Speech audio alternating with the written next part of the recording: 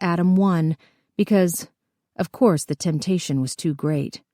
They had gone back the next day and gotten a free Adam 2. That was the entirety of the dream.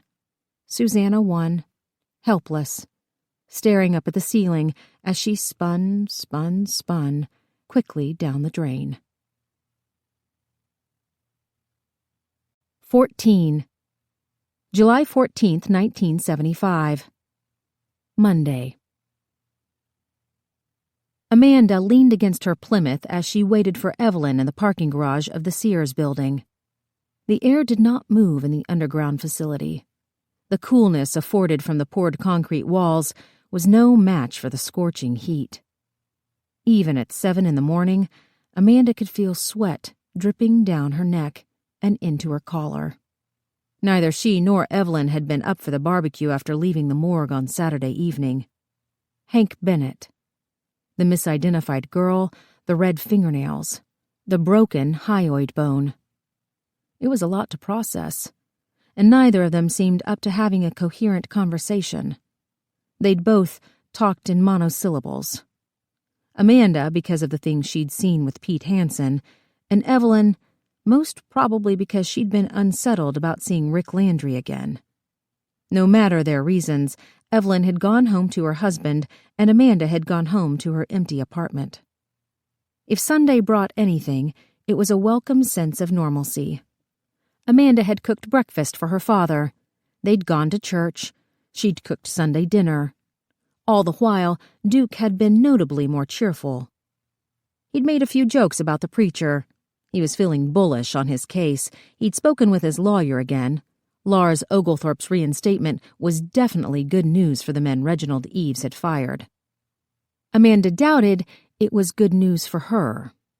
Evelyn's station wagon made a tight turn, the tires squealing against the concrete. She backed into the space beside the Plymouth, calling through the open window. "Did Kenny call you yesterday?" Amanda felt a shock of panic. "Why would Kenny call me?" "I gave him your number." For a few seconds, Amanda was too flustered to do anything but stare. "Why would you give him my phone number?" "Because he asked for it, silly. Why do you sound so surprised, and why are you just standing there?" Amanda shook her head as she got into the car. Men like Kenny Mitchell didn't ask for her phone number. "That's very nice of you to put him up to this, but let's not waste time on something that's not going to happen." "You can—" Evelyn stopped, but only for a moment before she blurted out. "You can wear Tampax, right?" Amanda pressed her fingers into her eyelids, not caring whether or not she smudged her makeup. "If I say yes, can we please change the subject?" Evelyn wouldn't be daunted. "You know, Pete's a real doctor. He can write you a prescription, no questions asked, and if you slip the guy at the Plaza Pharmacy a few extra bucks, he won't be a jerk about it." Amanda fanned her face. The heat was even more stifling inside the car. She tried not to think about her telephone ringing in her empty apartment yesterday. "It's legal now, sweetheart. You don't have to be married to get birth control anymore." Amanda's laugh was genuine this time. "I think you're jumping to a lot of conclusions." "Maybe, but it's fun, isn't it?" It was humiliating, actually, but Amanda tried to hide that fact by looking at her watch again. "Did this consume your entire Sunday, or did you manage to think at all about what we've been doing?" Evelyn rolled her eyes. "Are you kidding? It's all that's been on my mind for the last week. I was so distracted this morning, I put salt instead of sugar in Bill's coffee. Poor man drank half the cup before he realized what I'd done." She paused for a breath. "What about you?" "I've been going over Butch's notes." Amanda pulled the homicide detective's notebook out of her purse. "See this here?" She pointed to the page for Evelyn's benefit. The letters C.I. were circled twice. "Confidential informant," Evelyn said. She flipped back through the notebook. "Does he say anything else about it? A name, maybe?" "Nothing, but a lot of Butch's cases rely on C.I.s. Most of them did, actually. The man was very good at finding criminals and lowlifes who were willing to parlay information into a get-out-of-jail-free card. He never names his sources." "Oh, that's sneaky." She scanned the pages, stopping on a crude drawing of the apartment where Jane Delray had lived. "He left out the bathroom." Did he even search the place? She answered her own question. Of course he didn't. Why would he? Amanda checked the time again. She didn't want to be late for roll call. We should go over what we're doing today. I can call my friend at the housing authority when I get to work. Maybe we can find out who rented that apartment. Evelyn paused for a moment as she switched gears. I'll call Cindy Murray at the 5 and see if she has time to check the confiscated license box for a Lucy Bennett. At least we'll have a photograph of her. I don't know what good it'll do. Pete will have to sign off on the ID. It came from her own brother. Neither she nor Evelyn had the nerve to contradict Hank Bennett's identification of his sister. Bennett hasn't laid eyes on her in 5 or 6 years. Do you think he knew it wasn't Lucy? I think all he cared about was not being late for his dinner date. They were both silent. Amanda felt a ping-pong sensation inside her head. Thoughts kept bouncing around, getting lost. It was just too much to keep up with. Evelyn was obviously feeling the same. She said, Bill and I started a puzzle last night, Bridges of the Pacific Northwest.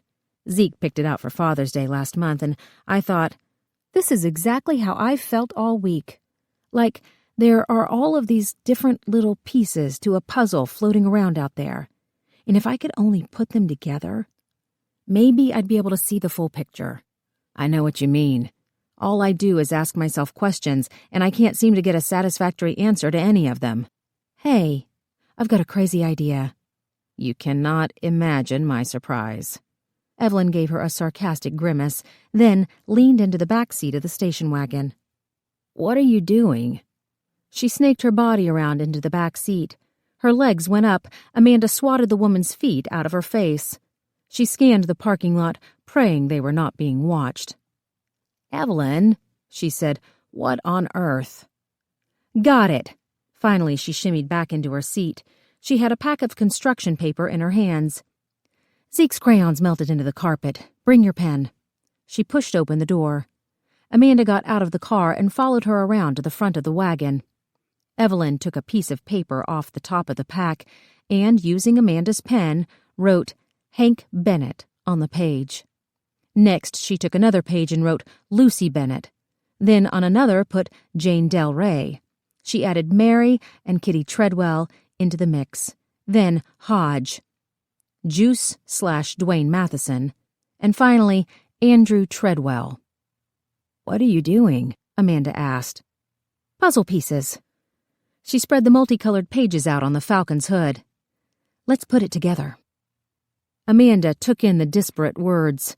The idea wasn't so crazy after all. We should do it chronologically. She moved the names around as she spoke.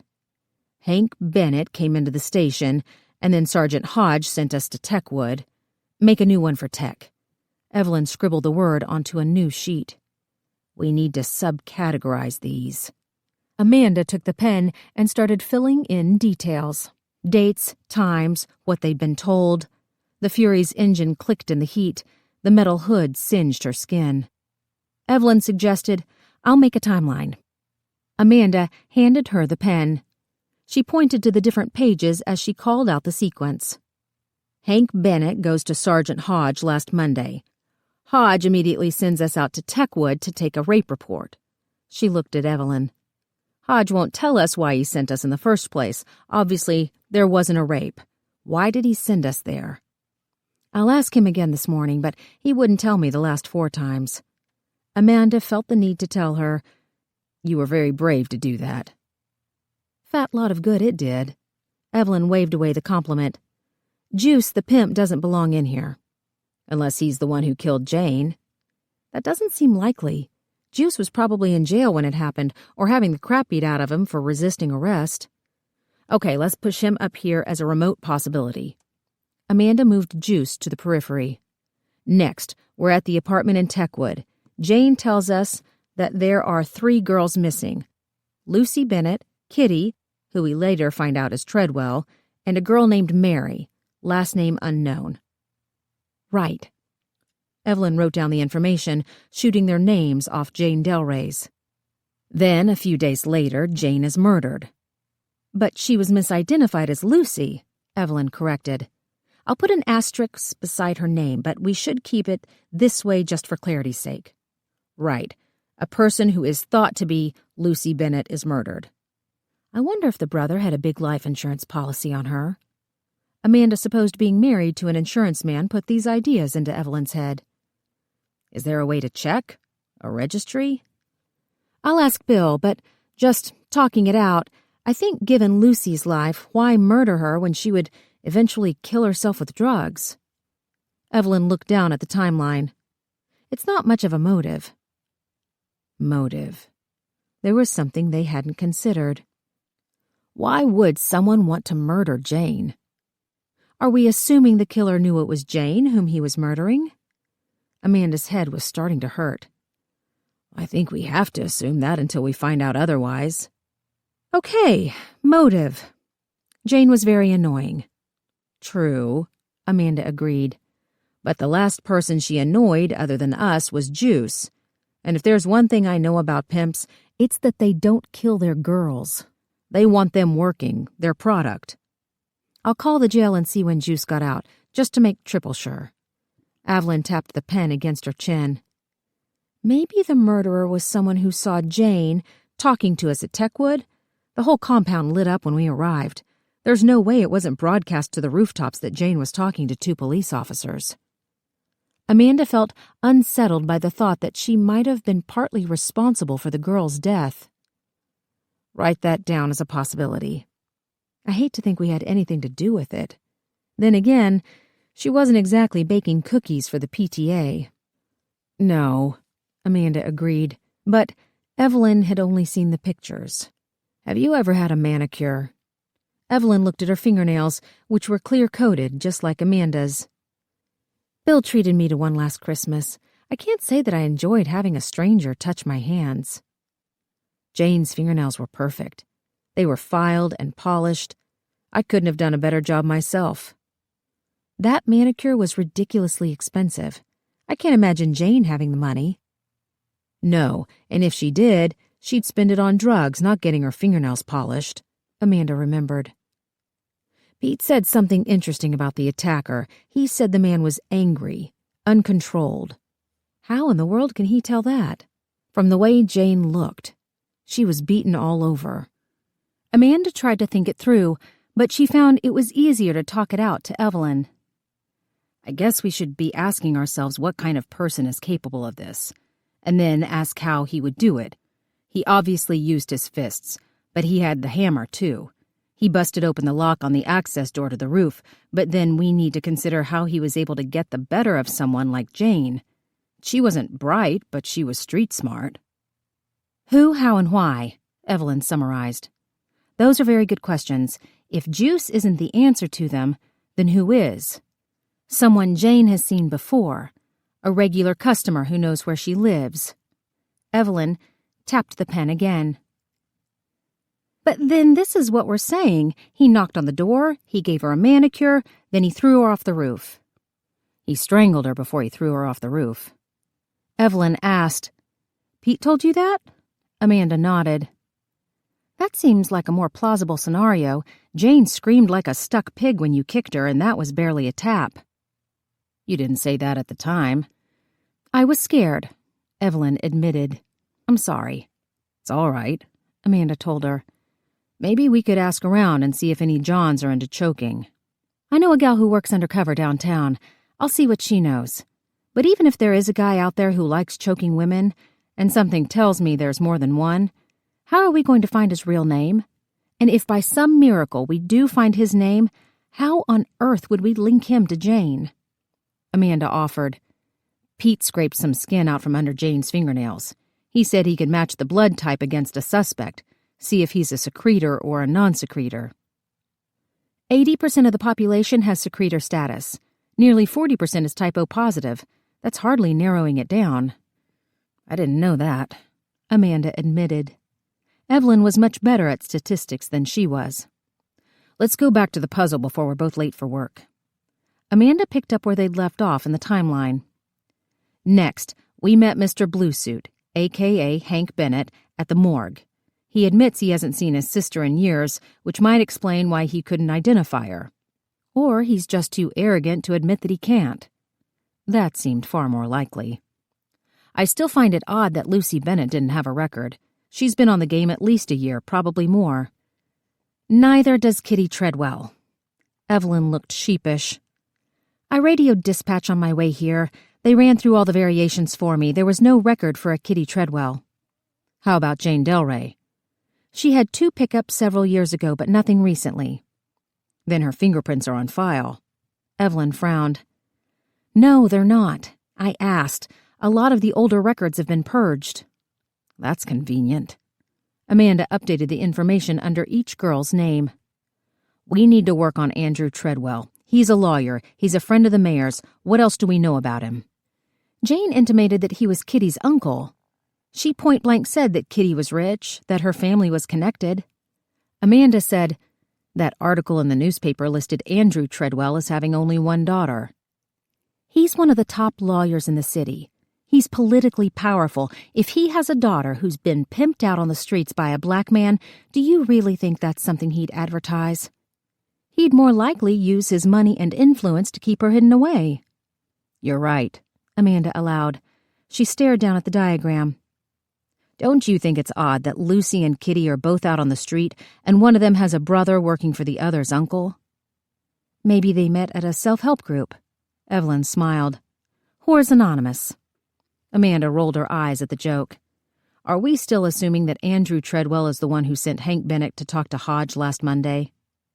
I am, are you? Amanda nodded again. Which may support your theory that Andrew Treadwell doesn't want it to get out that he's related to Kitty. We could be looking at it wrong. Who does Treadwell want to hide the relationship from, if not his buddies at City Hall? Bennett is quite a piece of work, Evelyn mumbled. He's one of the most arrogant asses I've met, and that's saying a lot considering the guys we work with. Amanda tried to recall Hank Bennett's terse answers to their questions outside the morgue. She should have written them down. Bennett said he sent his sister a letter at the Union Mission. Do you remember him saying when? Yes, he mailed the letter to the mission when his father passed away this time last year. Which reminds me, Jane said Lucy has been missing for about a year. Amanda wrote down this information under Lucy's name.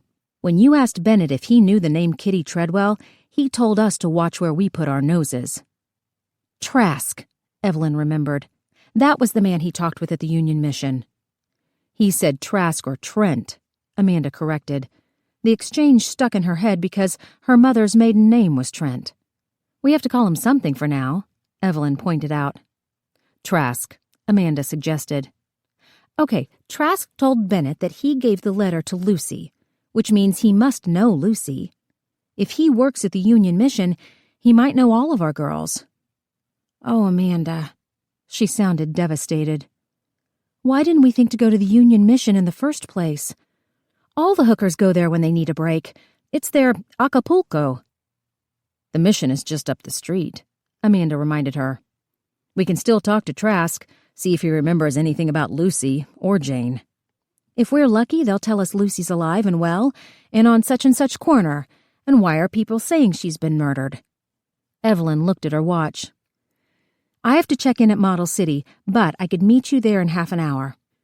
That should give me enough time to call the housing authority and figure out what I'm going to do with Peterson. I'm sure Vanessa won't mind taking him. Amanda tucked her pen back in her purse. I feel that's a bad situation brewing. Maybe. Listen, I'll try to question Hodge again, but I doubt that'll get me anywhere. She scooped up the pieces of construction paper and stacked them together. I just have such a bad feeling about all of this. What do you mean? I think Lucy Bennett's dead either way. Possibly, but it could be drugs, not malfeasance. Have you read about all those girls in Texas who disappeared around the I-45 corridor? What? A dozen or more, Evelyn told her. They're not even sure where the bodies are. Where do you hear these things? There was no shame in her smile. True Crime Magazine. Amanda sighed as she watched Evelyn climb into her station wagon. I'll see you at the mission. Deal. Evelyn slowly pulled out of the parking space. And I wouldn't worry too much about Vanessa, she called through the open window. Who do you think told me about the guy behind the counter at the Plaza Pharmacy? "Mandy," Vanessa called as soon as she walked into the station. Amanda pushed her way through the crowd. The station was full. Roll call was a few minutes off. Amanda glanced into the sergeant's office, but it was empty. "Hurry." Vanessa was sitting in back again, practically bouncing in her chair. She was wearing slacks and a flowery blouse. Her gun was holstered on her hip. She was dressed in men's shoes. Amanda was beginning to wonder if she was worried about the wrong sex where Vanessa was concerned. At least she was still wearing a bra. "Look at what I got." Vanessa held up a credit card as if it was a bar of gold. Amanda recognized the logo of the Franklin Simon department store. And then her jaw dropped at the punch-typed gold letters spelling out Vanessa Livingston underneath. "How did you—" Amanda sank down in her chair. She was almost afraid to touch the card. Then she did. "Is it real?" "Yep," Vanessa beamed. Amanda could not stop staring at the card. "Is this a joke?" She glanced around to see if anyone was watching. No one seemed to care. "How did you get this?" "Rachel Foster over in Dispatch told me about it. All you have to do is show them 6 months' worth of pay stubs." "Are you kidding me?" Amanda hadn't been able to get her apartment without Duke guaranteeing the rent. If not for the city providing her car, she'd be on foot. "They just gave it to you? Just like that?" "That's right." "They didn't ask to speak to your husband or your father or—" "Nope." Amanda was still dubious. She handed back the card. Franklin Simon was all right, but they were doomed to bankruptcy if they were handing out credit so freely. "Listen, can you do me a favor today and ride with Peterson?" "Sure." "Don't you want to know why?" The guttural sound of someone vomiting filled the room. It was joined by other men making similar disgusting noises. Butch Bonney walked into the station, his fists held up as if he was Muhammad Ali. Amanda had forgotten how ill he'd been at the crime scene last Friday. Obviously, the rest of the squad had not. People clapped and laughed. There were even cheers from the black side of the room. Butch did a sort of victory spin as he made his way toward Amanda. He leaned on the table. "Hey, gal, you got my stuff for me?" Amanda reached into her bag for the typed report. She dropped the pages on the table beside him. "Why you being so cold?" he asked. "You on the rag?" "It's what your partner did to Evelyn Mitchell," Amanda shot back. "He's an animal." Butch scratched the side of his cheek. He looked rough. His clothes were wrinkled. His face was unshaven. There was a distinct odor of alcohol and stale cigarettes sweating from his pores. Amanda stared straight ahead. "Is there anything else?" "Jesus, Mandy, cut him some slack. His wife's been giving him enough crap at home. He don't need to come to work and catch lip off another skirt." She forced herself not to soften. "Your notes had a factual error." Butch tossed a cigarette into his mouth. "What are you talking about?" "You said you ID'd Lucy Bennett off a license in her purse. The evidence receipt didn't list a license of any type." "Shit," he mumbled. Then, excuse the language. He skimmed his notebook, compared it to her typed report. "Yeah, I see it." "How did you ID the victim?" He lowered his voice. "Off a CI." "Who?" "Never you mind who," he told her. "Just fix the report." "You know they can't change the evidence receipt. The carbons are in triplicate." "Then change the report so it says someone recognized her." He handed back the typed report. "There was a witness on scene. Call him Jigaboo Jones. I don't care. Just make it work." "Are you sure?" she asked. "You're the one whose signature goes at the bottom." He looked nervous, but said, "Yeah, I'm sure. Just do it." "Butch," she stopped him before he could leave. "How did Hank Bennett find out his sister was dead?" "You usually specify that in your notes, but this time there's nothing."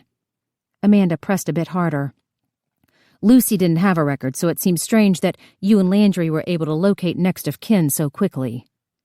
He stared at her, unblinking. She could almost see the wheels turning in his head. She didn't know if Butch was just now asking himself the question or wondering why Amanda had posed it. Finally, he told her, "I don't know."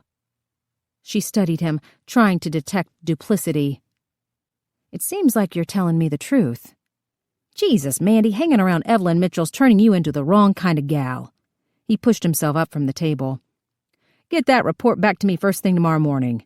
He waited for her to nod, then went to the front of the room. Wow, Vanessa said. She'd been strangely quiet. What's going on with you and Butch? Amanda shook her head. I need to make a phone call. There were 2 telephones in the front of the room, but Amanda didn't want to make her way through the crowd, nor did she want to run into Rick Landry, who'd just walked into the station. The clock on the wall was straight up at 8 o'clock. Sergeant Woody was still not here. Amanda wasn't surprised. Woody had a reputation for hitting the bars before work. She might as well use his office. Nothing much had changed since Luther Hodge had vacated the space. Paperwork was scattered across the blotter. The ashtray was brimming over. Woody hadn't even bothered to get a new mug for his coffee. Amanda sat down behind the desk and dug into her purse for her address book. The black leather was cracked and peeling. She thumbed to the C's and traced her finger down to Pam Canali's number at the Housing Authority. They weren't close friends. The woman was Italian, but Amanda had helped Pam's niece out of some trouble a few years ago. Amanda was hoping the woman wouldn't mind returning the favor. She checked the squad room before dialing Pam's number, then waited while the call was transferred. Canali, Pam said, but Amanda hung up. Sergeant Luther Hodge was heading back toward the office, his office. She stood from the desk so fast that the chair hit the wall. Miss Wagner, Hodge said, has there been a promotion about which I am uninformed? No, she said. Then, sir. Amanda scuttled around the desk. I'm sorry, sir, I was making a phone call. She stopped, trying to appear less flustered. The fact was that she was stunned. Did you get transferred back here? Yes, I did. He waited for her to move out of his path so that he could sit down. I suppose you think I'm holding water for your father. Amanda had been about to leave, but she couldn't now. No, sir, I was just making a phone call. She remembered Evelyn, her boldness in confronting Hodge. Why did you send me to Techwood last week? He had been about to sit at his desk. He paused, midair, hand holding back his tie. You told us to investigate a rape. There was no rape. Slowly he sat down. He indicated the chair. Have a seat, Miss Wagner. Amanda started to close the door. Leave that open. She did as she was told, sitting opposite him at the desk. Are you trying to intimidate me, Miss Wagner? I realize your father still has many friends in this department, but I will not be intimidated. Is that clear? Intimidated? Miss Wagner, I may not be from around here, but I can tell you one thing for sure. One thing you can take straight back to your daddy. This nigger ain't going back into the fields. She felt her mouth working, but no words would come out. Dismissed. Amanda couldn't move. Should I repeat my order? Amanda stood. She walked toward the open door. Her competing emotions compelled her to keep moving, to work this out in private, to formulate a more reasoned response than what actually came out of her mouth. I'm just trying to do my job.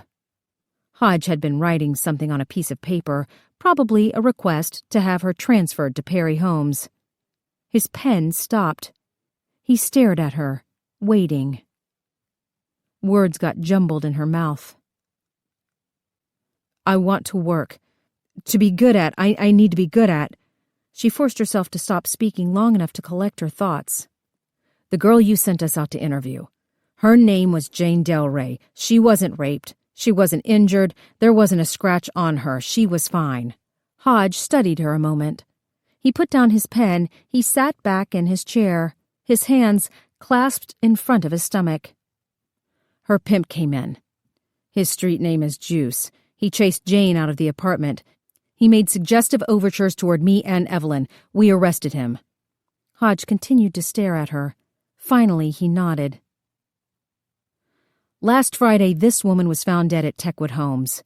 Jane Del Rey. It was reported as a suicide, but the coroner told me that she was strangled, then thrown from the building. Hodge was still looking at her. I think you are mistaken. No, I'm not. Even as Amanda said the words, she questioned herself. Was she certain that the victim was not Lucy Bennett? How was it possible to tell whether or not the corpse at the morgue was truly Jane Del Rey?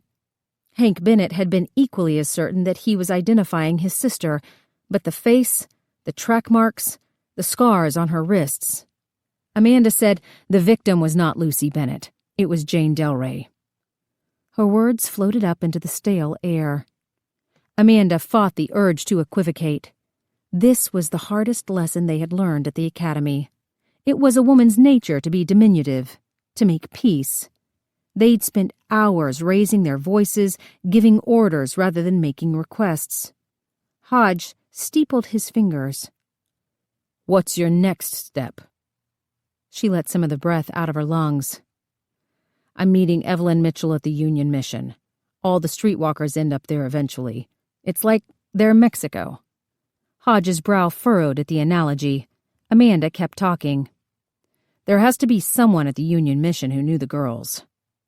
He kept studying her. Did I mishear a plural? Amanda bit her lip. She longed for Evelyn's presence. She was so much better at this. Still, Amanda couldn't give up now. The man you spoke to last Monday, the lawyer in the blue suit, his name is Hank Bennett. You thought he was sent by Andrew Treadwell. Hodge didn't disagree, so she continued. I imagine he was here looking for his sister, Lucy Bennett. Hodge supplied. And then, less than a week later, he found her. His statement hung between them. Amanda tried to analyze its meaning, but then a more pressing issue presented itself. Rick Landry barreled into the office. He reeked of whiskey. He threw his cigarette on the floor. Tell this fucking broad to keep her nose out of my case. If Hodge was surprised, he didn't show it. Instead, he asked in a perfectly reasonable voice. And you are? Landry was visibly taken aback. Rick Landry, homicide. He glared at Hodge. Where's Hoyt? I imagine Sergeant Woody is drinking his breakfast downtown. Again, Landry was taken off guard. It was commonly held on the force that a man's drinking problem was his own business. This is a homicide case. Ain't got nothing to do with her or that mouthy bitch she's been hanging around with. Homicide. Hodge paused just a moment longer than necessary. I was under the impression that Miss Bennett committed suicide. He pushed through the paperwork on his desk, taking his time finding what he was looking for. Yes, here's your preliminary report. Suicide. He held out the paper. Is that your signature, officer? Detective. Landry snatched the report out of his hand. It's what you said, preliminary. He wadded the paper into a ball and stuck it in his pocket. I'll give you the final report later. So, the case is still open? You believe Lucy Bennett was murdered? Landry glanced back at Amanda. I need more time. Take all the time you need, Detective. Hodge held out his hands as if he was placing the world at Landry's feet. When the man did not leave, he asked, Is there anything else? Landry glowered at Amanda before making his exit. He slammed the door behind him. Hodge looked at the closed door, then back at Amanda. She asked, Why did Hank Bennett come here last Monday? That sounds like a very good question. Why did he want you to send us to Kitty's apartment? Another good question. You didn't give us a name, just an address. That's correct. He picked up his pen. You can skip roll call. Amanda remained seated. She didn't understand. I said, you can skip roll call, Miss Wagner. He went back to his paperwork. When Amanda didn't leave, he glanced up at her. Don't you have a case to work? She stood, using the arm of the chair to leverage herself up. The door was stuck. She had to jerk it open. Amanda kept her gaze ahead as she walked through the squad room and out the door. Her resolve almost broke when she was pulling the Plymouth out of the parking lot. She could see the squad through the broken pane of the glass in the storefront. A few of the patrolmen watched her leave. Amanda pulled out onto Highland. Her breathing didn't return to normal until she was on Ponce de Leon heading toward the Union mission. By her watch, she had another 10 minutes before Evelyn joined her. Maybe Amanda could use the time to figure out what had just happened. The problem was that she didn't know where to begin. She needed time to digest it all. She also still needed to make a phone call. The trust company branch on the corner of Ponce and Monroe had a bank of payphones outside the building. Amanda pulled into the parking lot. She backed her car into a space and sat with her hands still wrapped around the wheel. None of this made sense. Why was Hodge speaking in riddles? He didn't seem to be afraid of much. Was he trying to help Amanda or trying to discourage her? She found some coins in her wallet and grabbed her address book. 2 of the payphones were out of order. The last one took her dime. She dialed Pam's number again and listened to the rings. At 20, she was about to give up, but Pam finally answered. "Canali!" She sounded even more harried than before. "Pam, it's Amanda Wagner." A few seconds passed before Pam seemed to recognize her name. "Mandy! What's going on? Oh, crap, don't tell me something's wrong with Mimi." Mimi Mitaderi, the niece who'd almost run off with a Navy cadet. "No, nothing like that. I was calling to see if you could do me a favor." She seemed relieved, though her day was probably filled with people asking for favors. "What do you need?" "I was wondering if you could look up a name for me or an apartment." Amanda realized she wasn't being very clear. She hadn't thought through the conversation. "There's an apartment at Techwood Homes, apartment C. It's on the 5th floor in the row of buildings." "Whoa, let me stop you there. There's no C at Techwood Homes. They're numbered." Amanda resisted the temptation to ask her where one might find these numbers. "Could you look up a name, then? A Catherine or Kate or Kitty Treadwell?" "We don't go by names. We go by roll numbers." Amanda sighed. "I was afraid you'd say that." She felt the uselessness of the situation sitting like an elephant on her chest. "I'm not even sure I've got the right name. There were, at least 3 girls living there, maybe more." "Wait a minute," Pam said. "Are they related?" "I doubt it. They're working girls." "All in the same unit?" Pam asked. "That's not allowed unless they're related, and even if they are, none of those gals ever want to room together. They lie all the time." There was a noise on Pam's end of the line. She covered the mouthpiece for a few seconds and had a muffled conversation with another person. When she came back on the line, her voice was clearer. "Tell me about the apartment. You said it was on the top floor?" "Yes, 5th floor." "Those are 1-bedroom units. A single girl wouldn't get that housing assignment unless she has a child." "There was no child, just 3 women. I'm guessing it was 3. Maybe there were more." Pam groaned. When she spoke, her voice was barely more than a whisper. "My supervisor can be persuaded sometimes." Amanda was going to ask what she meant, but then it hit her. Pam sounded bitter. "They should put me in charge. I wouldn't trade a top-floor apartment for a blowjob." Amanda gave a shocked laugh, as if such a thing was possible. "Well, thank you, Pam. I know you've got work to do." "Let me know if you get the unit number. Maybe I can track it back from there. Might take me a week or 2, but I'll do it for you." "Thank you," Amanda repeated. She hung up the phone. Her hand stayed on the receiver. Her mind had been working on other things while she was talking to Pam Canali. It was like looking for your keys. The minute you stopped trying to find them, you remembered where you'd left them. But there was only one way to be certain. Amanda put another dime in the slot. She dialed a familiar number. Duke Wagner was never one to let a phone ring more than twice. He picked up almost immediately. "Hey, Daddy," Amanda managed, but then she didn't know what else to say. Duke sounded alarmed.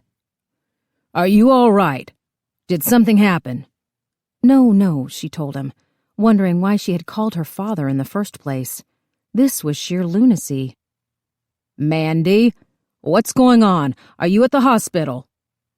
Amanda rarely heard her father panicked, nor had she ever considered the fact that he might be worried about the job she was doing, especially since he was no longer there to protect her. Mandy, she heard a chair slide across the kitchen floor. Talk to me. She swallowed back the uneasy realization that for just a moment she had enjoyed scaring her father. I'm fine, Daddy. I just had a question about... She didn't know what to call it. About politics. He sounded relieved and slightly irritated. This couldn't wait until tonight. No. She looked out at the street. Cars were backing up at the light. Businessmen were going to work. Women were taking their children to school. We had a new sergeant last week, one of Reggie's boys. Duke made a sharp comment about this, as if his feelings weren't already known. He got transferred after just one day. Hoyt Woody was moved into his position. Hoyt's a good man. Well, Amanda didn't finish her thought. She found the man unctuous and off-putting, but that was not the point of this conversation. Anyway, after a few days, Hoyt got transferred back out, and now the old sergeant, Reggie's boy, got moved back in. And? Well, she repeated. Doesn't that strike you as odd? Not particularly. She heard him light a cigarette. It's how the system works. You get one guy in to do one thing, then move in another to do something else. I'm not sure I follow. You got a star pitcher, right? Duke always favored baseball metaphors. Only he can't swing a bat. You got it? Yes. So you send in a pinch hitter. Oh, she nodded, understanding. Duke still didn't think she got it. There's something going on in your squad. Reggie's boy wouldn't follow orders, so they sent in Hoyt to take care of business. He laughed. Typical. Send in a white man when you need the job done right. Amanda held the phone away from her mouth so he wouldn't hear her sigh. Thanks, Daddy. I should get back to work. Duke wouldn't let her off that easy. You're not getting mixed up in something you shouldn't. No, Daddy. She tried to think of something else to say. Be sure to put the chicken back in the refrigerator around 10. It'll spoil if you leave it out all day. I heard you when you told me the first 6 times, he snapped. Instead of hanging up, he said, Be careful, Mandy. She rarely heard such compassion in his voice. Unaccountably, tears came into her eyes. Butch Bonnie was right about one thing. It was close to that time of the month for Amanda. She was turning into a hormonal mess. I'll see you tonight. She heard a click as Duke hung up the phone. Amanda returned the receiver to the cradle. Back in her car, she took a handkerchief out of her purse and wiped her hand. Then she patted dry her face. The sun was unrelenting. She felt as if she was melting. A honking sound ripped through the quiet of her car. Evelyn Mitchell's Ford Falcon had stopped for a yellow light. A delivery truck sped around her. The man stuck his hand out in an obscene gesture. For goodness sakes, Amanda mumbled, turning the key in the ignition. She pulled out onto the road and followed Evelyn 3 blocks down Ponce de Leon to the Union Mission. Evelyn took a slow, wide turn into the parking lot so she could back into an empty space. Amanda swung her Plymouth around and was getting out of the car by the time Evelyn turned off the engine. Amanda said, You're going to get yourself killed driving that slowly. You mean driving the speed limit? That truck driver almost killed you, Amanda quipped. I'm going to take you out to the stadium this weekend and give you a proper lesson. Oh, Evelyn seemed pleased. Let's make a day of it. We can go to lunch and do some shopping. Amanda was startled by her eagerness. She changed the subject. Hodge is back at my station. I thought it was strange that he wasn't at Model City this morning. Evelyn closed her car door. Why did they send him back? Amanda debated whether or not to reveal that she'd called her father. She decided against it. It's possible the brass transferred in Hoyt Woody to do their dirty work. Why would they send in a white man? Wouldn't one of Reggie's boys be better for this sort of thing? Keep it in the family, as it were? She had raised a good point, but then Evelyn didn't suffer from Duke's color blindness. Hoyt Woody would do as he was told in hopes of ingratiating himself with the brass. Luther Hodge might not be as malleable. Amanda said, "I imagine Woody was sent in for the same reason Hodge sent 2 women out to talk to Jane. We're expendable. No one really listens to us." "That's true enough." Evelyn shrugged because there was nothing they could do about it. So, Hodge was replaced for a few days by someone who would do their dirty work? Then he was slotted back in? Exactly, Amanda said. "Your friend at the 5 said she called security on Jane Delray when she tried to cash Lucy's vouchers. Security has run out of the 5 Points precinct. Whoever hauled Jane out of the building would have written her up on an incident card. The cards were part of a larger system used to track petty criminals who weren't yet worth arresting. The cards are fed into a daily report that goes up the chain of command. Someone high up would know that Jane was trying to use Lucy's name." Evelyn came to the same conclusion as Amanda had. "We were sent to Techwood to scare Jane into silence. We did a great job, didn't we?" Evelyn put her hand to her temple. "I need a drink. This is giving me a migraine." "Well, this should make your head hurt even more." Amanda told her about the phone call with Pam Canali, the dead end she'd hit. Then she relayed the cryptic conversation she'd had with Sergeant Hodge.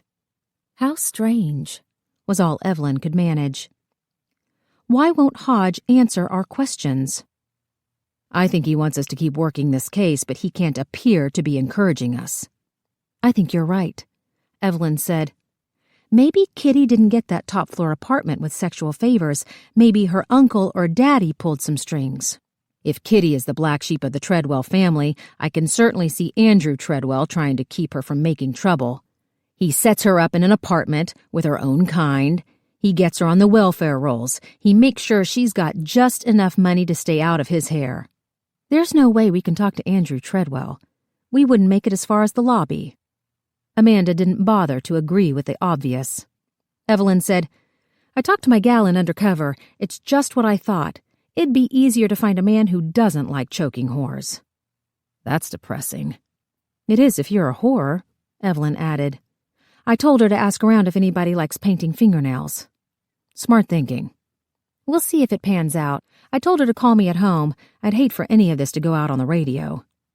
"Did you find out whether or not Juice was in jail when Jane was murdered?" "He was at Grady getting fitted with a resisting arrest turban." Amanda had heard the terminology before. There were a lot of prisoners who woke up in the Grady ER with no recollection of how they'd gotten there. "That's hardly an alibi. He could walk in and out of the hospital without anyone noticing." "You're right," Evelyn agreed. Amanda blinked at the sweltering sun. "We could stand out here all day talking ourselves into circles." "Right again. Let's get this part over with." Evelyn indicated the flat, one-story building in front of them. The Union Mission had been a butcher's shop at one time. Amanda said, "Acapulco. Where did you get that?" "I saw a spread in Life magazine. Johnny Weissmuller has a place there. It was gorgeous." "You and your magazines." Evelyn grinned, then turned serious as she looked up at the building. "How are we going to handle this? As far as anyone knows, Lucy Bennett committed suicide." "I think that's the story we should stick to, don't you?" "I don't think we have a choice." Amanda was used to not having a lot of choices, but it had never grated the way it did lately. She walked toward the front entrance. She could hear funk music playing on a radio. There were metal bars across the glass storefront. Rows of empty beds filled the front space, at least 20 deep and 4 across. The girls weren't allowed to stay here during the day. Ostensibly, they were supposed to be out looking for jobs. The front door was propped open, and the smell of the building airing out was as unpleasant as anything Amanda had smelled in the last week. "Help you?" a man called over the music. He was dressed like a hippie, wearing sunglasses even though he was indoors. His sandy blonde mustache was long and droopy. A brown fedora was pulled low on his head. He was extremely tall and lanky. His walk was more of an amble. Evelyn mumbled, "He looks like Spike, Snoopy's brother." Amanda didn't share that she'd been thinking the same thing. She called to the man. "We're looking for a Mr. Trask." He shook his head as he walked over. "No Trask here, ladies. I'm Trey Callahan." "Trey," Evelyn and Amanda said in unison. At least Bennett had been close. There was no telling what he thought Amanda and Evelyn were called, if he gave it any thought at all. "So," Callahan flashed a laconic smile, tucking his hands into his pockets. "I'm guessing one of the girls is in trouble, in which case I probably can't help you. I'm neutral, like Switzerland. You dig?" "Yes," Evelyn said. Like Amanda, she had to look up at the man. He was at least 6 feet tall. "Maybe this will change your mind. We're here about Lucy Bennett." His easygoing demeanor dropped. "You're right. I'll do anything I can to help. God rest her troubled soul." Amanda said, "We were hoping you could tell us about her, give us an idea of who she was, with whom she associated." "Let's go to my office." He stood to the side, indicating they should go first. Despite his hippie appearance, someone had managed to teach him manners. Amanda followed Evelyn into Callahan's office. The space was small but cheerful.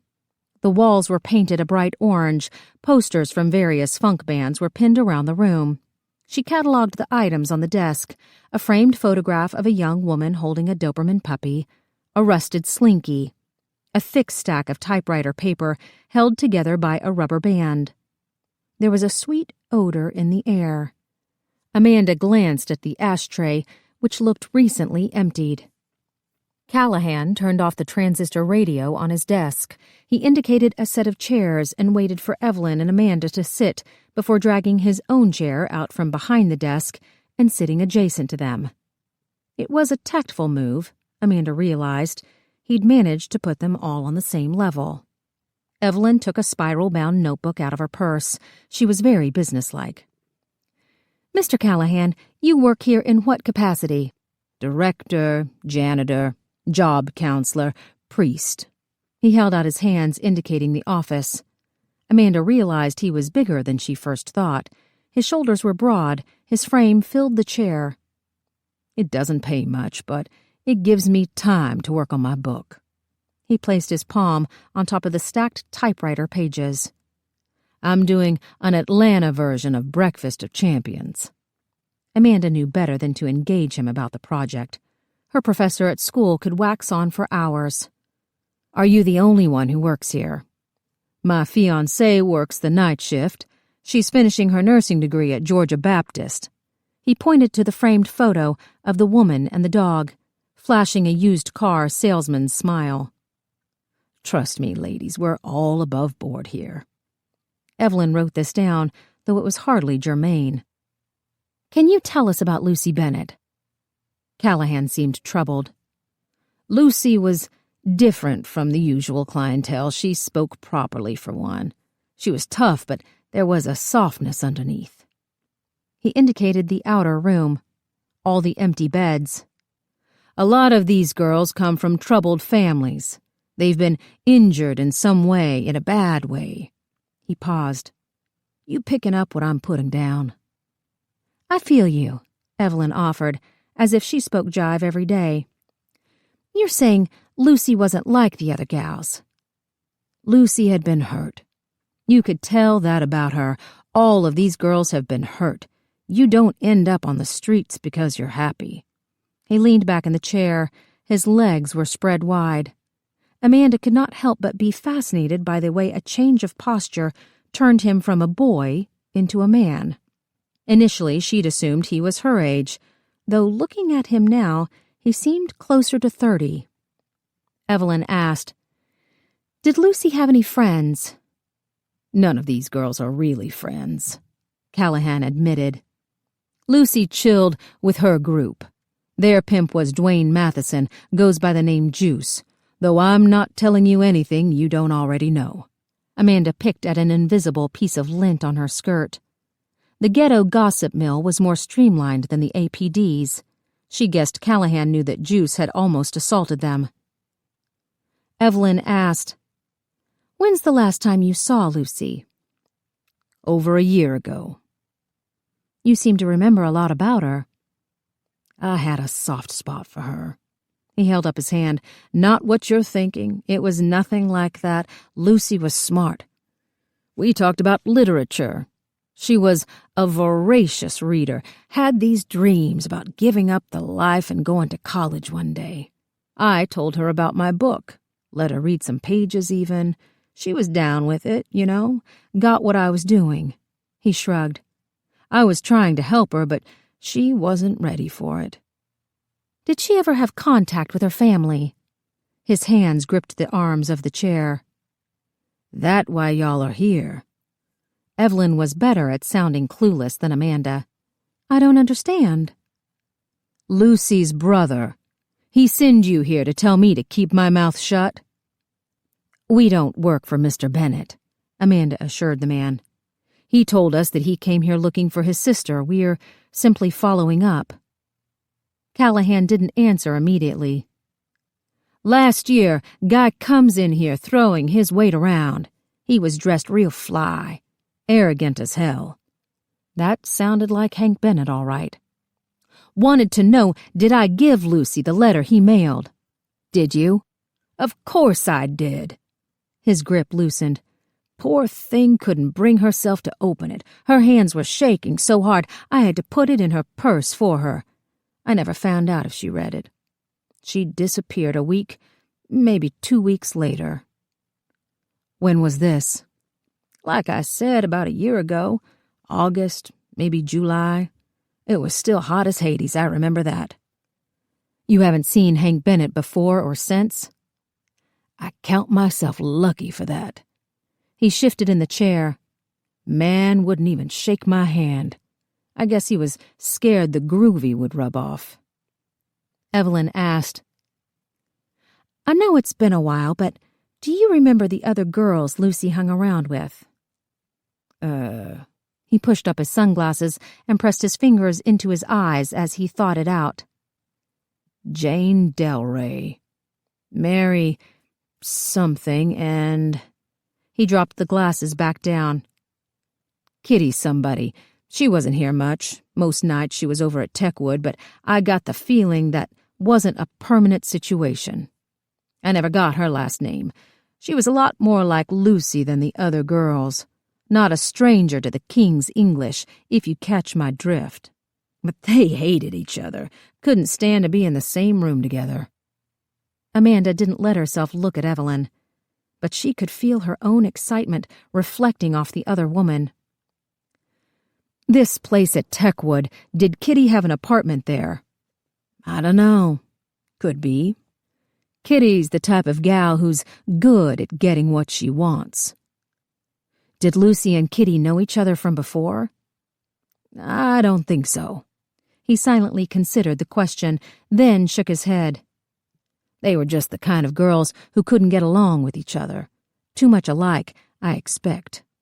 He leaned forward. I'm a student of sociology, you dig? All good writers are. That's the focus of my work. The streets are my dissertation, if you will. Evelyn seemed to understand exactly what the man was saying. You have a theory. The pimps know how to pit these types against each other. They make it clear only one can be their number one girl. Some of the gals are okay with being second string. They're used to being kicked down, you dig, but then some of them want to fight for the top. They'll do whatever it takes to be number one. Work harder, work longer. It's survival of the fittest. They gotta be on that number one podium. Meanwhile, the pimps just sit back and laugh. Sociology be damned. Amanda had figured that out back in high school. When's the last time you saw Kitty? Maybe a year ago, he guessed. She wasn't spending much time here. That's around the time the Church of Juniper opened up a soup kitchen. I think that was more Kitty's scene. Less competition there, anyway. Evelyn asked, Do you remember if Kitty stopped coming here before or after Lucy disappeared? After. Maybe a couple of weeks. Not as long as a month. They might remember her at the church. Like I said, that was more Kitty's scene. She was fascinated by redemption. I gathered she had a religious upbringing. For all her faults, Kitty's a prayerful woman. Amanda had a hard time imagining a streetwalker feeling close to the Lord. Do you know the name of the church?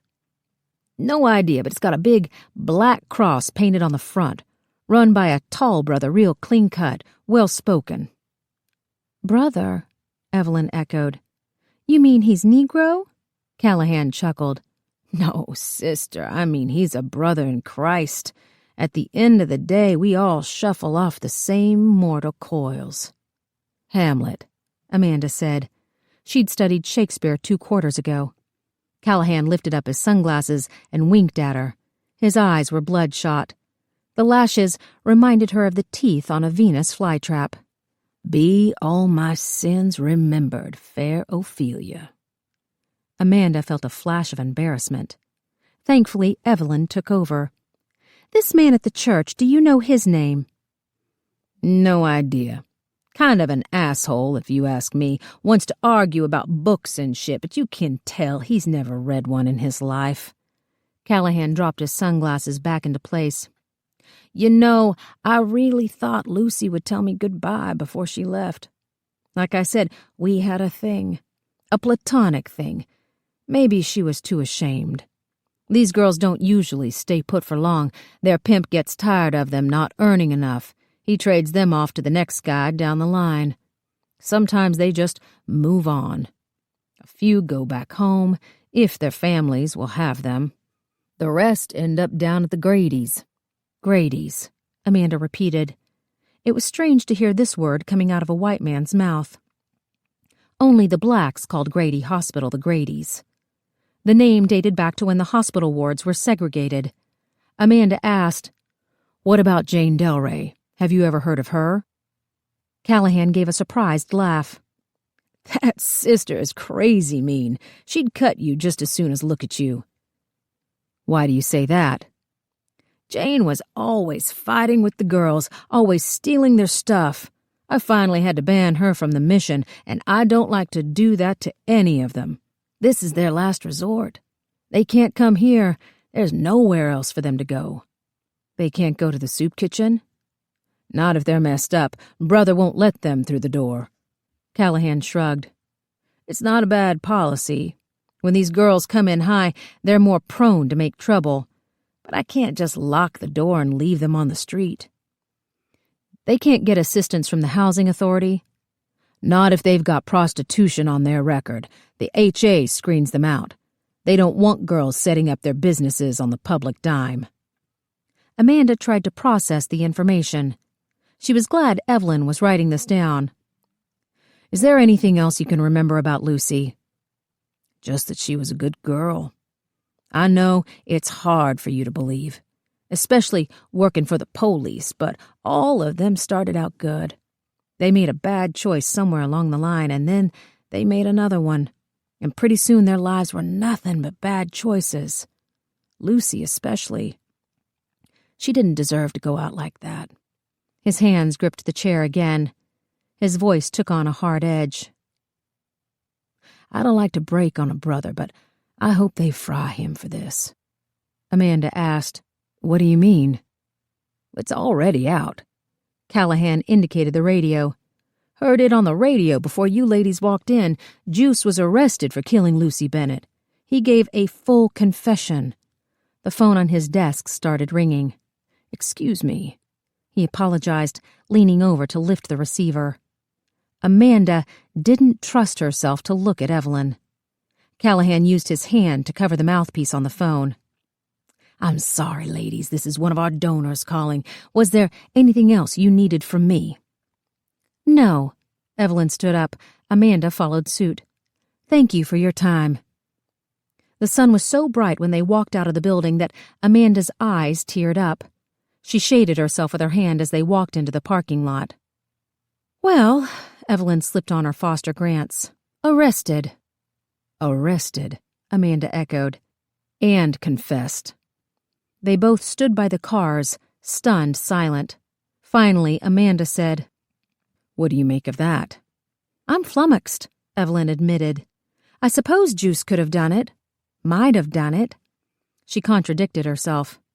Then again, it's not that hard to get a confession, especially for Butch and Landry. Amanda nodded. At least once a week, Butch and Landry showed up for roll call with cuts and bruises on their knuckles. You said it yourself, Juice could have slipped out of the hospital, murdered Jane, and climbed back in bed with no one realizing he was gone. Amanda leaned against her car, then thought better of it when the heat singed through her skirt. Then again, Trey Callahan just confirmed Juice was pimped to both Lucy Bennett and Jane Delray. He would know the difference between the two girls. Why would he confess to killing one when it was the other? I doubt very seriously Rick Landry is letting him get his story out, she added. A black man kills a white woman? That's a hummy if there ever was one. She was right. The case would hum right through City Hall. Juice would be in prison before the year was out, if he lived that long. Both women were silent again.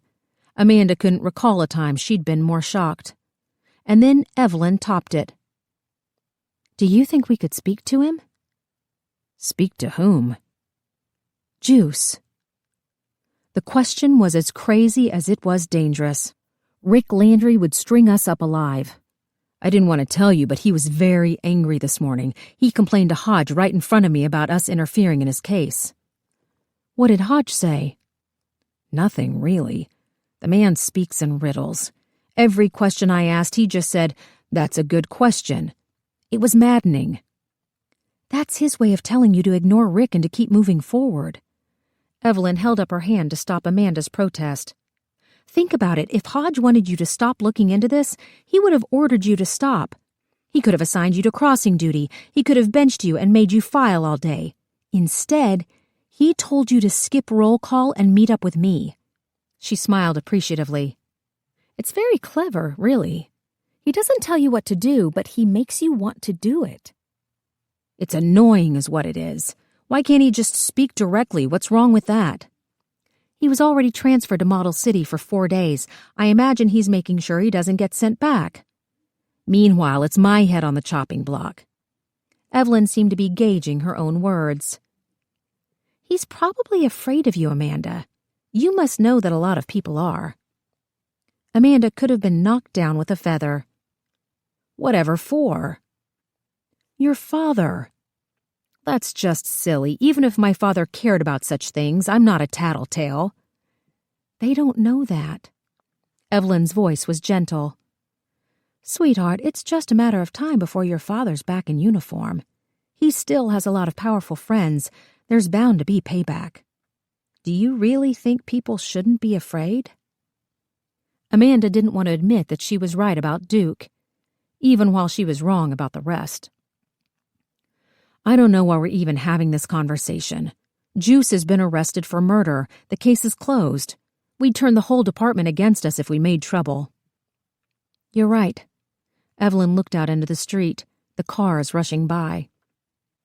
We're probably fools to care. Juice was going to rape us.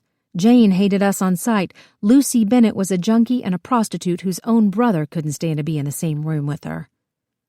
She nodded back at the mission. No matter how well-read Snoopy's brother says she was. She took off her sunglasses. What was with that Ophelia line anyway? It's from Hamlet. I'm aware of that. Evelyn sounded testy. I do read more than magazines, you know. Amanda considered it wiser to hold her tongue. Evelyn put her sunglasses back on. Ophelia was a tragic figure. She had an abortion and killed herself by falling from a tree. Where do you get that she had an abortion? She took rue. It's an herb women use to bring about miscarriages. Shakespeare had her passing out flowers and she... Evelyn shook her head. Never mind. The point is, are you going to go to the jail or not? Me? Amanda's mind couldn't handle these sudden shifts. Alone? I told Cindy I'd go to the 5 and check the license box for Lucy's ID. That's very convenient. Bubba Keller is one of your father's poker buddies, right? Amanda wondered if she was making an allusion to the clan. What does that have to do with anything? Keller runs the jail. And? And if you go to the jail and ask to speak with Juice, it's no big deal. If you go to the jail with me and ask to speak to Juice, it gets back to your father." Amanda didn't know what to say. She felt caught out, as if Evelyn was suddenly privy to all the lies Amanda had told Duke over the last week. "It's all right," Evelyn said. "We all have to answer to someone." Evelyn didn't seem to have to answer to anybody. Amanda said, "Let me get this straight. You want me to waltz into the jail and ask to speak to a prisoner who's just been arrested for murder?" Evelyn shrugged. "Why not?" 15. Present day. Susanna Ford. Xana woke with a start. She couldn't move. She couldn't see. Her throat ached. She could barely swallow. She turned her head back and forth. A pillow cupped her head. She was lying down. She was in bed. She tried to say, "Help," but her lips would not move. The word got trapped in her mouth. She tried again. "Help." She coughed. Her throat was bone dry. Her eyes throbbed in her head. Every movement sent pain shooting through her body. She was blindfolded. She didn't know where she was. All she remembered was the man. The man. His weight shifted on the bed as he stood up. They weren't in the hotel room anymore. The low rumble of traffic weaving through downtown had been replaced by two noises. The first one was a hum, like the white noise machine they bought her grandmother for Christmas one year. It kept up a steady hushing sound. "Hush, little baby. Don't say a word." The other noise was harder to place. It was so familiar. But every time she thought she had it pinned down, it would change. A whistling sound, not like a train, like air sucking through a tunnel. An underwater tunnel, a pneumatic tube. There was no regularity to it. It only served to make her feel more out of body, more out of place. She didn't even know if she was still in Atlanta, or Georgia, or America. She had no idea how long she'd been out.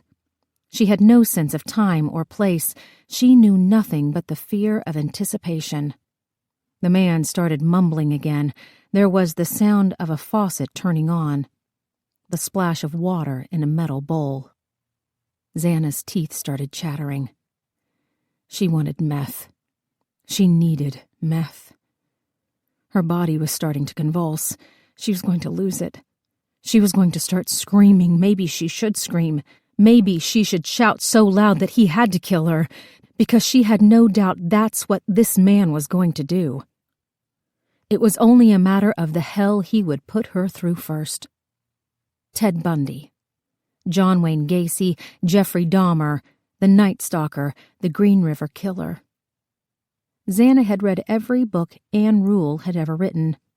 And when there wasn't a book, there was a TV movie or an internet site, or a Dateline or a 2020 or a 48 Hours.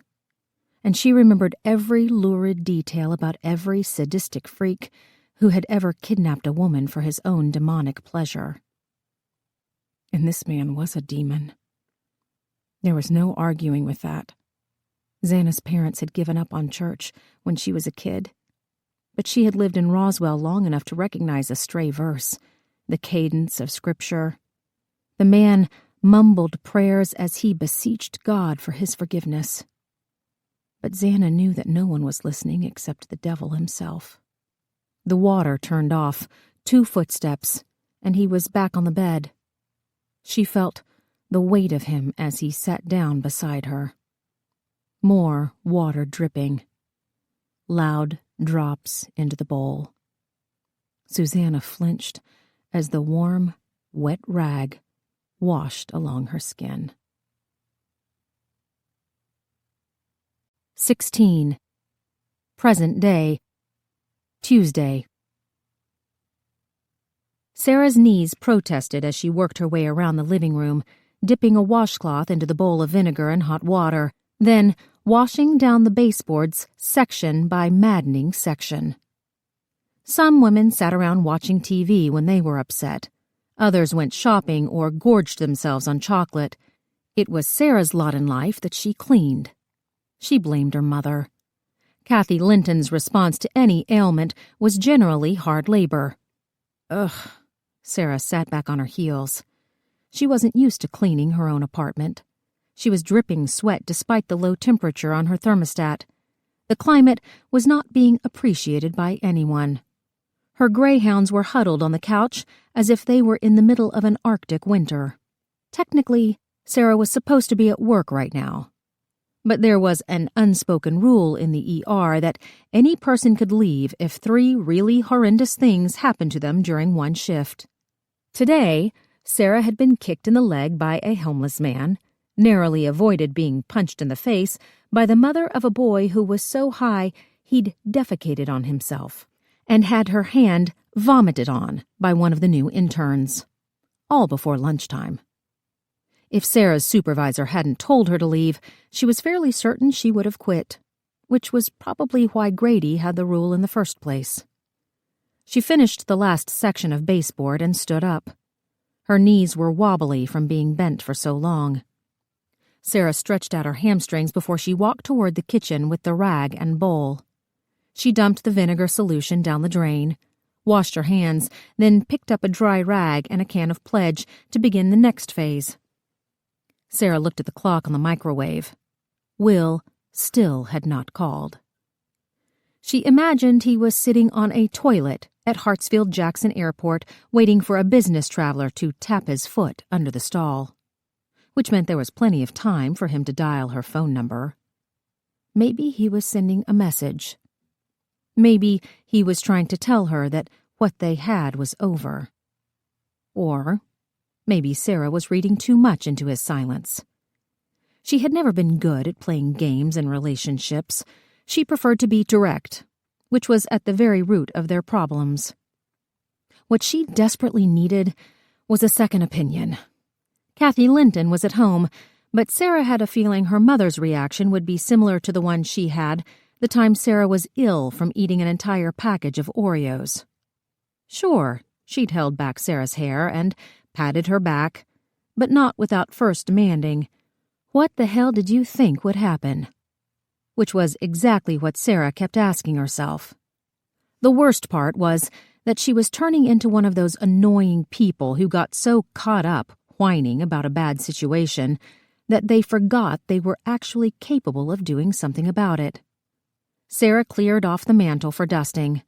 She gently held the small cherrywood box that had belonged to her grandmother. The hinge was coming apart. Sarah carefully opened the lid. 2 wedding rings rested on the satin pillow. Her husband had been a cop, which was basically where the similarity between Jeffrey and Will ended. Or maybe not. They were both funny. They had the same strong moral character that Sarah had always been attracted to. They were both drawn to duty. They were drawn to Sarah. That was one thing about Jeffrey that was completely different from Will. He had made no equivocations about wanting Sarah. It was clear from the beginning that he was going to have her. He'd strayed once, but Jeffrey had dragged himself through broken glass to win her back. Not that Sarah expected the same kind of dramatic gestures from Will, but she needed a stronger sign of commitment than just showing up in her bed every night. Sarah had fallen in love with her husband because of his beautiful handwriting. She'd seen his notes written in the margin of a book. The script was soft and flowing, unexpected for someone whose work required him to carry a gun and occasionally use his fists. Sarah had never seen Will's handwriting, except for his signature, which was little more than a scrawl. He left her post-it notes with smiley faces on them. A few times he'd sent her a text with the same. Sarah knew Will read the occasional book, but mostly stuck with audio recordings. As with many things, his dyslexia wasn't something they talked about. Could she love this man? Could she see herself being part of his life, or, At least the part of his life that he allowed her to see? Sarah wasn't sure. She closed the box and returned it to its proper place on the mantel. Maybe Will didn't want her. Maybe he was just having fun.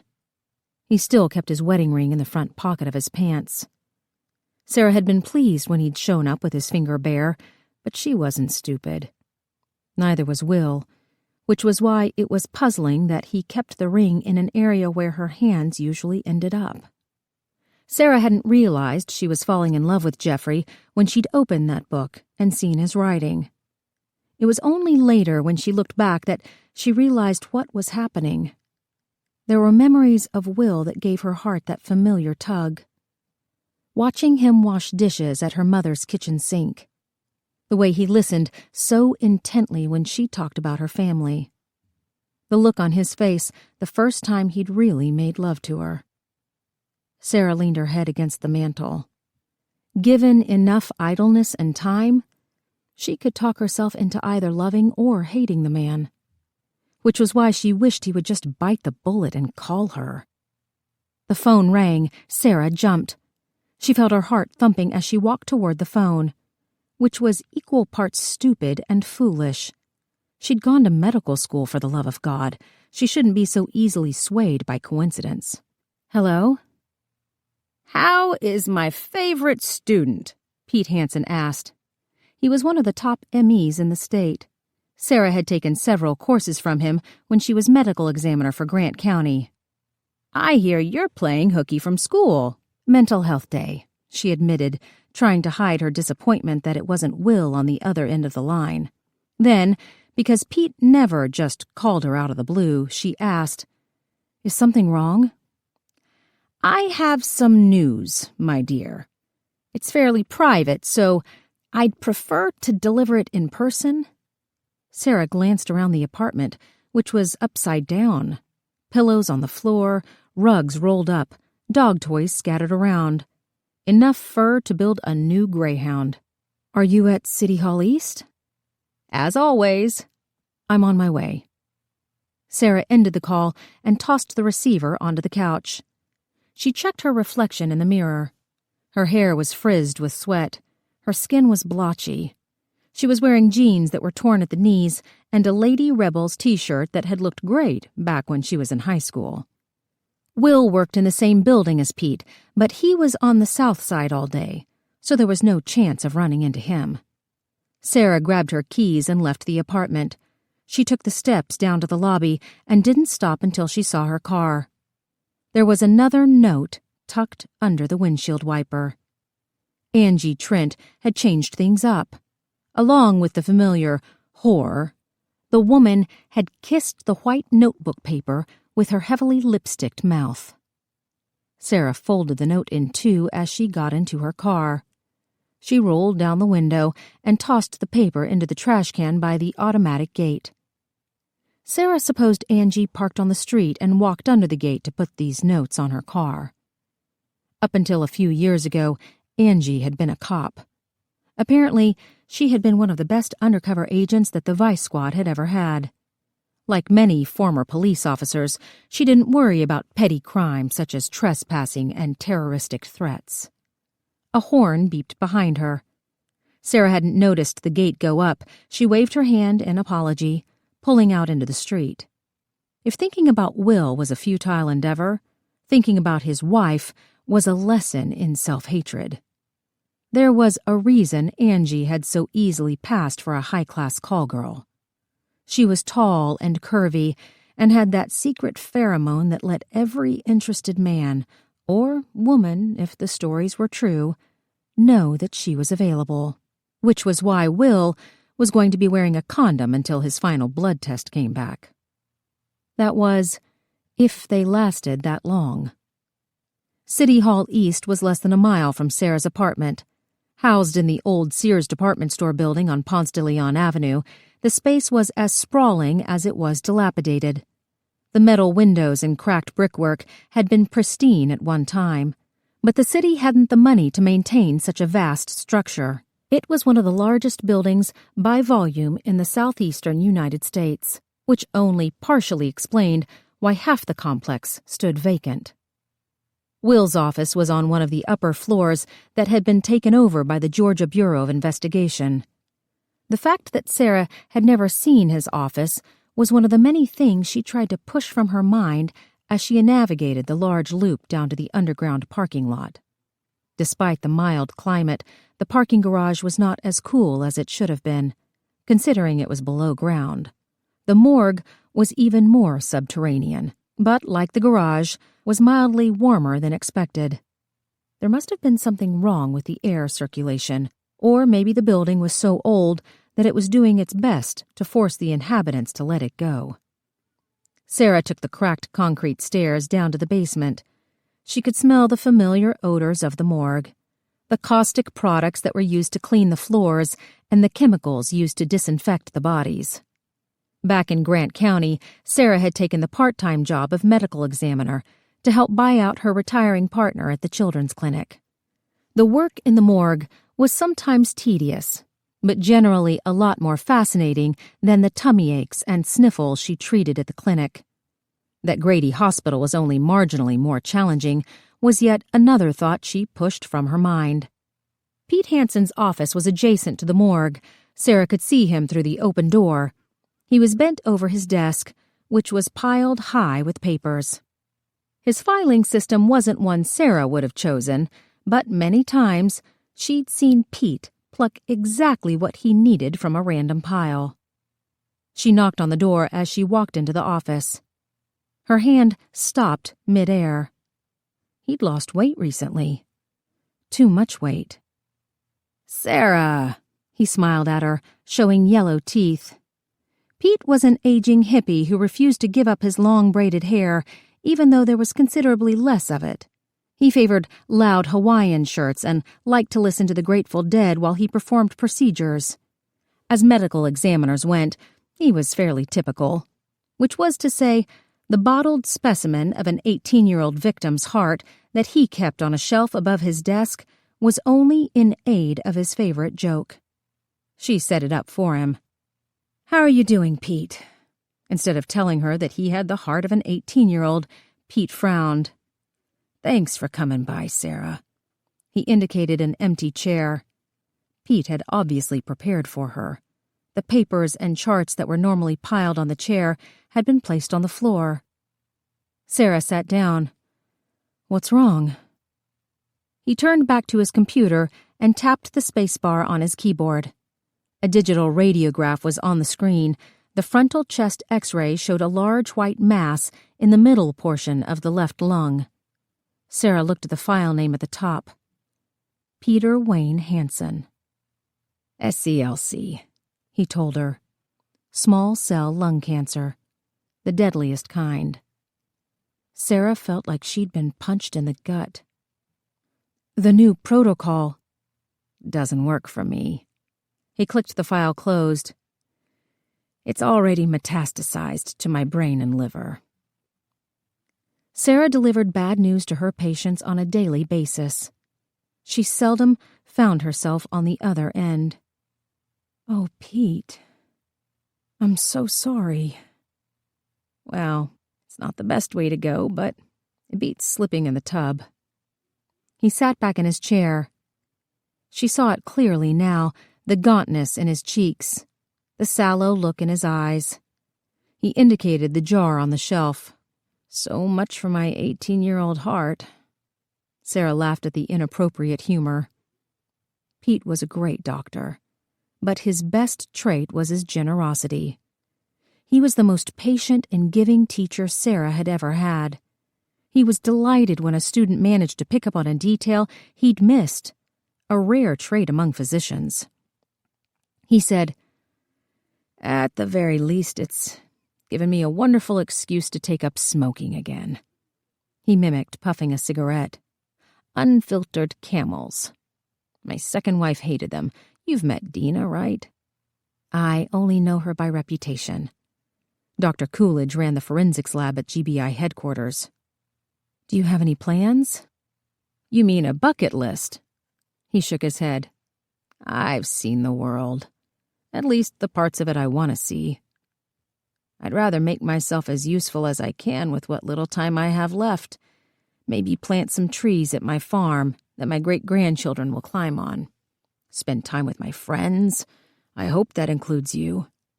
Sarah willed herself not to tear up. She looked down at the cracked tile floor. There was so much asbestos in the building, she wouldn't be surprised to learn that Pete's cancer was down to more than cigarettes. She glanced at the pile of papers by the chair. A manila envelope was on top of the pile. Faded red tape, sealing it closed. The evidence was old. Deep creases maintained the accordion fold of the envelope. The areas that weren't yellowed with age were smeared black. Pete followed her gaze. "Old case." Sarah noted the date, which was over 30 years ago. "Very old case. We were lucky they found it in evidence, though I'm not sure if we'll need it after all." He picked up the envelope and put it on his desk. The black dust transferred to his fingers. "The city used to purge closed cases every 5 years. We did some crazy stuff back then." Sarah could tell the case meant something to him. She knew the feeling. There were still victims she'd worked on back in Grant County that would haunt her memories until the day she died. Pete asked, "How are things at Grady?" "Oh, you know." Sarah didn't know what to say. She was called bitch so often that she turned her head whenever anyone yelled the word. "Swimming pools and movie stars." "In nearly 50 years, I've not once had a patient talk back or file a complaint against me." He raised an eyebrow. "You know they'll need someone to take my place when I'm gone." Sarah laughed, then saw that he wasn't joking. "Just a thought," he told her. "But this brings me to a favor I need to ask." "What can I do?" "I've got a case that just came in. It's very important. It has to hold up." "Does it have anything to do with that?" She indicated the dirty envelope on his desk. "Yes," he admitted. "I can do all the heavy lifting, but I need to make sure that 6 months, a year from now, someone's around to testify." "You've got dozens of people working under you." "Just 4 at the moment," he corrected. "Unfortunately, none of them possess the length and breadth of your experience." "I don't. You're still credentialed. I checked with the state." He leaned forward. "I'm not a duplicitous man, Sarah. You know that about me. So you'll understand that I'm being brutally honest when I tell you that this is a dying man's last request. I need you to do this for me. I need you to go to court. I need you to speak directly to a jury and put this man back where he belongs."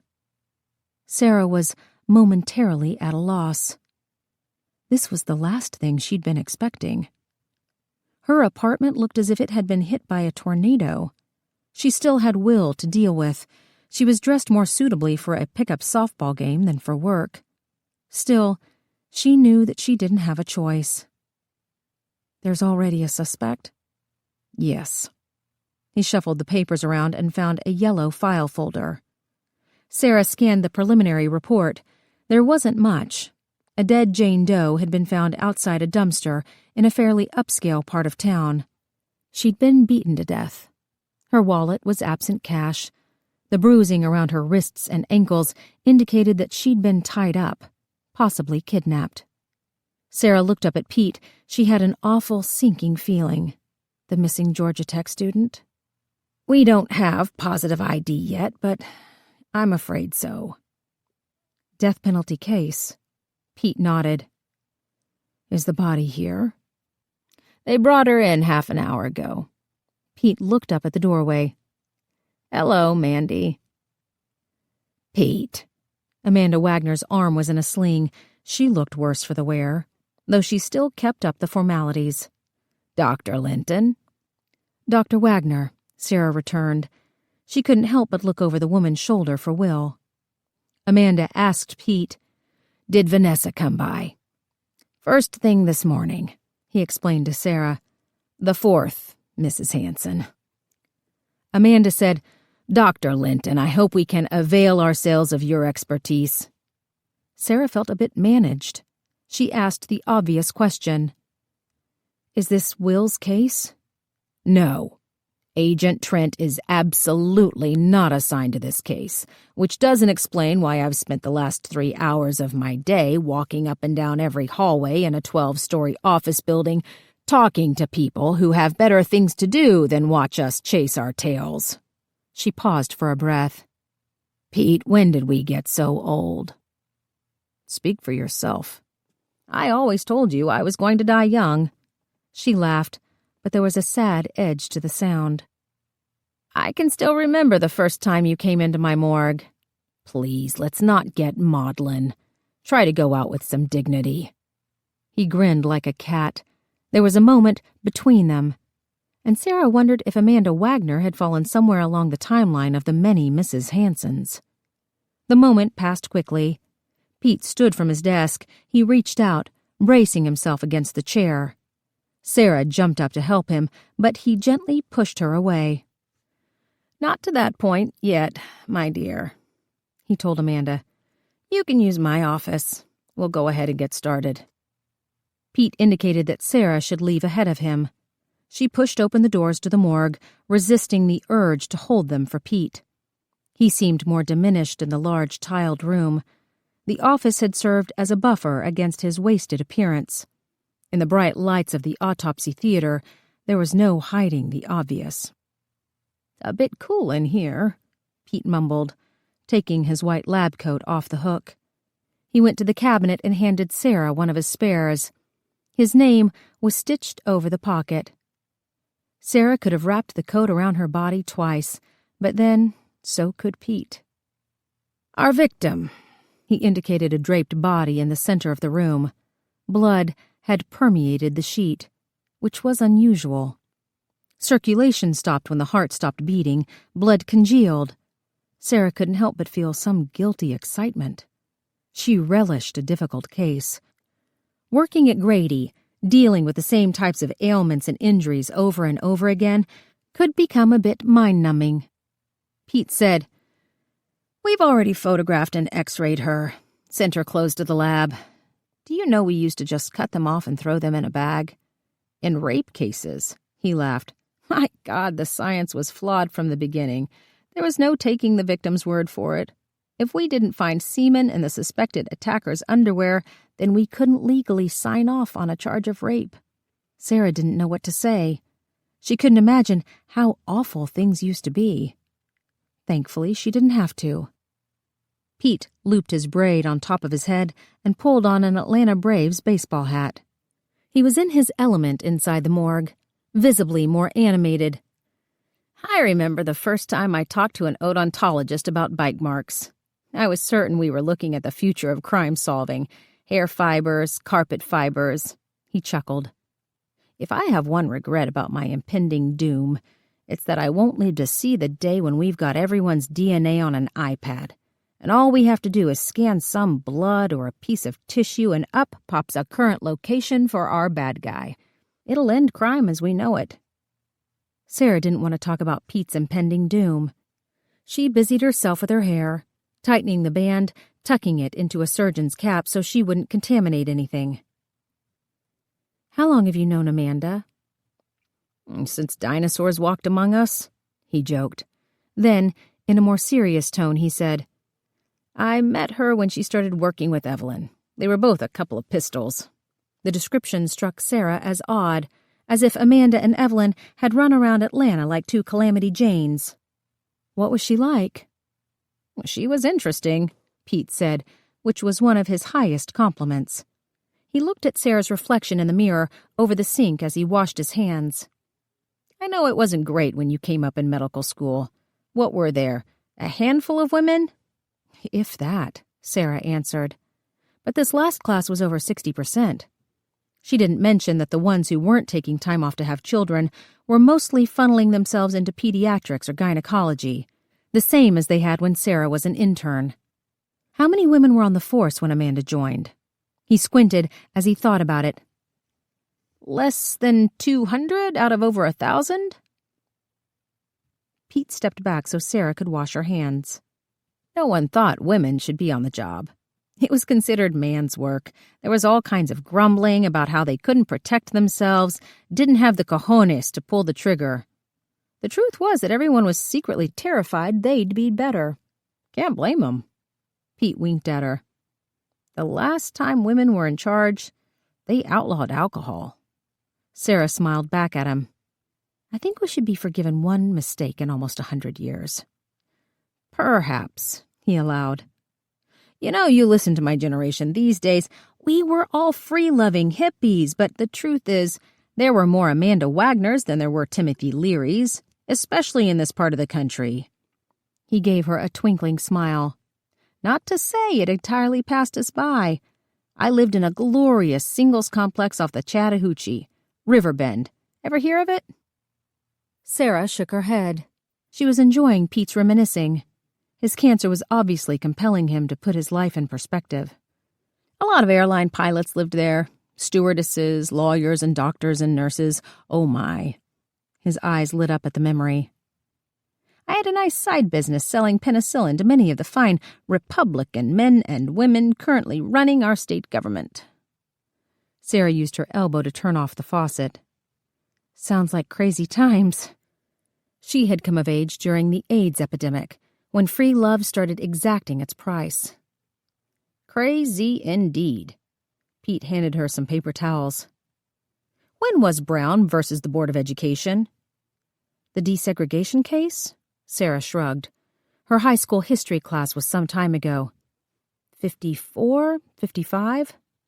Pete said, it was around that time that the state required white teachers to sign a pledge disavowing integration. They would lose their jobs if they refused. Sarah had never heard of the pledge, but she wasn't surprised. Duke, Amanda's father, was away when the pledge was circulating. Pete blew into a pair of powdered surgical gloves before putting them on. Miriam, Amanda's mother, refused to sign the pledge. So her grandfather, a very powerful man, he was a higher-up with Southern Belle, sent her off to Milledgeville. Sarah felt her lips part in surprise.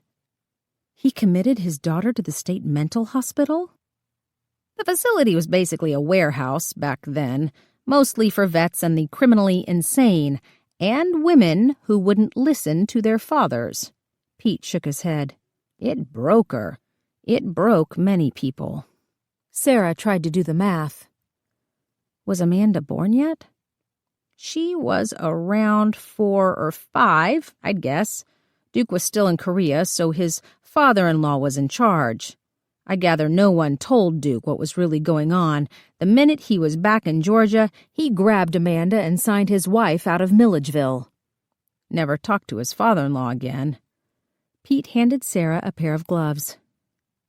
Everything seemed fine, and then one day Miriam went out into the back garden and hanged herself from a tree. That's awful. Sarah pulled on the surgical gloves. No wonder Amanda was so closed down. She was worse than Will. Don't let it soften you toward her too much, Pete warned. She lied to you in my office. She wanted you here for a reason. Instead of asking what reason, Sarah followed his gaze to the door. Will was there. He stared at Sarah in utter shock. She had never seen him look so awful. His eyes were bloodshot. He was rumpled and unshaven. His body swayed from exhaustion. His pain was so obvious that Sarah could almost feel her heart breaking. Her instinct was to go to him, but Faith was there, then Amanda, then Leo Donnelly, and Sarah knew that a public display would only make things worse. She could read it in his face. He looked absolutely stricken to find her there. Sarah glared at Pete, making sure he knew that she was furious. Amanda may have lied about this being Will's case, but Pete was the only one who had lured Sarah to the morgue. She snapped off the gloves as she walked toward Will. He obviously didn't want Sarah to see him like this. She planned to take him into Pete's office to explain what had happened and apologize profusely. But Will's expression stopped her. Close up, he looked even worse. Sarah had to force herself not to put her hands to his face, rest his head on her shoulder. Exhaustion radiated from his body. There was so much pain in his eyes that her heart broke all over again. She kept her voice low. "Tell me what you need me to do. I can leave, I can stay. Whatever is best for you." His breathing was shallow. He gave her such a look of desperation that Sarah had to fight to keep herself from crying. "Tell me what to do," she begged. "What you need me to do." His gaze settled on the gurney. The victim on the table, he mumbled, "Stay," as he walked into the room. Sarah let out a stuttered breath before she turned around. Faith couldn't look at her, but Amanda held her gaze. Sarah had never understood Will's mercurial relationship with his boss. But at that moment, she ceased caring. There was not another person on the planet right now whom Sarah despised more than Amanda Wagner. She was obviously playing some kind of game with Will, just as it was obvious that Will was losing. "Let's begin," Pete suggested. Sarah stood to Pete's side, opposite Will and Faith, her arms crossed. She tried to calm her anger. Will had told her to stay. Sarah could not guess the reason why, but she didn't need to add more tension to the room. A woman had been murdered. That should be the focus. "All right, ladies and gentlemen." Pete used his foot to tap on the dictaphone to record the procedure. He called out the usual information: time of day, persons present, and the victim's tentative identity of Ashley Renee Snyder. "ID has yet to be confirmed by family, though, of course, will follow with dental records, which have already been digitized and sent to the Panthersville Road Lab." He asked Leo Donnelly, "Is the father en route?" "Squad car's picking him up from the airport. Should be any minute now." "Very good, Detective." Pete gave him a stern look. "I trust you're going to keep any wry comments or off-color jokes to yourself." Leo held up his hands. "I'm just here for the ID so I can turn over the case." "Thank you." Without preamble, Pete grabbed the top of the sheet and pulled back the drape. Faith gasped. Her hand went to her mouth. Just as quickly, she forced her arm back down to her side. Her throat worked. She didn't blink. Faith had never had the stomach for these things, but she seemed determined to hold her own. Unusually, Sarah shared her discomfort. After all these years, she'd thought herself anesthetized to the horrors of violence. But there was something gut-wrenching about the state of the woman's body. She hadn't just been killed. She'd been mutilated. Bruises blackened her torso. Tiny red edemas cracked the skin. One of her ribs had punctured through the flesh. Her intestines hung between her legs. But that wasn't the worst of it. Sarah had never been one to believe in the concept of evil. She always thought the word was an excuse, a way to explain away mental illness or depravity. A safe word to hide behind rather than face the truth that human beings were capable of despicable acts. That not much kept us from acting on our baser urges. Yet evil was the only word that came to mind when Sarah looked down at the victim. It wasn't the bruises, the punctures, even the bite marks that were shocking. It was the methodical slices along the insides of the woman's arms and legs. It was the crisscross pattern that traced up her hips and torso in an almost ruler-straight line. Her attacker had ripped the flesh the same way you would rip out a seam in a dress. And then there was her face. Sarah could not begin to understand what had been done to her face. Pete said, "The X-rays show the hyoid bone was broken." Sarah recognized the familiar bruising around the woman's neck. "Was she thrown off a building after she was strangled?" Pete said, "No, she was found outside a one-story building. The intestinal prolapse is likely from premortem external trauma, a blunt object or a fist. Do these striations look like finger marks to you, perhaps from a closed fist?" "Yes." Sarah pressed her lips together. The force of the blows must have been tremendous. The killer was obviously fit, probably a large man, and undoubtedly filled with rage. For all the world had changed, there were still men out there who absolutely despised women. "Dr. Hansen," Amanda asked, "for the benefit of the tape, what would you estimate is the time of death?" Pete smiled at the question. "I would guess anywhere between 3 and 5 o'clock this morning." Faith volunteered. "The witness who saw the green van was out jogging around 4:30. He doesn't know the make or model." She still couldn't look at Sarah. "We've put out an APB, but it's probably a dead end." 4:30 this morning certainly works for me," Pete said. "As you all know, time of death is not an exact science." Amanda huffed. "Just like old times." "Dr. Linton," Pete motioned for Sarah to join him. "Why don't you take the left side and I'll take the right?" Sarah pulled on a fresh pair of gloves. Will stepped back as she made her way around the table. He was being too quiet. He wouldn't meet her questioning gaze. Sarah still felt the need to do something for him. But there was an equally overwhelming pull to do right by the dead woman. Something told her that the latter would aid in the former. This was Will's case, no matter what lies Amanda had told. He obviously felt some emotional attachment. Sarah had never seen anyone look so bereft. And she understood why Pete wanted to make sure someone he trusted was able to testify. Every inch of the victim's body screamed for justice. Whoever had attacked and murdered Ashley Snyder had not just wanted to hurt her. He'd wanted to destroy her. Sarah felt a subtle shift in her brain as she prepared herself for the procedure. Juries had watched enough CSI to understand the basic tenets of autopsy, but it was the medical examiner's job to guide them through the science behind each finding. The chain of custody was sacrosanct. All the slide numbers, tissue samples, and trace evidence would be cataloged into the computer. The lot would be sealed with tamper-proof tape that could be opened only inside the GBI lab. Trace evidence and tissue would be profiled for DNA. The DNA would hopefully be matched to a suspect, and the suspect would be arrested based on incontrovertible evidence. Pete asked Sarah, "Shall we begin?"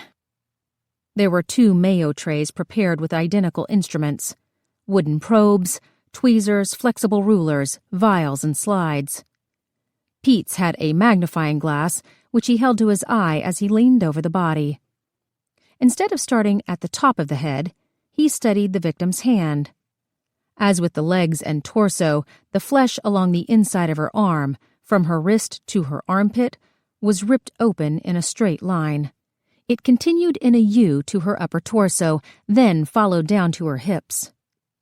"You haven't washed her?" Sarah asked. The skin looked scrubbed. There was a faint odor of soap. "No," Pete answered. "She looks clean," Sarah noted for the tape. "The pubic hair is shaved, no stubble on the legs." She used her thumb to press the skin around the eyes. Eyebrows tweezed into an arch, fake eyelashes. Sarah concentrated on the scalp. The roots were dark, the remaining strands a choppy yellow and white. She has blonde hair extensions. They're attached close to the scalp, so they must be new. Sarah used the fine-tooth comb as best she could, working around the weave to remove any particles from the hair. The white paper under the girl's head showed dandruff and pieces of asphalt. Sarah set the specimens aside for processing. Next, she examined the hairline, checking for needle punctures and other marks that didn't belong. She used an otoscope to examine the nostrils. There's some nasal corrosion. The membrane is torn but not perforated. Meth, Pete guessed, which was probable given the victim's age. He raised his voice. Either the dictaphone was old or he wasn't used to using it. "The fingernails are professionally manicured. The nails are painted a bright red," he suggested to Sarah. "Dr. Linton, perhaps you can check your side." Sarah picked up the woman's hand. The body was in the early throes of rigor mortis. Same on this hand, manicured, same polish. She didn't know why Pete was drawing such close attention to the fingernails. You couldn't throw a rock in Atlanta without hitting a nail salon. He said, "The pedicure color is different." Sarah looked at the girl's toes. The nails were painted black. Pete asked, "Is it normal for the toes to be different from the nails?" Sarah shrugged, as did Faith and Amanda. "Well," Pete said, but the opening refrain from Brick House cut him off. "Sorry." Leo Donnelly took his phone out of his pocket. He read the caller ID. "It's the patrolman I sent to the airport. Danny Snyder's probably outside." He answered the phone as he walked out the door. "Donnelly." The room was quiet except for the hum of the motor on top of the walk-in refrigerator. Sarah tried to get Will's attention, but he just stared at the floor. Jesus Christ. Faith wasn't cursing Donnelly. She was looking at the victim's face. What the hell did he do to her? There was a click as Pete's foot tapped off the dictaphone. He spoke to Sarah as if she'd been the one to ask the question. Her eyes and mouth were sewn shut. Pete had to use both hands to hold open one of the torn eyelids. They were shredded in thick strips like the plastic curtain inside a butcher's freezer. "You can see where the thread ripped through the skin." Sarah asked, "How do you know this?" Pete didn't answer the question. "These lines along her torso, inside her arms and legs, a thicker thread was used to keep her from moving. I imagine an upholstery needle was used, probably a waxed thread or maybe a silk blend yarn. We'll probably find plenty of fibers to analyze." Pete handed Sarah the magnifying glass. She studied the lacerations. As with the victim's eyes and mouth, the skin was ripped apart, flesh hanging down in even intervals. She could see the red dots where the thread had gone in. Not once, not a few times. The circles were like the holes in Sarah's earlobes where she'd gotten her ears pierced when she was a child. Amanda said, "She must have ripped herself away from the mattress or whatever she was sewn to when he started beating her." Pete expounded on the hypothesis. "It would be an uncontrollable response. He punches her in the stomach, she curls up into a ball, mouth opens, eyes open, and then he punches her again and again." Sarah shook her head. He was jumping to some pretty quick conclusions. "What am I missing?" Pete tucked his hands into the empty pockets of his lab coat, silently watching Sarah with the same careful intensity he used when he was teaching a new procedure.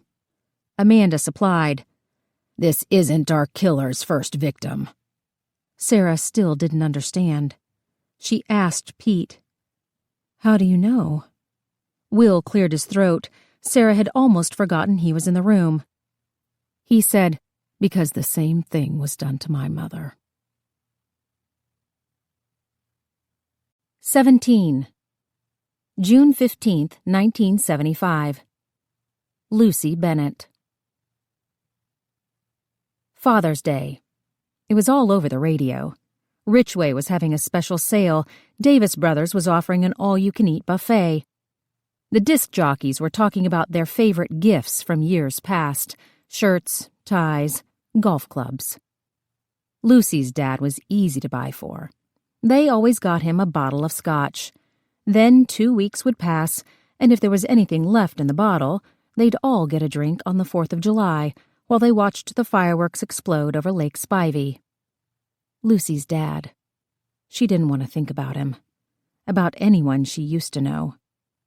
Patty Hearst was suddenly in the news again. Her trial was still a year off, but her defense had decided to leak details about the kidnapping. Lucy already knew what went down with that crazy chick. It happened back when Lucy was on the street. There was no one else to talk about it with back then. Except for Kitty, none of the other girls even knew Hearst's name. Or maybe Kitty was lying. She was good at lying. Pretending she knew things when all it was, in the end, was an excuse to lure you in so she could stab you in the back like a sneaky little bitch. After Hearst, there was a reporter with the Atlanta Constitution who'd been kidnapped. They demanded $1 million for his release. They claimed to be from the SLA, too. What they were was idiots. They got snatched up by the cops. They didn't spend a dime of that money. $1 million. What would Lucy do with that kind of dough? The only bank in town who'd had the ransom cash on hand was C&S. Mills Lane was the bank president. His picture was in the paper a lot. He was the same guy who helped the mayor build the stadium. Not the black mayor, but the one who ran against Lester Maddox. Lucy felt the gurgle of laughter in her throat. The Pickrick. Maddox's restaurant on West Peachtree, he kept axes on the wall. Rumor was he'd smash one through the head of any nigger who dared walk through the front door. Lucy tried to imagine Juice going through the front door. An axe in his head, brains spattered everywhere. Washington Rawson, the slum they'd torn down to build the Atlanta Stadium, Lucy's dad told her the story. They were there for a baseball game. The Braves. Chief Nakahoma, with his crazy big face running around with an axe he could have stolen from Lester Maddox. Lucy's dad said the stadium was supposed to revitalize the area. There were almost 1.5 million residents in the city limits, most of them living on government vouchers. If Atlanta couldn't strong-arm the Negras out of the city, then they'd just pave over them. The SLA paved over Patty Hearst. They were a cult. They brainwashed her. Or so said a doctor on the radio. The shrink was a woman, so Lucy took her opinion with a grain of salt, but she claimed that it only took 2 weeks for a person to become brainwashed. 2 weeks. Lucy had lasted at least 2 months. Even after the H had worn off. Even after she had stopped longing for the high. Even after she had learned not to move. Not to breathe too deep or too long. Even after she had stopped caring that she had sores on her back and legs from laying for so long in her own piss and shit. She'd glowed with hate whenever he came into the room. She'd flinched when he touched her. She'd made sounds in her throat, used words that even without moving her mouth, she knew he could understand. Satan. Devil. I'll kill you dead. Motherfucker. And then suddenly, he'd stopped coming. It had to be only a few days. You couldn't live without water for more than 2-3 days tops. So maybe he'd been gone 3 days. Maybe when he'd come through the door, she'd been crying. Maybe when he brushed back her hair, she didn't flinch. Maybe when he washed her, she didn't tense up. And maybe when he finally got on top of her, finally did the things that Lucy had expected him to do from day one, she'd felt herself responding. And then maybe when he left again, she sobbed for him, longed for him, begged for him, missed him. Just like she'd done with Bobby, her first love. Just like she'd done with Fred, the guy who cleaned planes at the airport.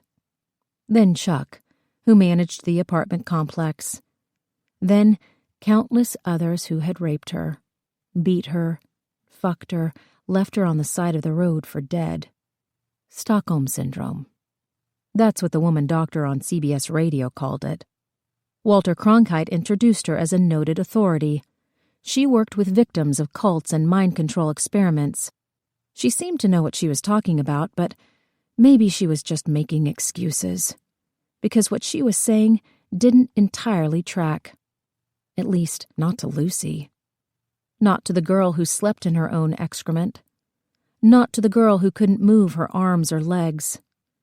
Not to the girl who couldn't open her mouth unless it was cut open for her.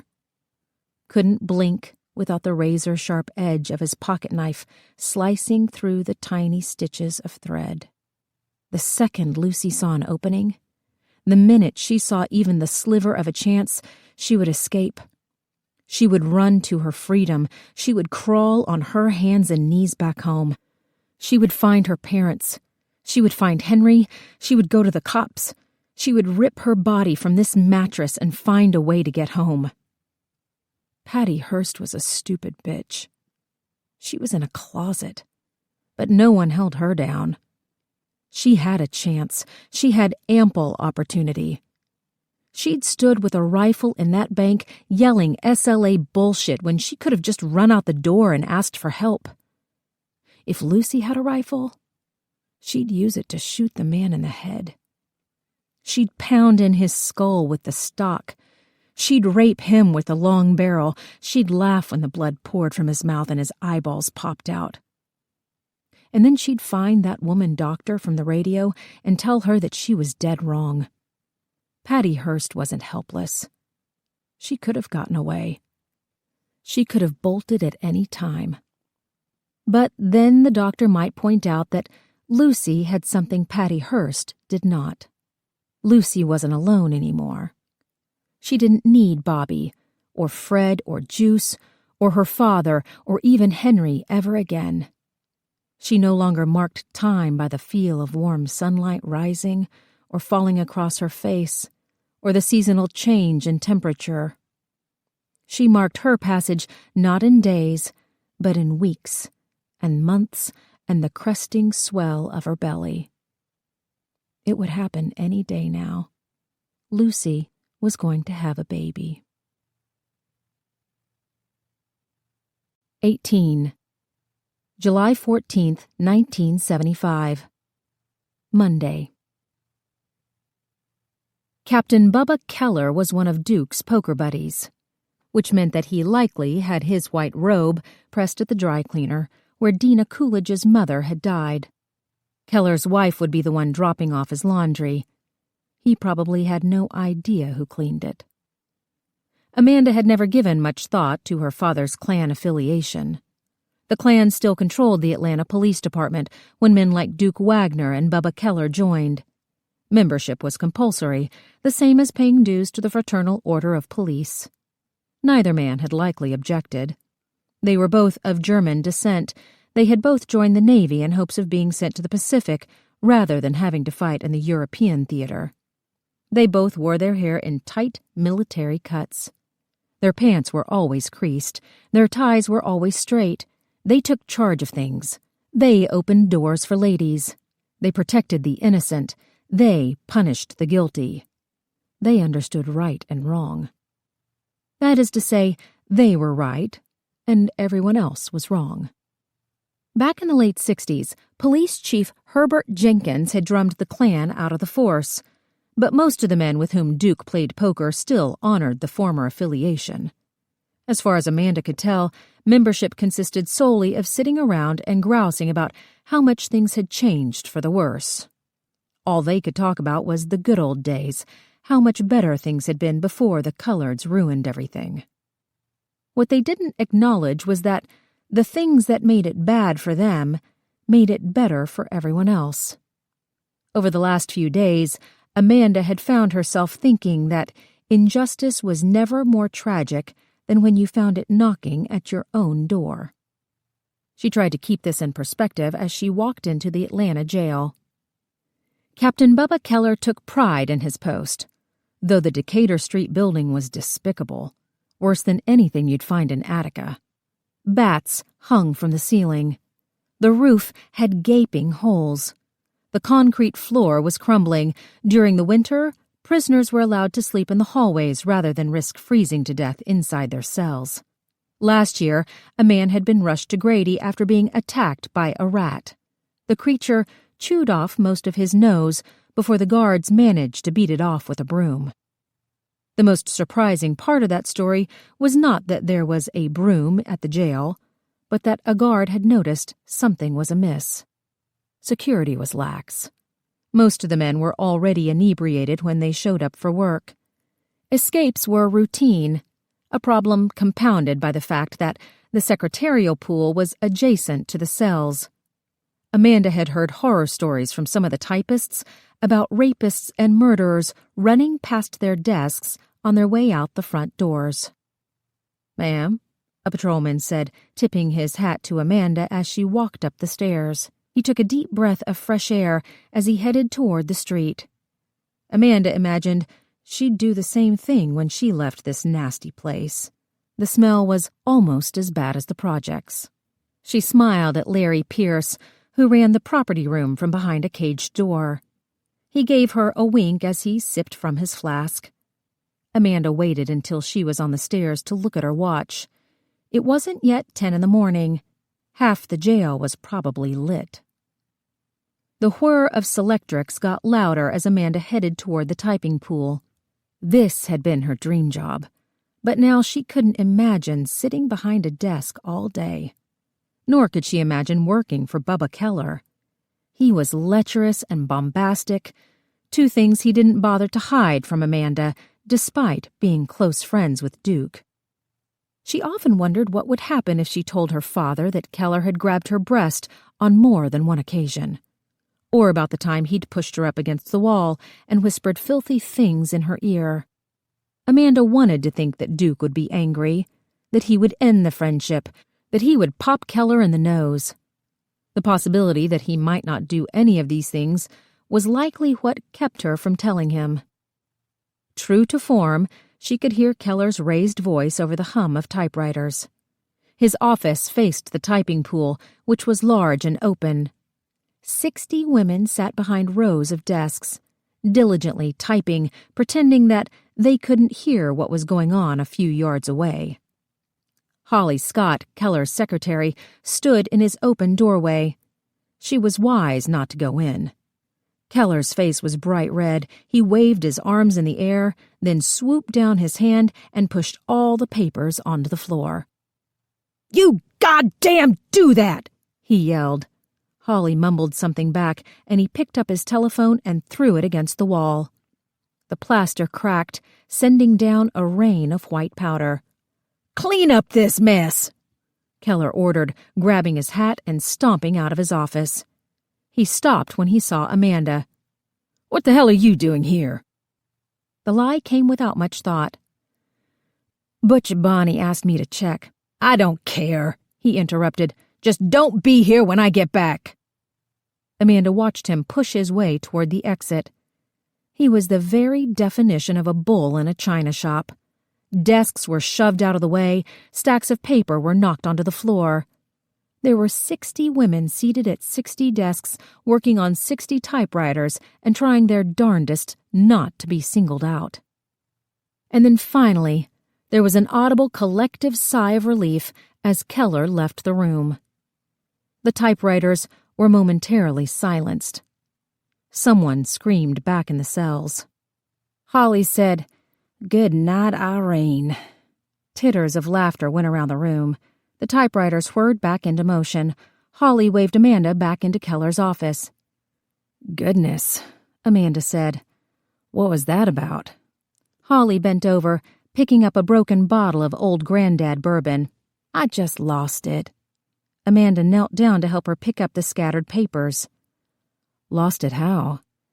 "We were all trying to get Reggie's new handbook tapped for the printer." Holly tossed the broken glass into the trash can. "We are on deadline. The brass is breathing down our necks, breathing down Keller's."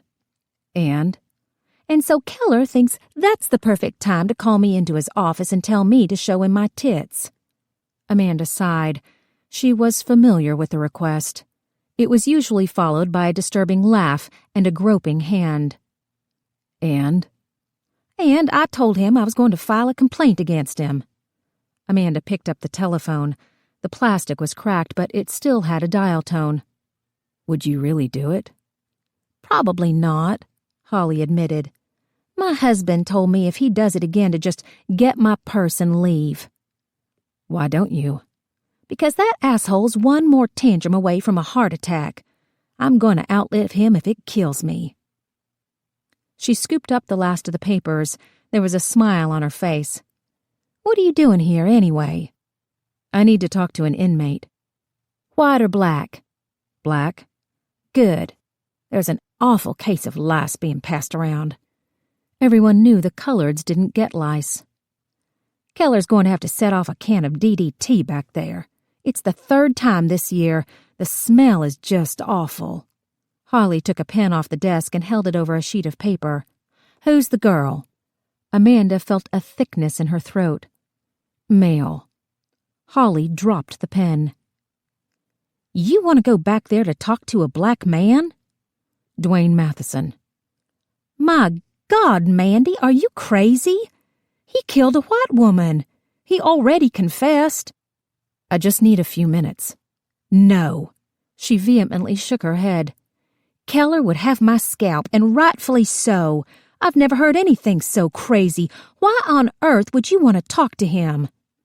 Not for the first time, Amanda realized that she would be better served to plan out her explanations in advance. It's for one of my cases. What case? Holly sat down at the desk to organize the papers. There were 2 more bottles of bourbon on the blotter, one of them almost empty. The cut crystal glass between them showed a permanent ring from Keller's constantly replenishing his drink throughout the day. Crude renderings of a penis and a pair of breasts were carved into the soft wood of the desk. Holly looked up at her. What is it? Amanda pulled around another chair, just as Trey Callahan had this morning at the Union Mission. She sat across from Holly. Their knees were almost touching. There are some missing girls. Holly stopped collating. You think the pimp killed them too? Amanda didn't outright lie. Maybe. You should tell Butch and Rick it's their case, and you know they're going to hear about this. She put one hand on her heart and held up the other, as if swearing allegiance. They won't hear about it from me or my girls, but you know it'll get around. I know. There was nothing more prevalent in any police force than gossip. But I want to do it. Mandy? Holly shook her head as if she couldn't understand what had happened to her friend. Why are you inviting trouble? Amanda stared at her. Holly Scott had a dancer's lean body. She ironed her long red hair straight. Her makeup was expertly applied. Her skin was perfect. Even in this miserable heat, she could be photographed for a magazine ad. That she took near-perfect dictation and could type 110 words a minute were probably factors Keller had not even considered when he'd hired her. Amanda reached back and closed the door. The typewriters were just as loud, but it engendered a feeling of confidentiality. She told Holly, Rick Landry threatened me. She didn't feel right bringing Evelyn's name into this, but Amanda was telling the truth when she said, He called me a slit in front of my boss. He cursed at me. He told me I should stay the F away from his case. Holly's lips pressed together in a straight line. Aren't you going to listen to him? No, Amanda said. I'm not. I'm tired of listening to them. I'm tired of being scared of them and doing all their bidding when I know better than they do. The words were said quietly, but there was an air of revolution about them. Holly nervously glanced over Amanda's shoulder. She was afraid of being heard. She was afraid of being any part of this. Still, she asked, Have you ever been into men's holding? No. It's awful down there. Worse than the women's side. I assumed it would be. Rats, feces, blood. Don't oversell it. Keller will be furious. Amanda forced up her shoulders in a shrug. Maybe this will give him that heart attack you've been waiting for. Holly stared at her for a good long while. Her blue eyes glistened with tears that did not fall. She was visibly afraid. Amanda knew she had a kid and a husband who worked 2 jobs so they could live in the suburbs. Holly went to school at night. She helped out at church on Sundays. She volunteered at the library. And she came here 5 days a week and put up with Keller's advances and innuendo because the city was the only employer around that followed the federal law mandating women be paid the same salary as men.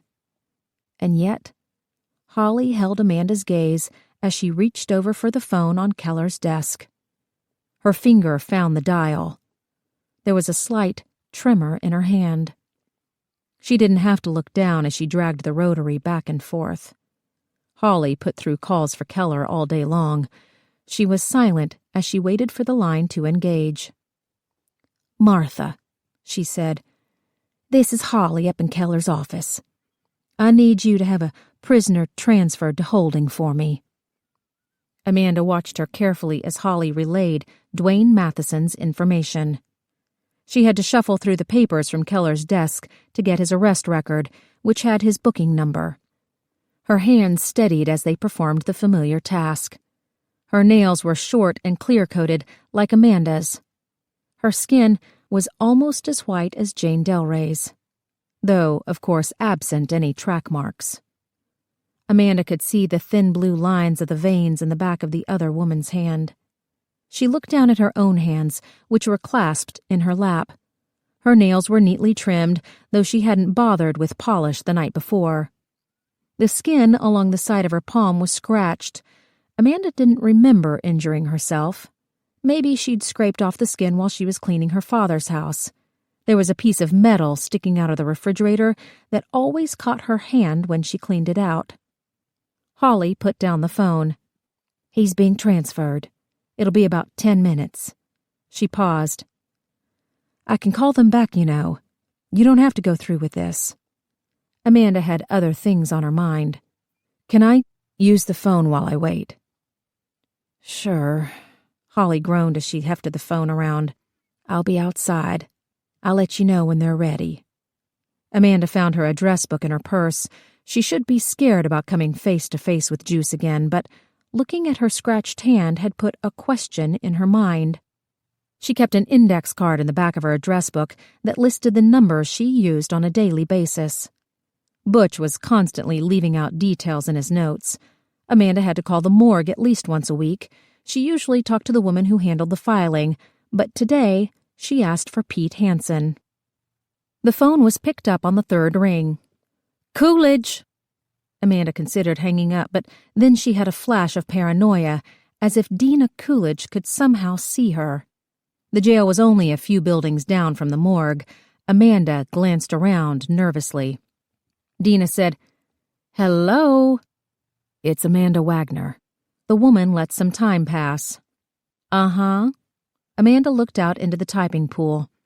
All the women were hard at work, backs straight, heads slightly tilted, as they typed the pages of a handbook that would more than likely be used as toilet paper by half the force and target practice by the other. "I had a question for Dr. Hansen," Amanda said. "If he's around?" "He's in court all day, testifying on a case." Dina seemed to lose some of her wariness. "May I help you with something?" Amanda closed her eyes. This would be so much easier with Pete. "I had a question about the piece of skin found under the victim's fingernail." Amanda looked down at the scratch on her palm. "I was wondering..." She couldn't do this. Maybe she would wait for Pete. He would probably be back in the office tomorrow. Jane Delray wouldn't be any more dead by then.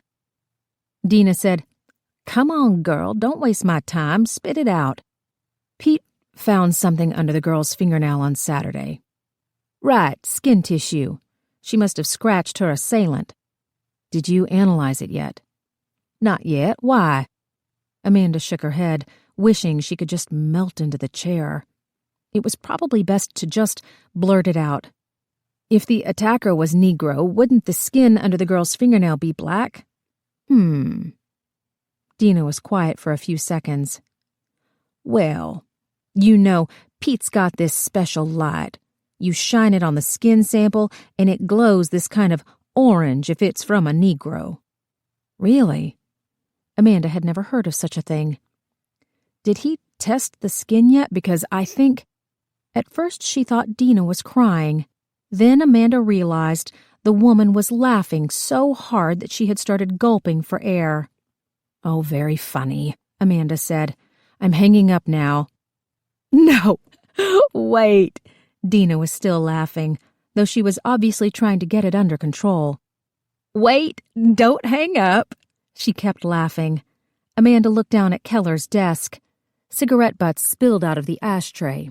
His coffee cup was rimmed in an orange nicotine stain. "Okay," Dina said. "All right." And then she started laughing again. "I'm really hanging up now." "No, wait."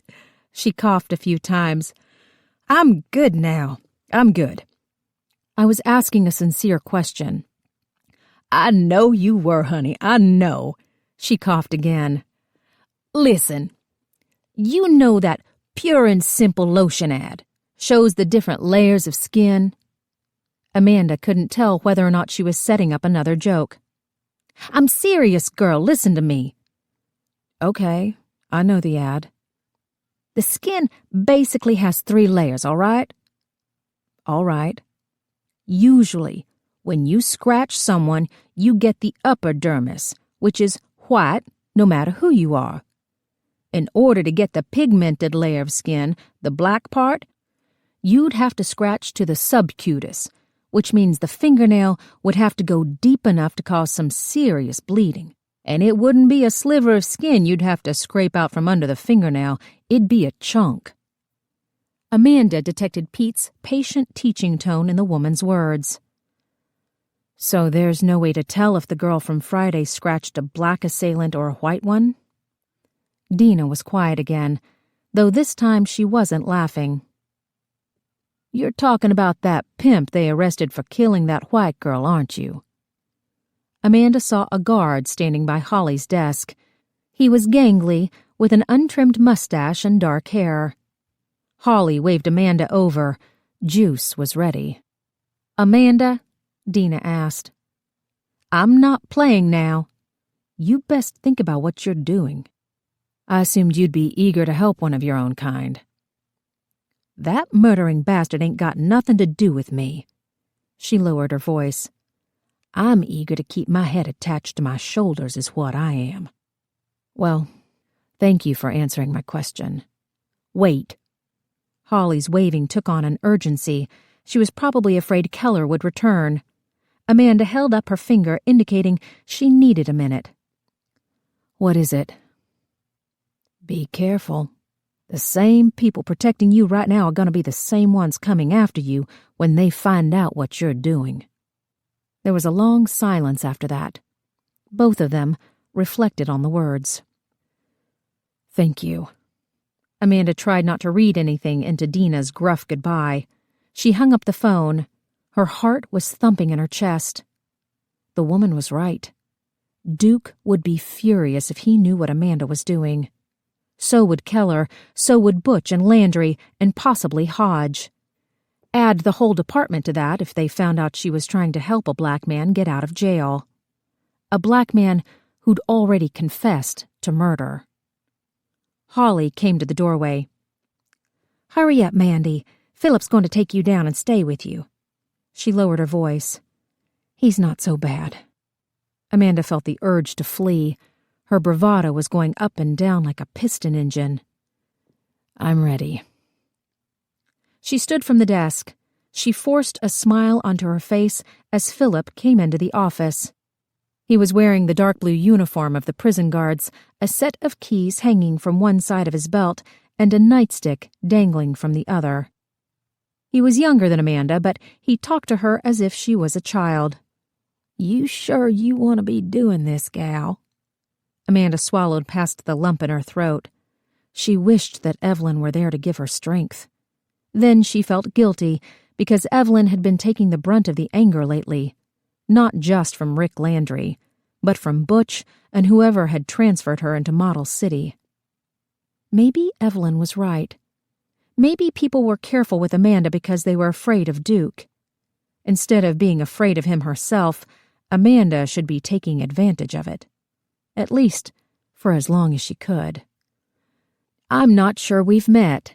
Amanda walked toward the man, hand extended. I'm Amanda Wagner, Duke's daughter. His eyes shifted to Holly, then to Amanda as he shook her hand. Yeah, I know Duke. He's friends with Bubba. Amanda never called Keller by his first name, but the guard needn't know that. She took her purse out of the chair and dug around for the new pen and spiral-bound notebook she'd brought from home. She handed her bag to Holly.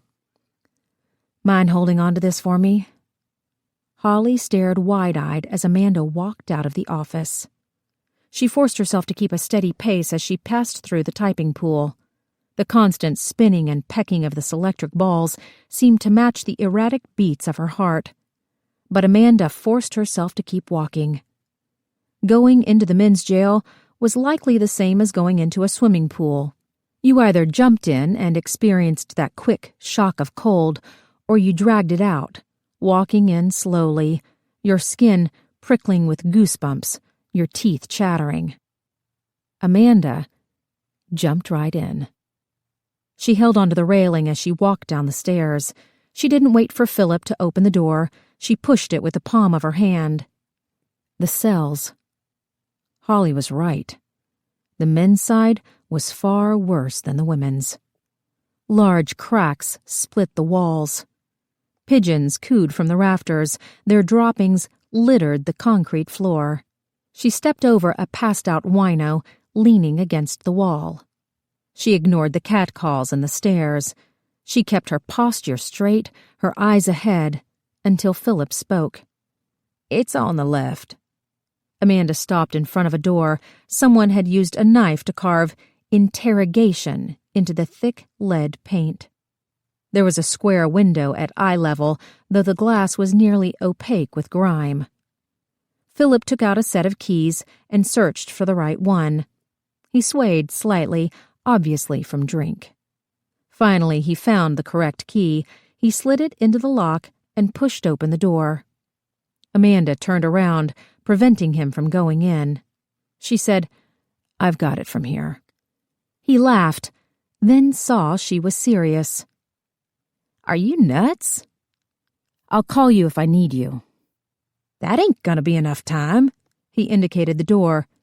"This thing locks when you close it. I can leave it cracked, so—" "Thank you."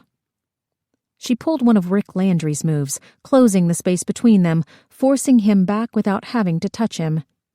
The last thing she saw of Philip was the shocked expression on his face when she closed the door. The clicking of the latch echoed in the room. She caught a glimpse of the guard's blue hat, just the rim, in the window, but nothing else. And then she turned around. Dwayne Matheson was sitting at the table. A bloody white bandage was wrapped around his head. One of his eyes was swollen shut. His nose was broken. He had pulled back his chair several feet so it was almost touching the wall. Amanda recognized his clothes as the same he'd had on last week, though they were stained with blood and dirt now. His legs were wide apart. His arm hung over the back of the chair, fingers nearly touching the floor. She could see the Jesus tattoo on his chest, the mole on his cheek, the hate in his eyes. "What you doing here, bitch?" It was a good question. Amanda had never before interviewed a suspect in a proper interrogation room. She was usually in the suspect's home. His parents were in the room, sometimes a lawyer. The boys were always contrite, terrified to be talking to a police officer, though relieved it was just a woman. Their fathers assured Amanda that it would never happen again. Their mothers revealed salacious details about the girl who'd made the allegations. Generally, it was over in less than an hour, and the boy was left to get on with his life. So what was she doing here? Amanda hugged her notebook to her chest, then regretted the move. Juice would think she was covering her breasts. He would think she was scared. Both of which were true, but she couldn't let him know that. She dropped her arms as she walked to the table. The room was small. It was just a few steps. She dragged back the empty chair and sat down. Juice was watching her the way an animal studies prey. Amanda pulled the chair closer to the table, though every muscle in her body was tingling with the desire to flee. In seconds, he could lurch across the table and snap her neck. He could punch her, beat her, try to rape her again.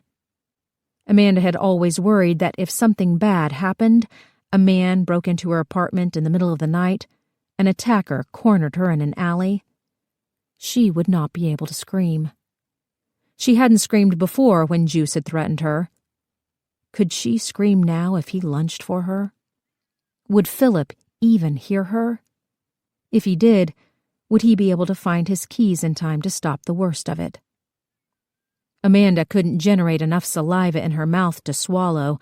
She opened her notebook. "Mr. Matheson, I understand that you've confessed to the murder of Lucy Bennett." He didn't answer. Water dripped from a hole in the ceiling. The drops had puddled on the floor. There was a dead rat in the corner, its neck broken by a trap. Cobwebs filled the corners. The air stank of sweat mixed with the distinctive ammonia smell of dried urine. She said, "Mr. Math." Juice slowly licked his tongue along his top lip. "You still a fine-looking woman." He made a tisking noise. "Shoulda took you when I had the chance." Incongruously, Amanda felt a smile wanting to come to her lips. She could hear Evelyn's voice, the way she'd mimicked Juice when they were at the varsity. Her tone was surprisingly strong when she said, "Well, you lost your chance." Amanda clicked her pen so she could take notes. "What happened to Jane Delray?" He made a noise somewhere between a grunt and a groan. "Why you asking after that bitch?" "I want to know where she is." He held his hand up above his head and whistled like a dive-bombing airplane as he dropped it to the table. Amanda looked at his hand. 2 of his fingers were taped together with surgical tape. There were no scratches on his hands, his bare arms. "You confess to killing Lucy Bennett." "I confess to keeping my black ass out of the electric chair." "The death penalty is no longer legal." "They say they gon' bring it back for me." Given the circumstances, Amanda didn't doubt that the state would try. Everyone knew it was only a matter of time before old Sparky was powered back up again. She said, "We both know you didn't kill that woman." "Wished I woulda." "Why didn't you?" "Why you here, bitch? Why you care what happened to a nigger?" "I don't, actually." Amanda was startled by the truth of her own words. "I care about the girls." "'Cause they white?" "No." Again she told him the truth. "Because they're girls. Because no one else cares about them." He looked at her. Amanda hadn't realized until that moment that Juice had been avoiding her eyes. She stared back at him, wondering if she was the first woman who'd had the courage to do so. He must have a mother somewhere. A sister. He couldn't rape and whore out every woman he met. Juice tapped his hand on the table. Amanda didn't look away, but Juice did.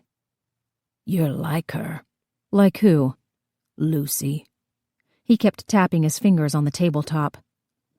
"She's strong. Too strong.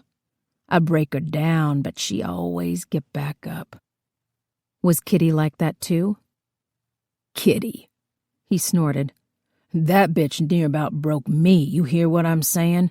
Had to beat her down and keep her down." He pointed at Amanda. "You run them gals long enough, you see the strongest ones, the one what's gonna be most loyal. All you gotta do is find your way in." "I'll keep that in mind if I ever decide to trick out women." He put his palms flat on the table and leaned toward her. "I trick you out, bitch. Gimme 5 minutes with that fine white ass." He started thrusting his hips, banging against the table. "Dig my hands in that juicy white meat, stick it in you till you're crying." He banged harder against the table, punctuating each thrust with a deep moan. It was a guttural sound that made her note the dark bruises on his throat. She asked, "Would you choke me?" "I choke you, bitch." He pushed one last time against the table. "I choke you till you come so hard you pass out." "Do you like being choked?" "Shit." He crossed his arms over his chest. His biceps were huge. "Ain't nobody choking this brother." Amanda remembered something Pete had said in the morgue. "Did you urinate on yourself?" "I ain't pissed myself." He tilted up his chin defensively. "Who told you that?" Amanda felt a smug smile on her lips. "You just did." He stared at the wall. The apartment at Techwood. That's Kitty's, isn't it? He didn't answer. I can stay here all day, she told him, and in that moment Amanda could see herself doing just that. Bubba Keller would have to drag her from this room. She would sit here, staring down this disgusting pimp for as long as it took. The apartment at Techwood belonged to Kitty, did it not? Juice seemed to understand her resolve. That's all of them girls. She charged it out, trying to pimp 'em space. I put a stop to that. Amanda couldn't imagine another woman charging rent to whores. But in the last few days, her worldview had expanded considerably. Tell me about Hank Bennett. What'd he tell you? You tell me about him. Fool came onto my corner trying to order me around. His fist was clenched when he banged it on the table. Man need to step back. When was this? I don't know, bitch. I ain't keep a calendar. Amanda made a slash mark on the paper. If she had $1 for every time a man had called her a bitch lately, she could retire. Did Hank Bennett see you before or after Lucy disappeared? His tongue darted out as he thought it over. Before, yeah, before. Bitch up and gone a week, 2 weeks later. I figure he took her. Lucy talk about him all the time. Amanda's dictation was rusty, but it came back to her as she scribbled notes across the page. So Hank Bennett approached you before Lucy disappeared. Another lie they'd caught the lawyer in. What did he want? Wanted to tell me my business. Brother better be glad I didn't beat down his skinny white ass. What business? Told me cut Kitty loose. Said he'd pass me some bills if I stopped giving her the boy. Amanda was sure she'd heard wrong. Kitty? You mean Lucy? No, bitch. It was Kitty he wanted to talk about. Dude had a hard-on for her. Why would Hank Bennett care about Kitty? He shrugged his shoulders, but still answered. Her daddy's some big-time lawyer. Disowned the bitch when he found out she was sipping some juice. He gave her a lurid grin, making sure she got his meaning. She got another sister somewhere, she the good one. Kitty always been bad. Kitty's father is Andrew Treadwell. He nodded. You finally getting it, bitch. Ain't the mayor tell you this already? Amanda flipped back through her notes. Hank Bennett offered you money to stop giving Kitty heroin.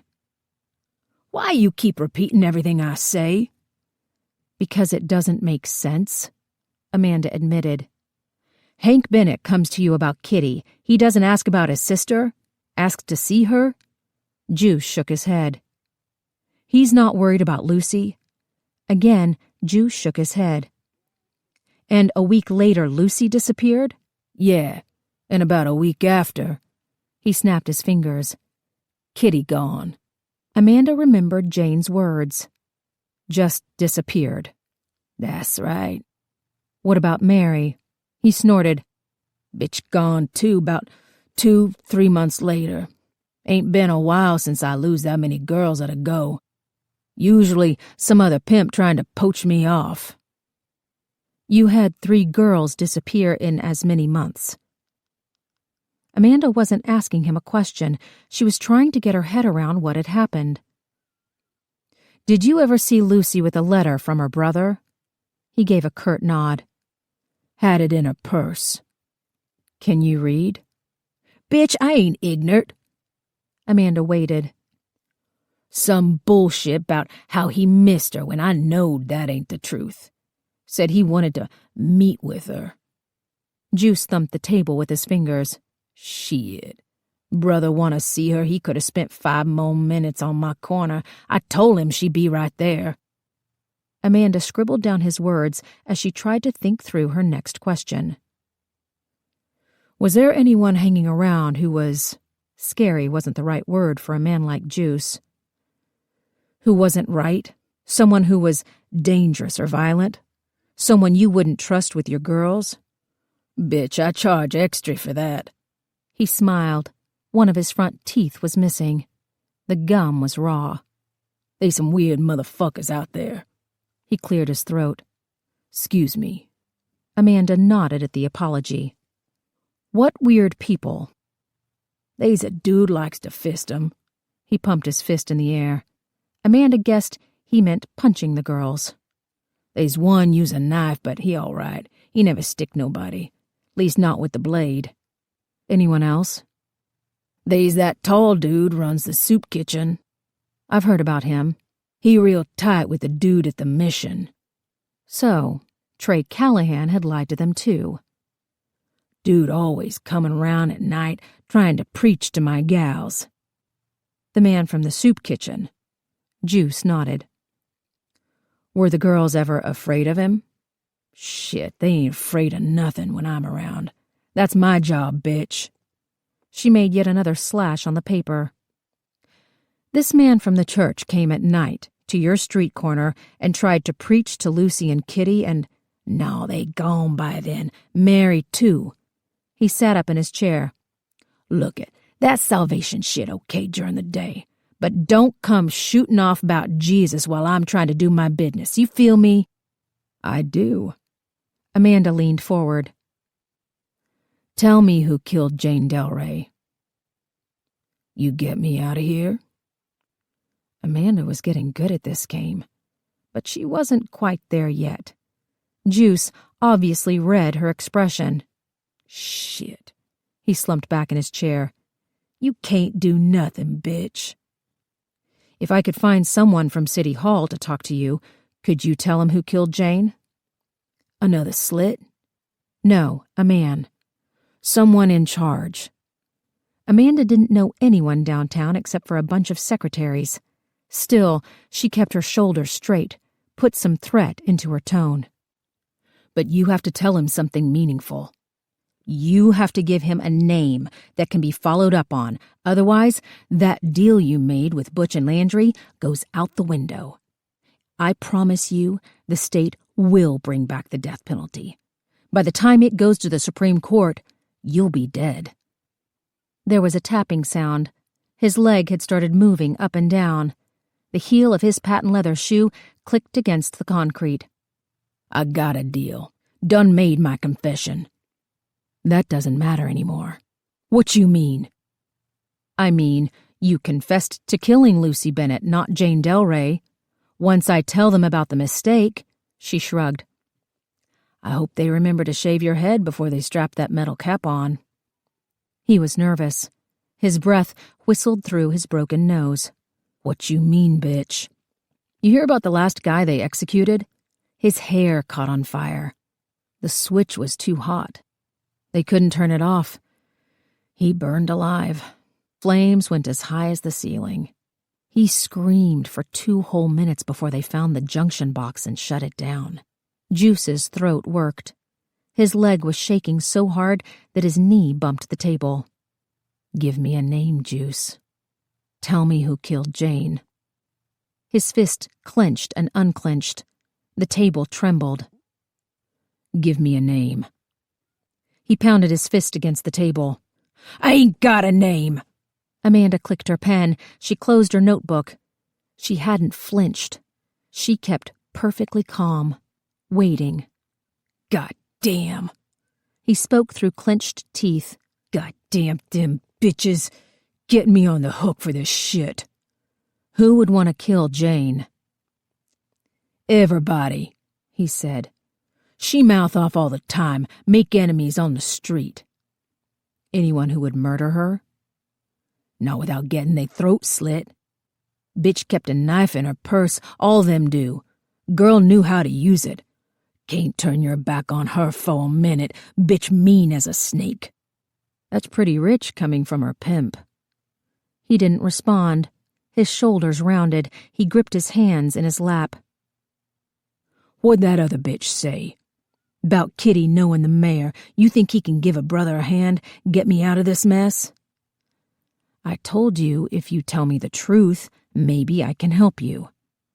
He stared at her, eyes going back and forth as if he was reading a book. Shit, he mumbled. You think they gon' listen to you? He pushed himself up from the table. Amanda's body tensed, but she stayed seated as he loomed over her. "Look round you, bitch." He held out his hands. "They let a black man run this world 'fore they let a slit do." Amanda stood at Evelyn's front door with a bottle of wine in her hand. It wasn't the cheap stuff, but she was uncertain whether or not price had anything to do with taste. As with many things, she was out of her element, especially when Kenny Mitchell opened the door. A smile spread across his mouth. His teeth were perfect. His face was perfect. There wasn't anything about him she would change. Not that Amanda would be given the chance. He said, "Amanda, great to see you again." He leaned toward her, and without thinking, Amanda pulled back. "Oh," she said, then leaned back in, looking more like a pecking duck than a grown woman. The moment could have been made more awkward, but Kenny laughed as he put his hand to her face and kissed her cheek. She could feel the rough texture of his skin, the prickly hairs of his mustache. His other hand rested lightly on her arm. A rush of heat went straight through her. "Come in." He held open the door. Amanda walked into the house, feeling instantly enveloped by the cool air. "It's nice, right?" Kenny took the bottle of wine from her. Every move he made had a certain kind of grace, like an athlete on the field. "Ev's in back putting down the kid. I'm afraid that odor you smell is from me and Bill trying to cook supper. May I bring you a glass of wine?" He looked at the bottle and gave a low whistle. "Classy stuff. Maybe I'll keep it for myself." "That's fine," Amanda said, not sure which question she was answering. She looked down at the floor, surprised to see that her feet were still there, that she wasn't melting into a bubbling pool of adolescent giddiness. "Whatever you like." Kenny seemed not to notice, or maybe he was used to women acting so foolishly around him. He pointed down the hallway. "First door on the right." Amanda felt his eyes on her as she walked down the hallway. Oddly, she thought about Juice, the things he'd said about her bottom. Amanda bit her lip. Why, of all the things the pimp had said, had that particular one stuck in her head? Surely Kenny wasn't like that. He wasn't craven or crude. Neither was Amanda, which didn't explain the obscene images that were flashing in her mind as she gently knocked on the bedroom door. Evelyn whispered, "Come in." Amanda pushed open the door. Evelyn was sitting in a rocking chair. Zeke was in her arms. His head was flopped back. His arm hung down to the side. He was tow-headed with pink cheeks and a button nose. It wasn't surprising that Evelyn had such a beautiful baby, or that his nursery was so playfully decorated. Fluffy white sheep were painted on the light blue walls. His crib was a glossy white. The yellow in the sheets matched the carpet, which in turn matched the glowing nightlight that provided the only illumination in the room. "You look nice," Evelyn whispered. "Thank you." Amanda self-consciously patted her hair. She'd washed it 4 times in an attempt to remove the odors from the jail, then dabbed some Charlie on her wrists and neck for other reasons. "Do you want me to help in the kitchen?" "No, it's Bill's night." Evelyn groaned as she leveraged herself out of the chair. She cradled Zeke as she carried him to the crib. He flopped onto the mattress like a rag doll. Evelyn pulled up the sheet and tucked it around his narrow shoulders. Her fingers brushed back his hair. She leaned down and kissed his cheek before indicating they should leave. Instead of heading toward the kitchen, Evelyn took Amanda into the next room. Her dress was a short blue crinoline that rustled as she walked. She turned on the overhead light, revealing an office. 2 desks were on opposite walls. Both were very tidy. Amanda guessed the black metal desk belonged to Bill Mitchell. She doubted he was using the elegantly curved white rococo desk with pink glass knobs. Evelyn's spiral notebook was neatly lined up to the edge. A grocery list was beside it. Most remarkably, their earlier project was displayed on the wall. Evelyn had used thumbtacks to pin up the various pieces of construction paper. "I thought it would be easier this way." Evelyn rolled Bill's chair over for Amanda. She sat down at her desk and opened the top drawer. I found these at the 5. Amanda took the licenses. Lucy Ann Bennett, Catherine Elizabeth Treadwell, Mary Louise Idle, Donna Mary Halston, Mary Abigail Ellis. She studied the photos carefully and set aside 2 of the Marys, leaving Donna Marie Halston. This one looks like Kitty and Lucy. That's what I thought. He has a type. Amanda had never considered such a thing, but of course it made sense. Men always had certain types they were attracted to. Why would murder be any different? Evelyn said, "They all look so normal. You'd never guess what they were doing." Amanda stared at the girls' photographs. They did look normal. There was nothing to suggest that they were prostitutes, nothing to indicate they had sunk to the lowest levels of depravity in order to feed an addiction. Most striking was their similarity: long blonde hair, blue eyes, tall and slim, lush lips, expressive eyes. They were not just pretty, but beautiful. They all list the same address, Amanda noted. Techwood Homes. I can call back Pam Connolly and see if she can trace the apartment to a roll number. I have a feeling it belongs to Kitty, but it wouldn't kill us to be certain. An idea occurred to her. We could take these license photos to Techwood tomorrow. Like you said, it's 90% black there. 3 white girls would stick out. That's good. You hold on to them. Evelyn grabbed her notebook off the desk, but didn't open it. I checked all the missing persons files at the rest of the precinct. There was nothing for Lucy or Jane, but I found one for Mary Halston. She has a sister who lives in Virginia who's been looking for her for almost a year. We could call her. Amanda tucked the licenses into her purse. I'm sure she'd talk to us. We'll have to do it from here. If we call long distance from the station, they'll have our hides. Their hides were already in enough jeopardy. Did anything else stick out? I checked the DNF. She looked down at the notebook. None of them seemed to match our case. But all those missing girls, Amanda. At least 20 of them. And no one thought to do anything but shove them in a file at the back of the cabinet. She slowly shook her head. Amanda felt ashamed for having told her about it in the first place. Evelyn continued. They're dead. Or they've been abducted or hurt and no one cares. Or at least, no one knows to care. They must have families who are looking for them. But there are hardly any missing persons reports on black women. I guess their families know it doesn't matter. At least not. Her voice trailed off as she opened her notebook. I wrote down their names. I don't know why. I just thought that somebody should. Somebody has to acknowledge that they're gone. Amanda looked at the long list of women's names. All dead. All tossed into files that no one ever looked at. Evelyn let out a long sigh. She put the notebook back on her desk. How was the jail? Disgusting. Amanda dug around in her purse, though she hardly needed to refer to her notes. Juice confessed to killing Lucy Bennett, but only to avoid the death penalty. Did no one explain to him that we're no longer allowed to execute people? They said they'd bring it back for him. Evelyn nodded. I suppose that's a smart move on Juice's part, then. If you want to spend the rest of your life in prison. Amanda opened her notebook. He confirmed Kitty is Andrew Treadwell's daughter. Well, she smiled smugly. Our black sheep theory was correct. I wouldn't hold my breath for a commendation, Amanda advised. Here's the best part. Juice said that Hank Bennett came to see him a week or so before Lucy disappeared. Evelyn grunted. God, that man would rather climb a tree and lie than stand on the ground and tell the truth. She took the pen off her desk and stood up to write on the puzzle wall.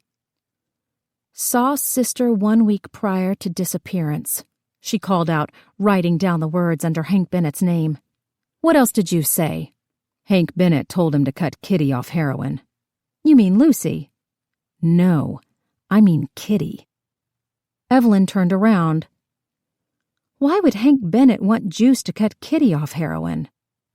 Amanda pulled a Sergeant Hodge. That's an interesting question. Evelyn groaned as she looked back at the puzzle. Maybe Andrew Treadwell sent Hank Bennett to get Kitty cleaned up. Maybe. Amanda could tell she wasn't convinced. Okay, try this. Trey Callahan at the Union Mission said that Kitty stuck out from the other girls. She was obviously from an upper class. It wouldn't take much poking around to find out who her people were. Maybe Juice tried to blackmail Treadwell, and Treadwell sent Hank Bennett to do his dirty work. She scanned her notes. Juice said it himself, that Bennett offered him money to get Kitty off the boy. Evelyn breathed a heavy sigh.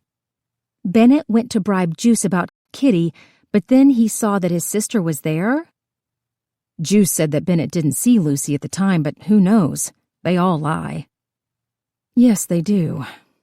Evelyn bent down and studied the yellow page with the timeline drawn out. We need to update this. Call it out to me. Thanks for taking the hard part. Amanda flipped through her notes as Evelyn waited. Okay.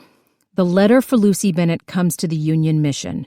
We have both Trey Callahan and Juice confirming that. Evelyn took out a new piece of blue construction paper, stuck it on the wall, and wrote, "The letter," across the center. Did Juice know what it said? That he wanted to see his sister, that he missed her. Juice took it for a load of bull. Look at me agreeing with a pimp. Amanda continued. Hank Bennett shows up at the mission a few days later and talks to Trey Callahan. Then, presumably soon after, he goes to Juice on his street corner. He sees Kitty instead. He tells Juice to cut Kitty loose. He doesn't ask about his sister. She squinted at her scribbles. Juice made a point of telling me that he told Bennett to wait around for a few minutes, that Lucy would be right along, but Bennett didn't wait. Evelyn guessed. So seeing Kitty put finding Lucy on the back burner for our boy lawyer. Evidently. Amanda concurred. Then 2 weeks later, Lucy is gone.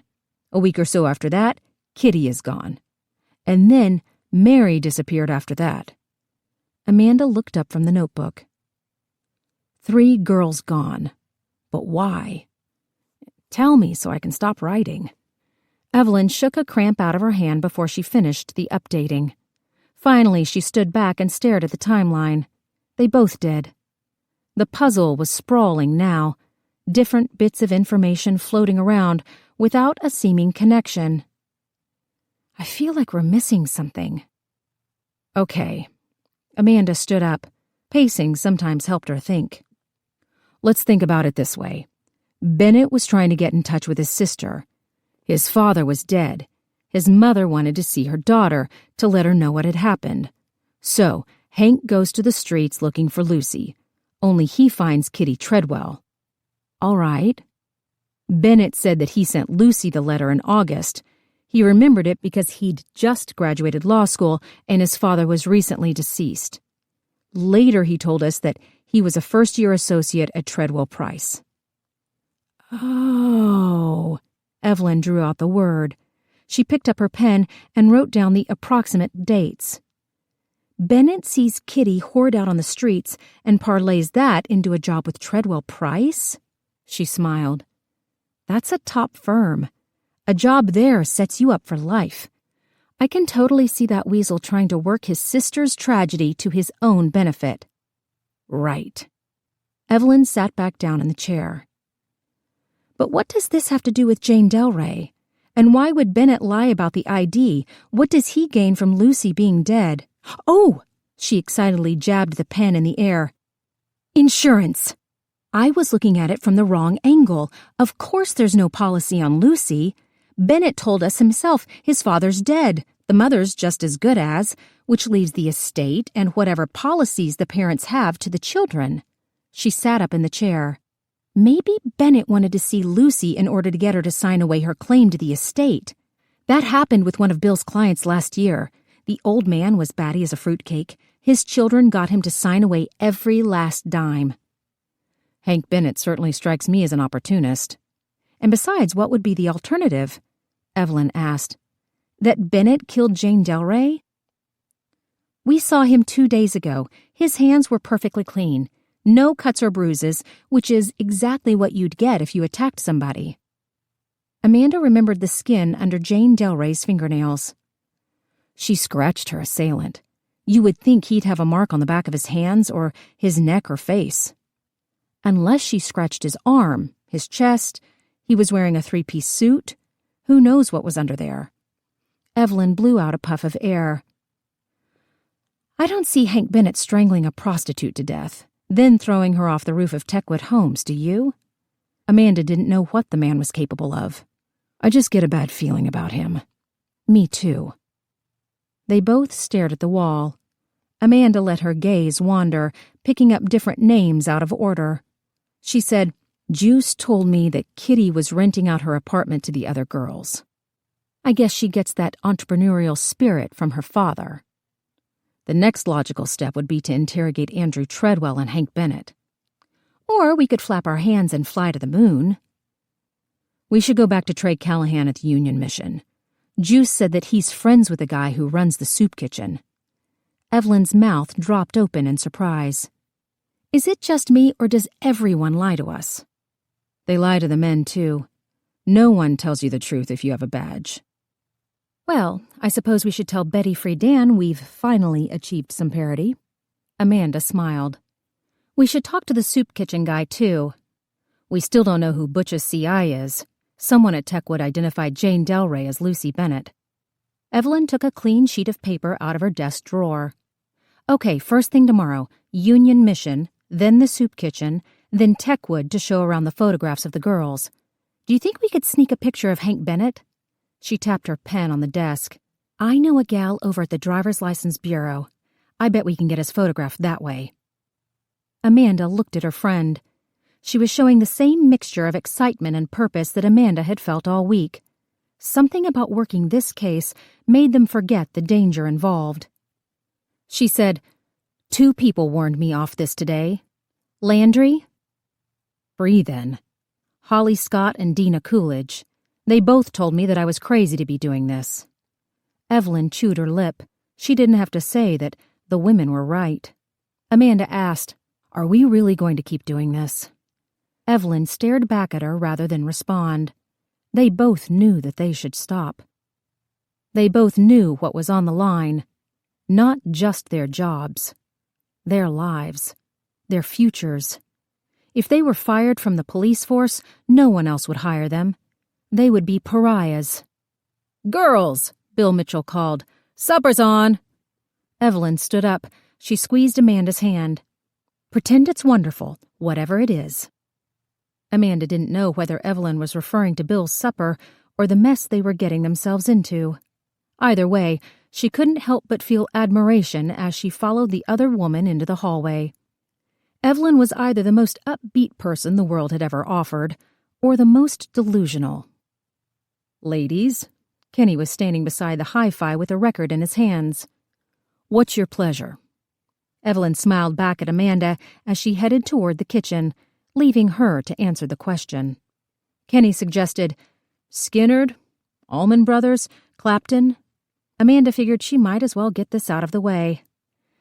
I'm sorry to say I'm more Sinatra. Do you know that I saw him at Madison Square Garden last year? Kenny smiled at her surprise. I flew up to New York just to see the show. I was 3 rows back. He came into the ring like a champ and belted on for hours. Kenny thumbed through the record collection. Here you go. I let Bill borrow this 6 months ago. I doubt he's even looked at it. Kenny showed her the record sleeve. The Main Event live. Bill called, Dinner's getting cold. Amanda waited for Kenny to put on the record. The overture played softly through the speakers. Kenny held out his arm and escorted her to the dining room. Evelyn was sitting in her husband's lap. He patted her bottom. She kissed him before getting up. Amanda, the wine is lovely. She took a hefty sip from her glass. You shouldn't have. I'm glad it's palatable. I had a feeling the man at the store was misleading me. I'm sure you're an excellent sommelier. Kenny pulled out a chair. Amanda sat down, letting her purse slide to the floor. Kenny's hand brushed across her shoulders before he sat down opposite his brother. Amanda held her wineglass to her mouth as she exhaled a breath of air between her lips.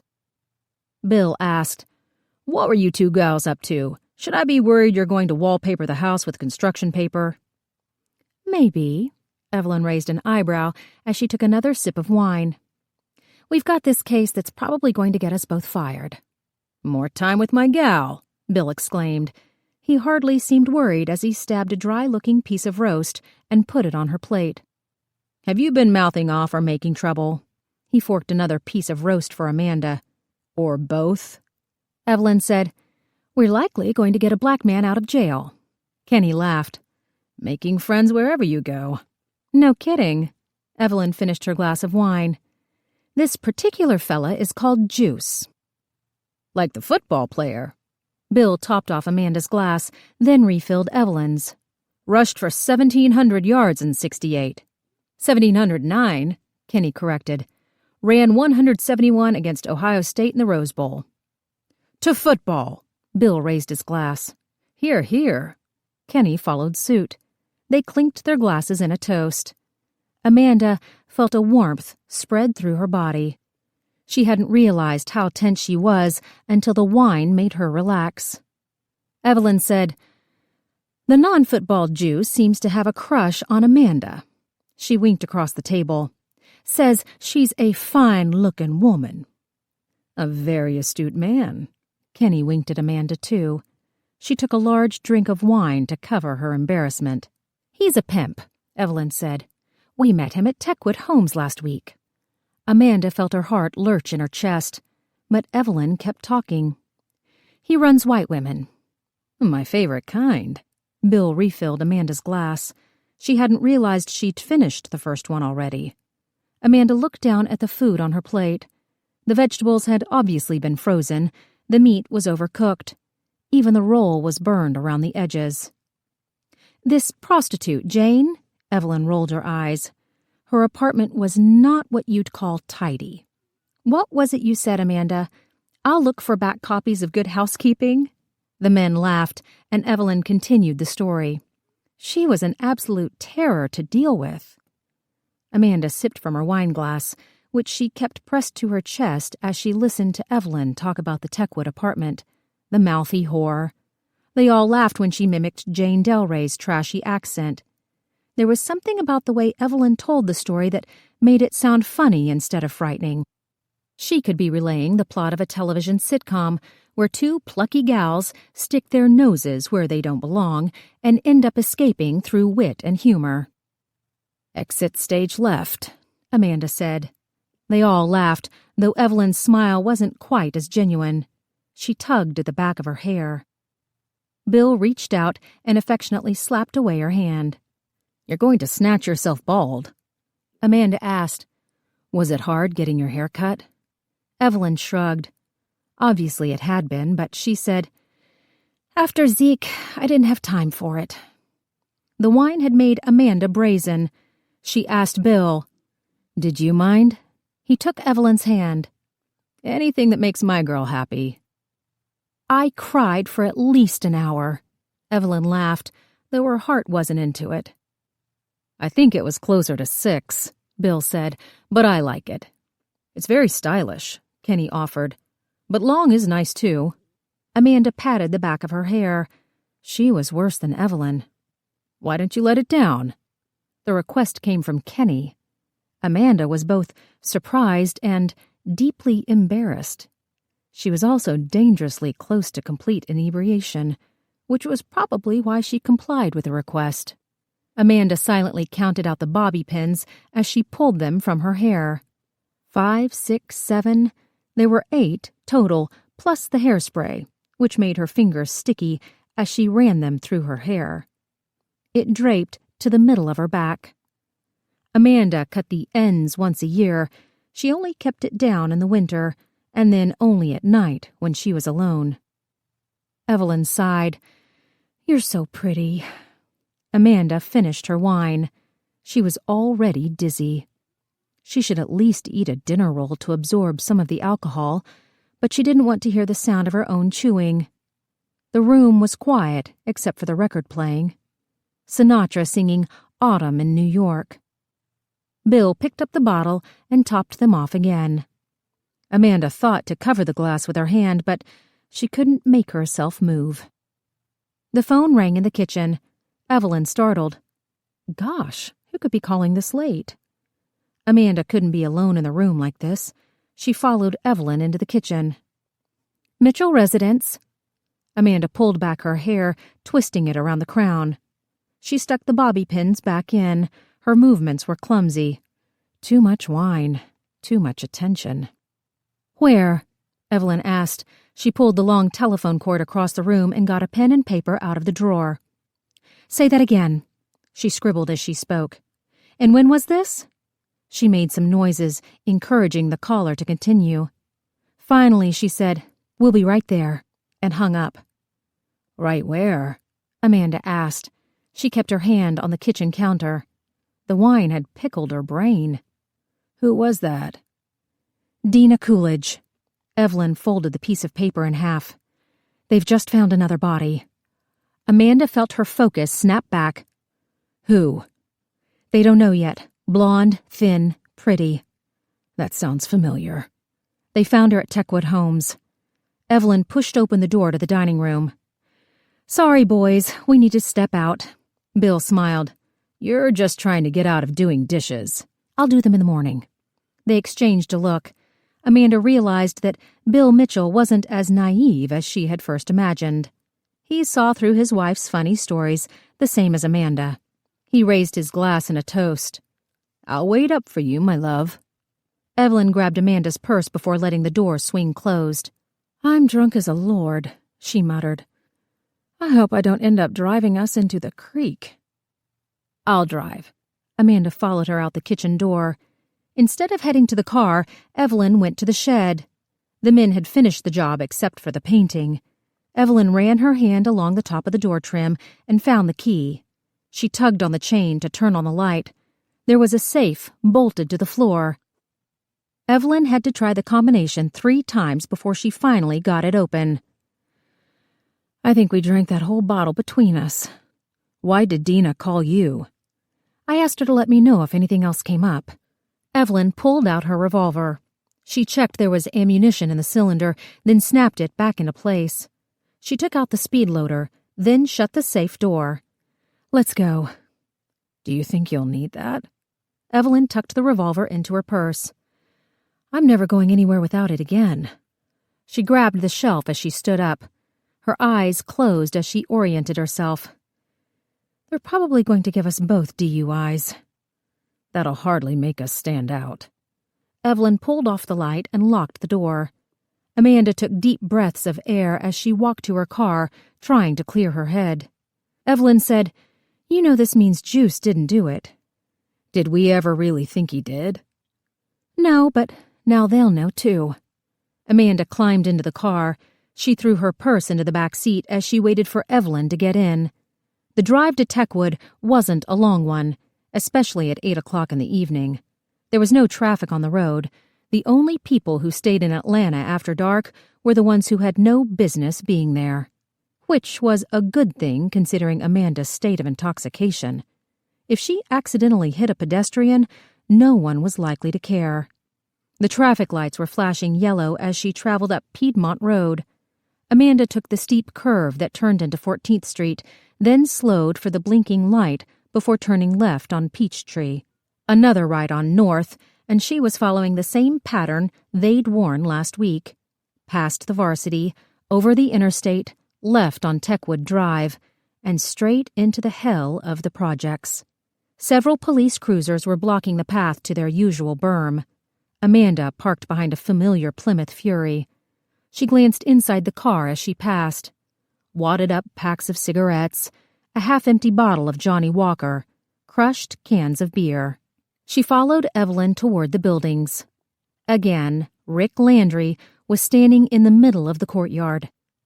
His hands were on his hips, his face twisted with anger when he saw Amanda and Evelyn. What I gotta do? Beat it into you broads! He looked ready to do just that, but Dina Coolidge stopped him. Y'all ready? Landry glared at her. Ain't nobody called for a pickaninny, Sapphire.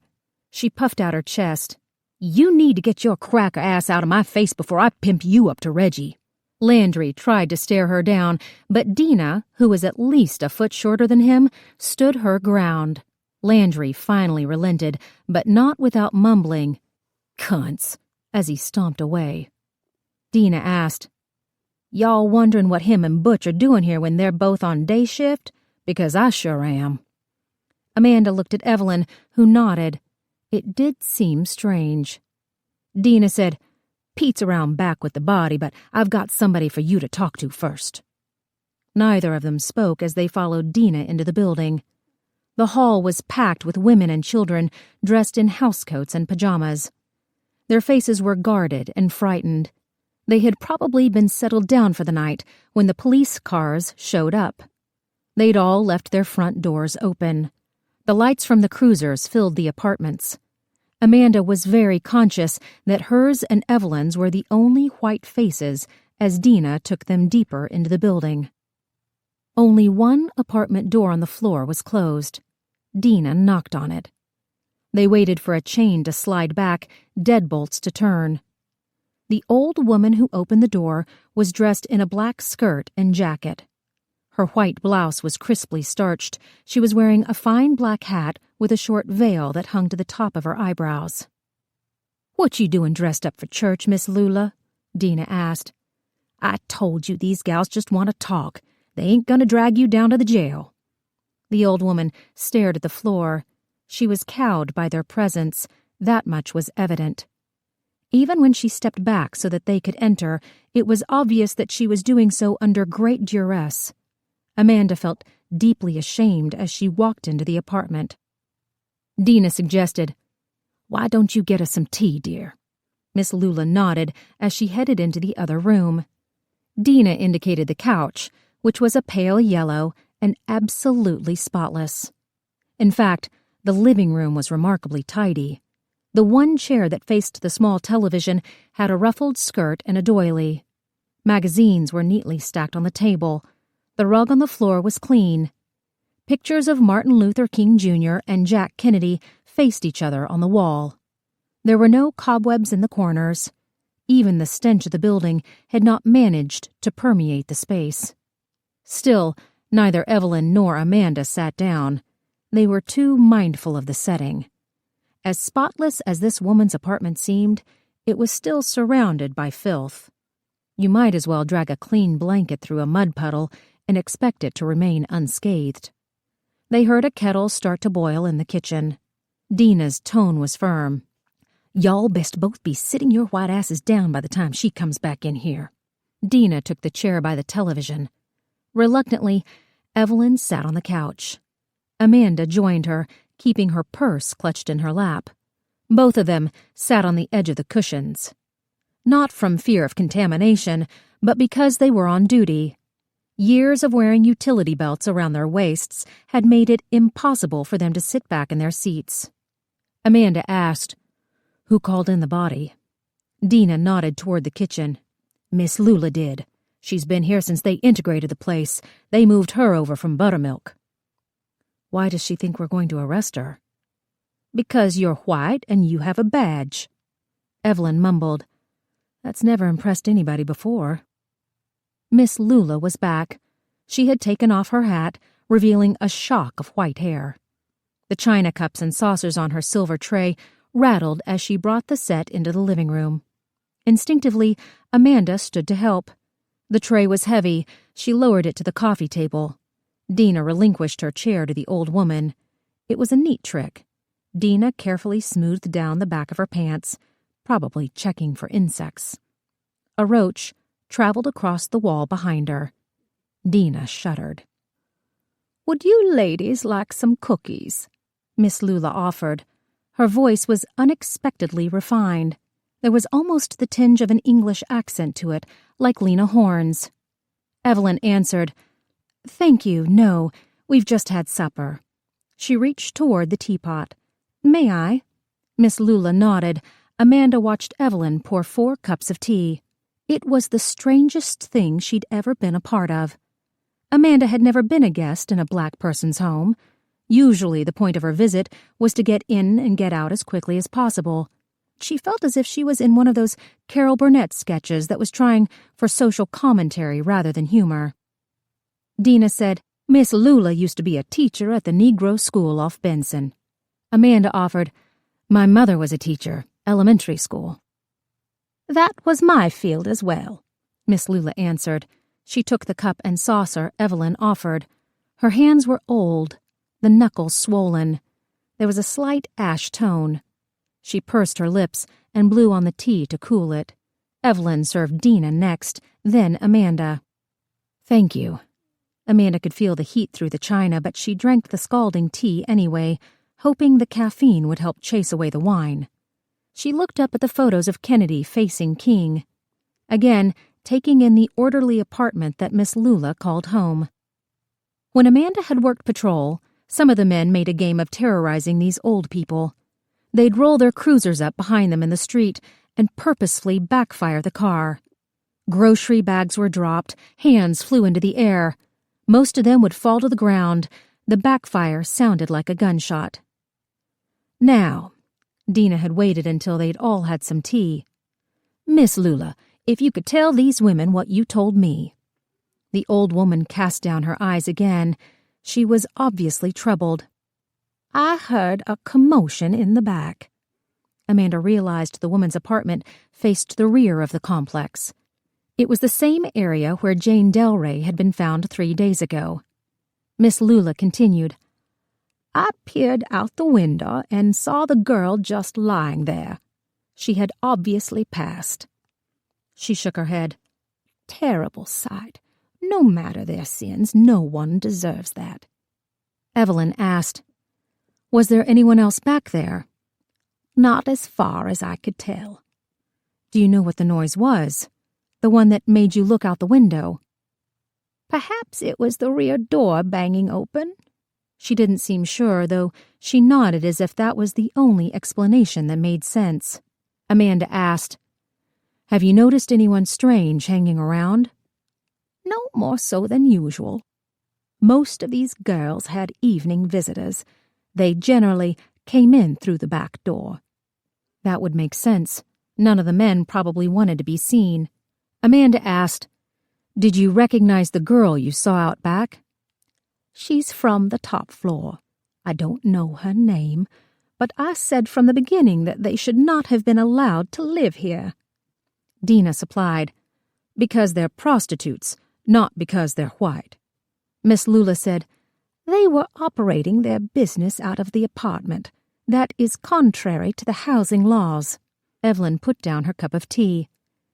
Did you see any of their customers? Occasionally. As I said, they mostly used the back door, especially the white men. They saw both white and black men. Frequently, one after the other. They were all silent as they considered the statement. Evelyn asked, How many women were living up there? At first it was the young one. She said her name was Kitty. Seemed nice enough. She gave candy to some of the children, which was allowed until we realized what she was doing up there. And then, Amanda asked, And then another woman moved in. It was at least a year and a half ago, mind you. The second girl was white too, looked very similar to Kitty. I never got her name. Her visitors were not as discreet. Is that the woman you saw through your window tonight, Kitty? No, a third one. I've not seen Kitty in a while, nor have I seen the second one in some time. These girls are very transitory. She paused, then added, Lord help them. It's a difficult path they've chosen. Amanda remembered the licenses she'd tucked into her purse. She unzipped her bag and pulled them out. Do you recognize any of these girls? The old woman took the licenses. Her reading glasses were neatly folded on the side table, resting atop a well-read Bible. They all watched as she unfolded the glasses, slid them onto her face. Carefully, Miss Lula studied each license, giving each girl her undivided attention. This one, she said, holding out the license for Catherine Treadwell. This is Kitty, but I assume you know that by her name. Amanda said, We've been led to believe that Kitty was renting out the space to the other girls. Yes, that would make sense. Did you ever talk to her? Once. She seemed to think very highly of herself. Apparently, her father is very politically connected. She said that to you? Evelyn asked. Kitty told you who her father was? Not in so many words, but yes, she made it clear she didn't really belong here, but then, do any of us? Amanda couldn't answer the question. Do the other girls look familiar? The woman scanned the licenses again. She held up Jane Delray's. The quality of men changed quite a bit for this one. She was not as discriminating as... She held up Mary Halston's photo. This one had a lot of repeat customers, though I would not call them gentlemen. She's the girl out back. She read the name. Donna Mary Halston. Such a pretty name, considering the things she did. Amanda heard Evelyn suck in her breath. They were both thinking of the same question. Amanda asked, You said Mary had repeat business. Yes, that's correct. Did you ever see a white man who was about 6 feet tall, sandy blonde hair, long sideburns, wearing a sharply tailored suit, probably in some shade of blue? Miss Lula glanced at Dina. When she handed back the licenses to Amanda, her expression was blank. I'll have to think on that. Let me get back to you tomorrow. Amanda felt her brow furrow.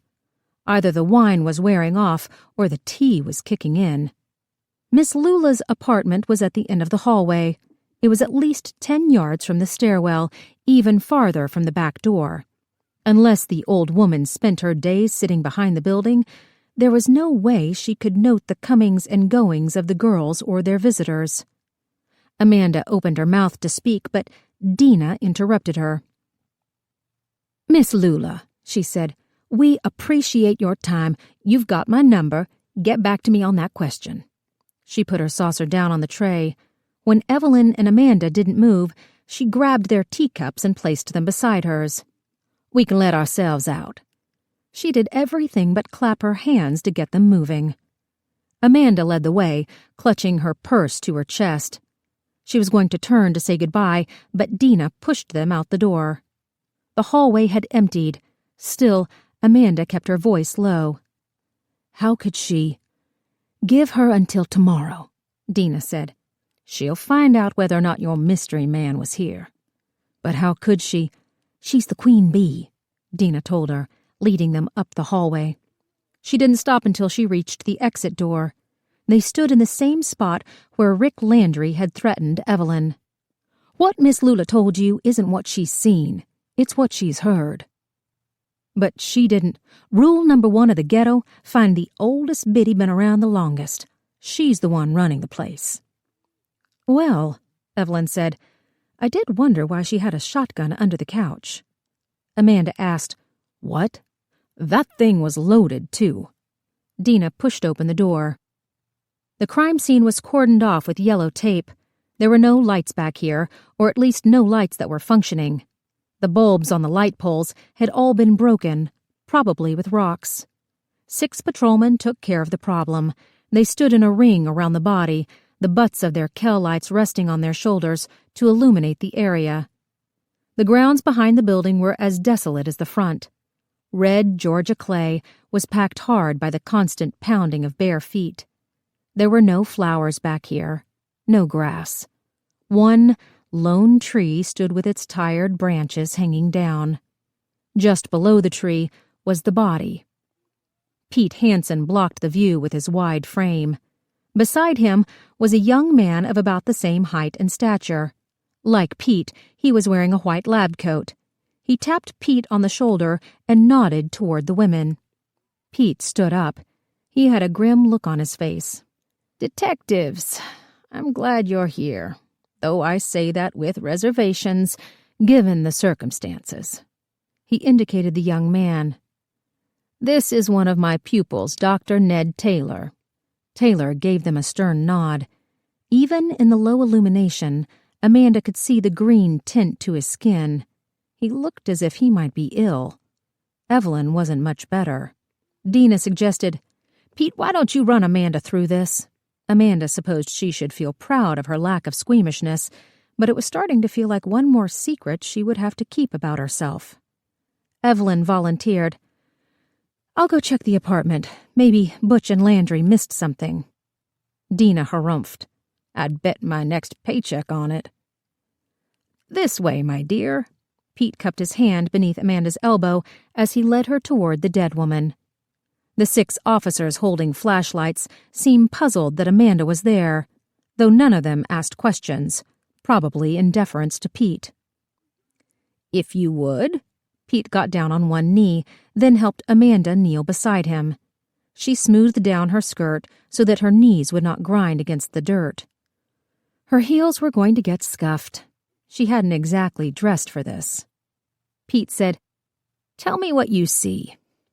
The victim was face down, her long blonde hair draped down her shoulders and back. She was wearing a black miniskirt and red t-shirt.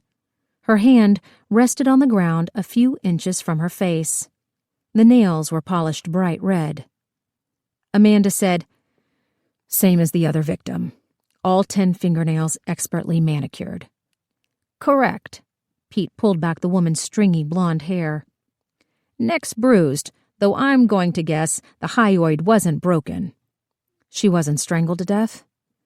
"I believe there's something else going on." He pulled up the red t-shirt. There was a line of injuries down the woman's side, almost like a dress seam had been ripped open. "These lacerations run the length of her body." Amanda saw the pattern duplicated on the girl's leg. She had mistaken the damage for the seam in a pair of stockings. Likewise, the outside of the victim's arms showed the marks. It was like a McCall's pattern, where someone had tried to tear apart the stitches joining the front to the back of her body. Amanda asked, Who would do that?" "Two very good questions. Unfortunately, my answer to both is that I have no idea." Amanda didn't so much ask as wonder aloud. "You told Dina to call us, to get us here." "Yes, the manicured fingernails were similar. The setting. I thought there was more, but upon further examination..." He started to pull up the miniskirt, then changed his mind. "I must warn you, even I was startled. I haven't seen this in a few years." Amanda shook her head. "What do you mean?" He pulled up the skirt. There was a knitting needle between the girl's legs. Amanda didn't need to be coached this time. Automatically, she found herself taking deep breaths, filling her lungs, then slowly pushing out all the air. Pete shook his head. "There's absolutely no reason for a girl to have to do this anymore." Amanda noticed. "There's no blood." Pete sat back on his heels. "No, there's not." "You would expect to see blood, wouldn't you? From the knitting needle?" "Yes." Pete pushed open the legs. One of the officers moved back a step. He nearly tripped over a broken tree limb. There were a couple of nervous laughs, but the man righted himself without incident. He trained the beam of his flashlight on the victim's legs. Pasty white thighs, no blood. Amanda asked, "Are her fingerprints on the knitting needle?" Despite the circumstances, Pete smiled at her. "None. It was wiped clean." "She didn't do this to herself." "Not likely. She's been cleaned up. Someone brought her here." "The same place our other victim was found."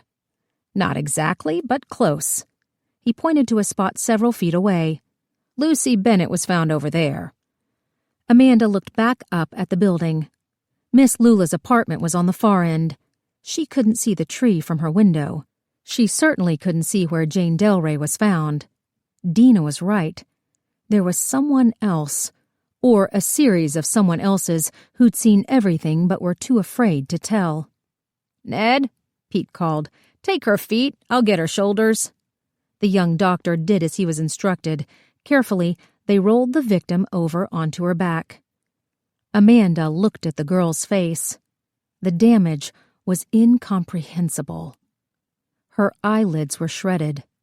Her mouth was torn to pieces. Still, there was enough left to recognize her. Amanda unzipped her purse and found the license, which she handed to Pete. "Donna Marie Halston," he read. "Lives here?" He looked up at the building. "Top floor, I'm assuming. Same as Lucy Bennett."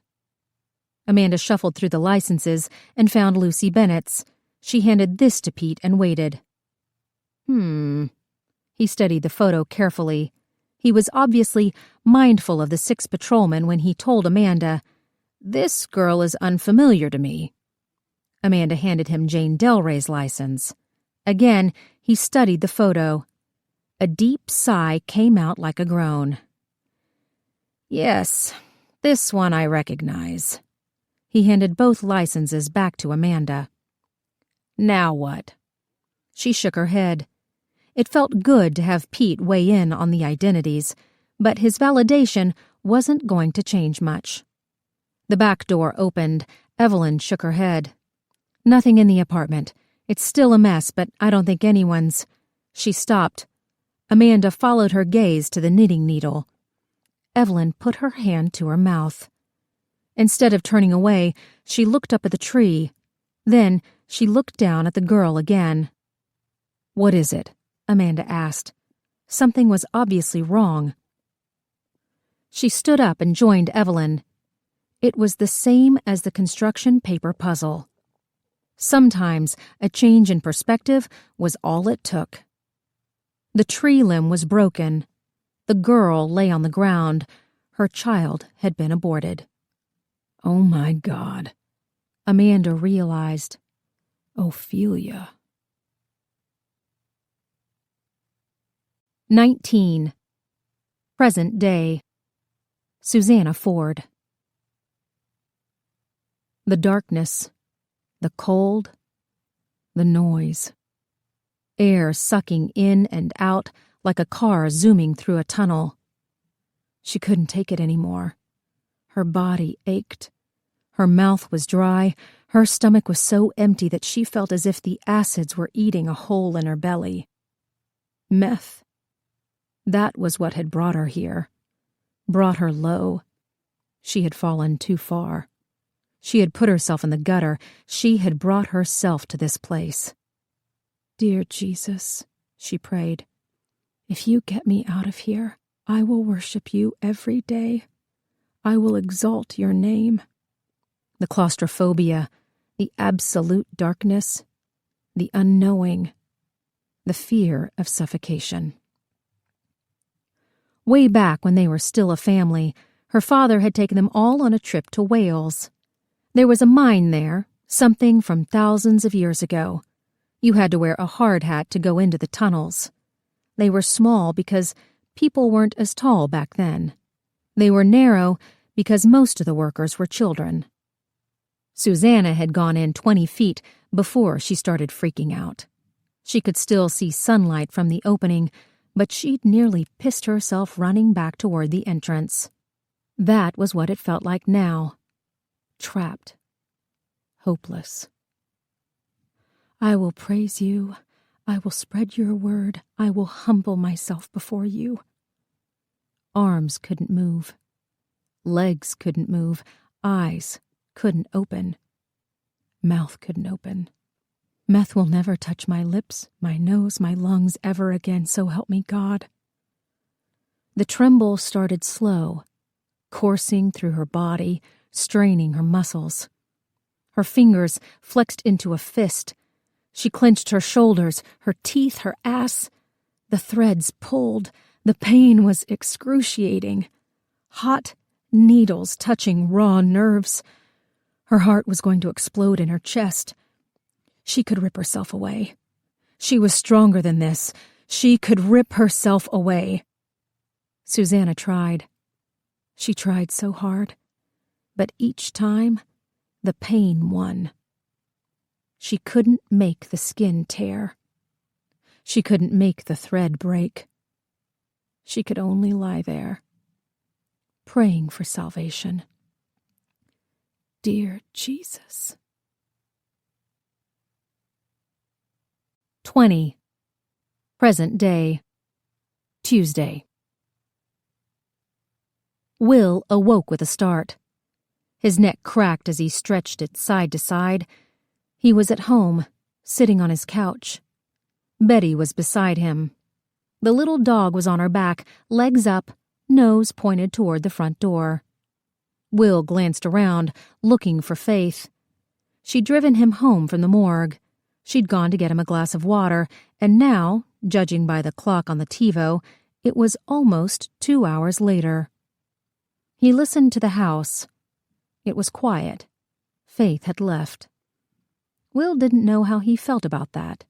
Should he be relieved? Should he wonder where she had gone? There was no guidebook for this part of his life. No instructions he could follow to put it all back together. He tried to close his eyes again, to go back to sleep. He wanted to wake up a year from now.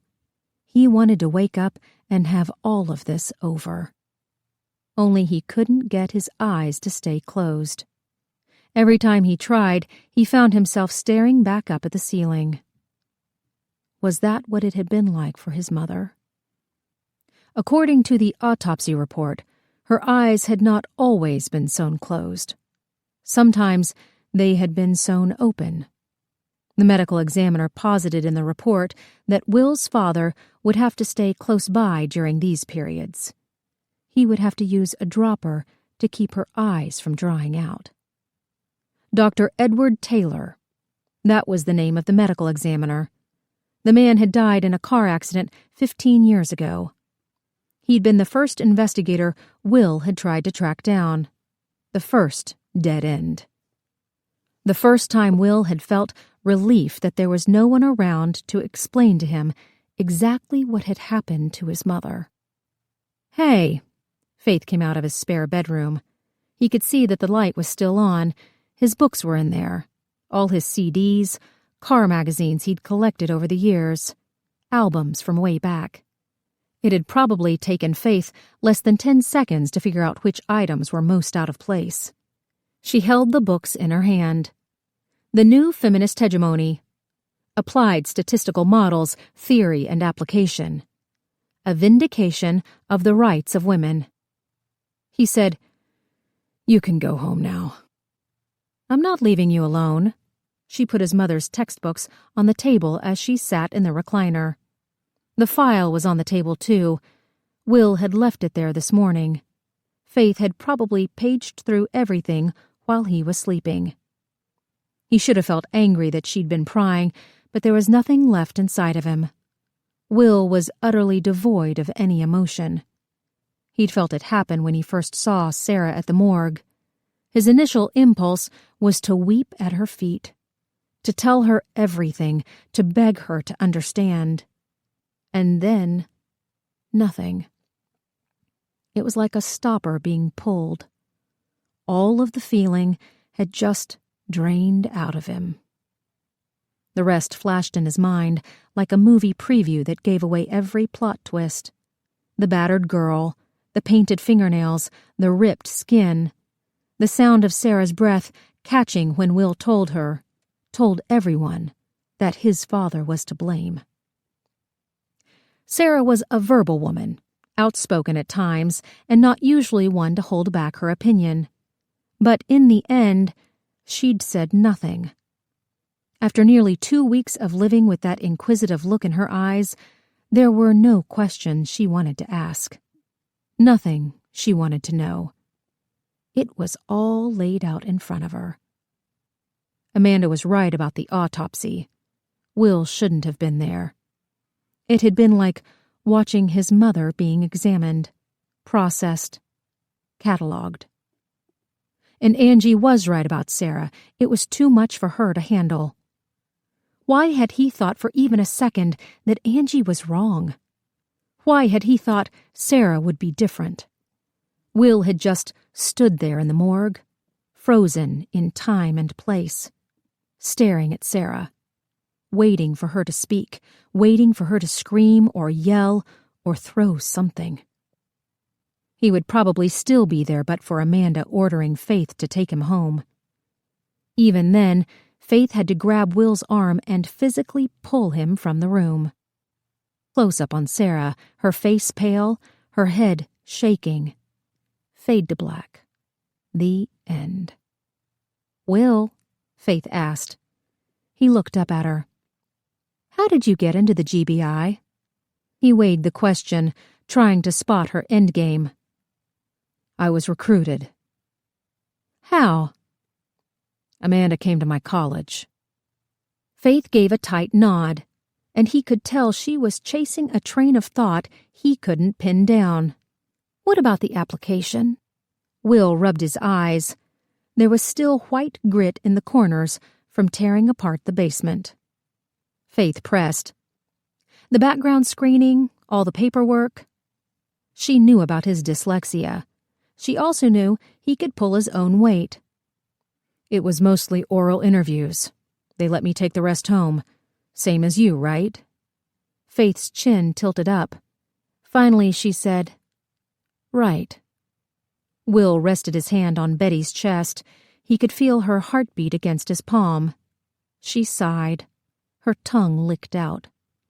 Will asked, "Why did the reporter from the Atlanta Journal call Amanda?" Faith shrugged. "Don't worry about it. I told you I shut down the story." Will had been so blind. Amanda had fed him the information this morning, but he'd been too exhausted to process it. "My records are sealed. There is no way a reporter or anybody could know who my father is, at least not legally." He studied Faith. "And even if someone found out, why call Amanda? Why not call me directly? My number is listed. So's my address." Faith chewed her bottom lip. It was her tell. She knew something that Will did not, and she wasn't going to share it. Will leaned toward her. "I want you to go to the hotel. He's on parole. He doesn't have a legal expectation of privacy." Faith didn't need to ask whose hotel room. "And do what?" Will clenched his fist. The cuts opened up again. "I want you to toss his room. I want you to interrogate him and sit on him until he can't take it anymore." Faith stared at him. "You know I can't do that." "Why not?" "Because we have to build a case, not a harassment suit." "I don't care about a case. Make him so miserable he leaves the hotel just to get away from you." "And then what?" She knew what would happen next. Will would shoot him down in the street like a rabid dog. She said, "I'm not going to do that. I can look up the layout of the hotel. I can go to the courthouse. I can find a way in there, and that sounds like a great way to leave a paper trail." Will didn't care about a paper trail. "How many men are on the hotel?" 5 times as many as are sitting outside your house right now." Will went to the front window. He pushed open the blinds. There was an Atlanta cop car blocking his driveway. A G-ride was in the street. Will slammed his hand against the blinds. Betty barked, jumping up from the couch. He went to the back of the house. He opened the kitchen door. A man was sitting in the gazebo Will had built last summer. Tan and blue GBI regs. Glock on his hip. He had his feet propped up on the railing. He waved as Will slammed the door. "She can't do this," Will said. "She can't sit on my house like I'm some kind of criminal." Faith asked, "Why didn't you ever tell me about him?" Will paced across the room. His body was suddenly filled with adrenaline. "So I can be another notch in your serial killer collection? Do you really think I'd turn your life into a game?" "Where's my gun?" His keys were on his desk. His phone. The Glock was missing. "Did you take my gun?" Faith didn't answer, but he noticed that her thigh holster was gone. She'd locked her gun in the car. She didn't trust him not to take it. Several thoughts came into Will's head. Punching a hole in the wall, kicking over his desk, breaking the windows in Faith's car, taking a bat to that asshole sitting in his gazebo.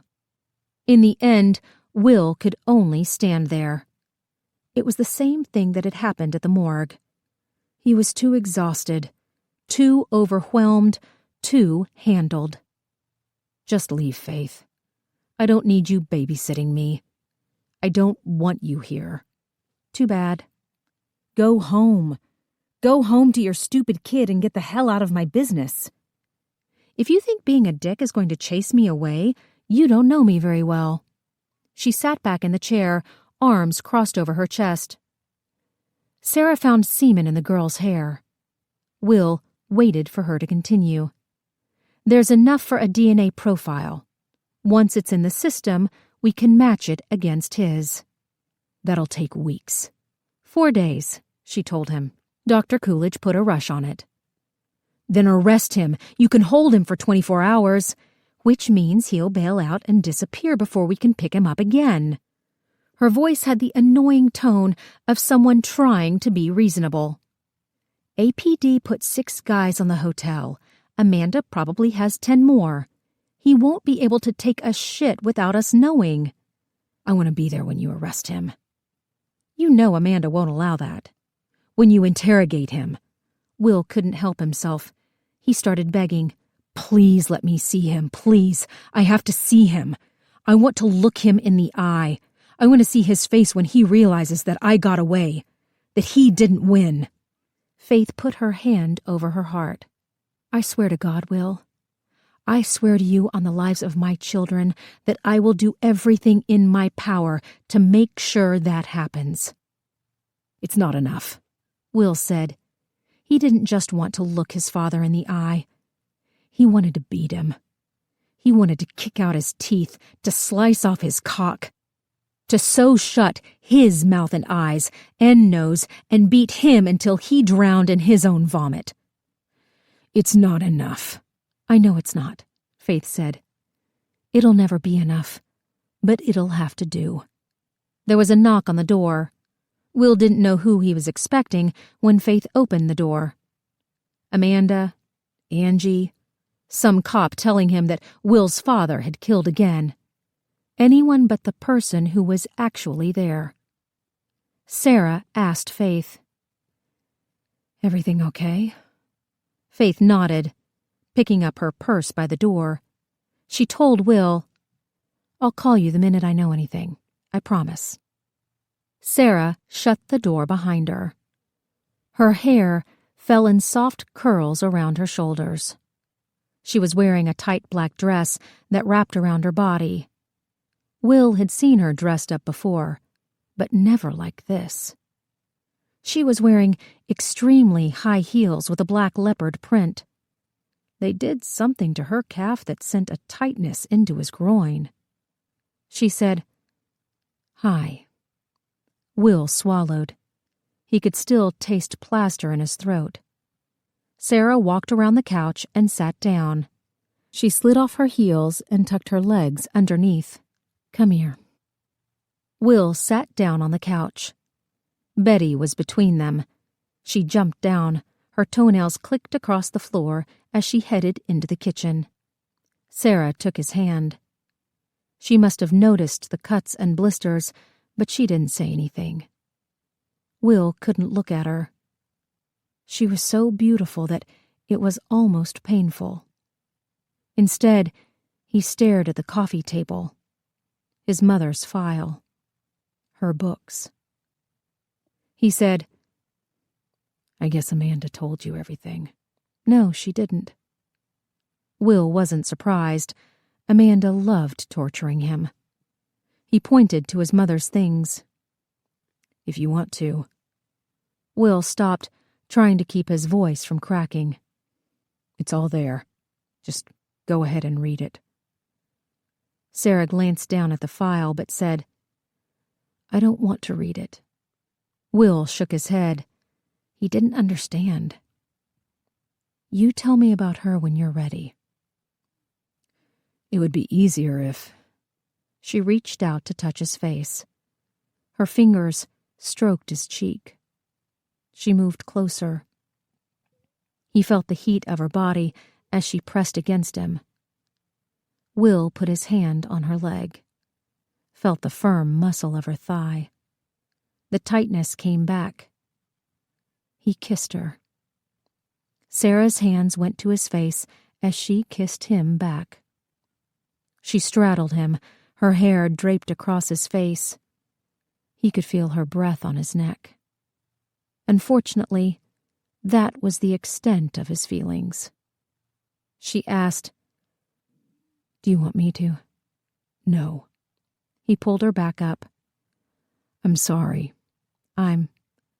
She put her fingers to his lips. "You know what I really want to do?" She climbed off him, but stayed close. "I want to watch a movie where robots hit each other. Or things blow up, preferably from robots hitting each other." She picked up the remote and turned on the set. She tuned in the speed channel. Oh, look, this is even better. Will could not think of a time in his life when he'd felt more miserable. If Faith had not taken his Glock, he would have shot himself in the head. "Sarah, it's not..." "Shh." Sarah took his arm and wrapped it around her shoulder. She rested her head on his chest, her hand on his leg. Betty came back. She jumped into Will's lap and settled in. He stared at the television. The Ferrari Enzo was being profiled. An Italian man was using a lathe to hollow out a piece of aluminum. Nothing the announcer said would stay in Will's head. He felt his eyelids getting heavy.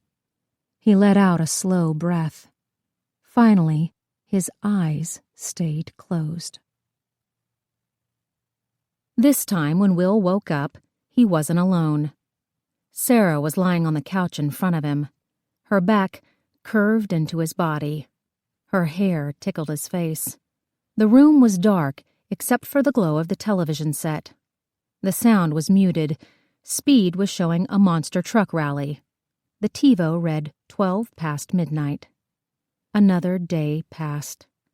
Another night come. Another page turned in the calendar of his father's life.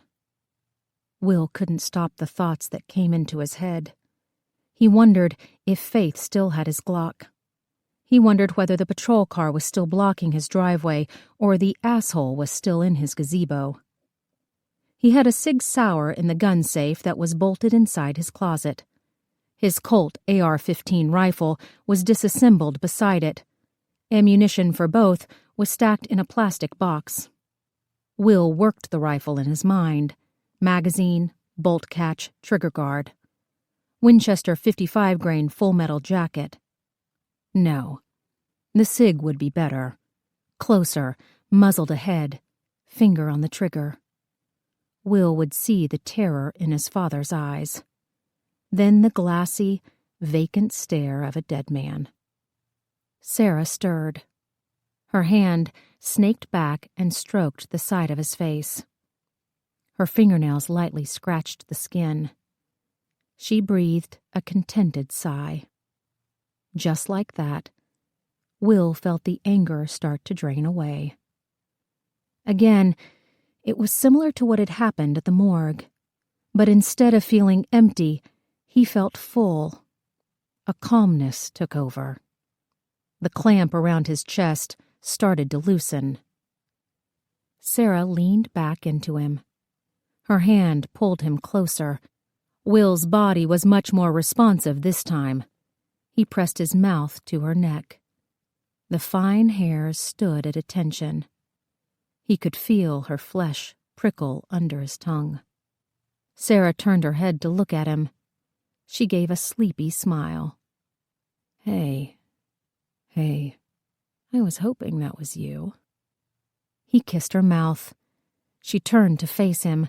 She was still smiling. Will could feel the curve of her lips against his mouth. Her hair was tangled underneath her. He shifted and felt a sharp pain in his leg. It wasn't a pulled muscle. It was Angie's ring. He still had it in his pocket. Sarah mistook his reaction for a recurrence of his earlier problem. She said, "Let's play a game." Will didn't need a game. He needed to get Angie out of his head, but that wasn't exactly news he could share. She held out her hand. "I'm Sarah." "I know." "No." She still had her hand out. "I'm Sarah Linton." And apparently Will was a moron. He shook her hand. Will Trent. What do you do for a living, Will Trent? He glanced around for an idea. I'm a monster truck driver. She looked at the TV and laughed. That's creative. What are you? A stripper.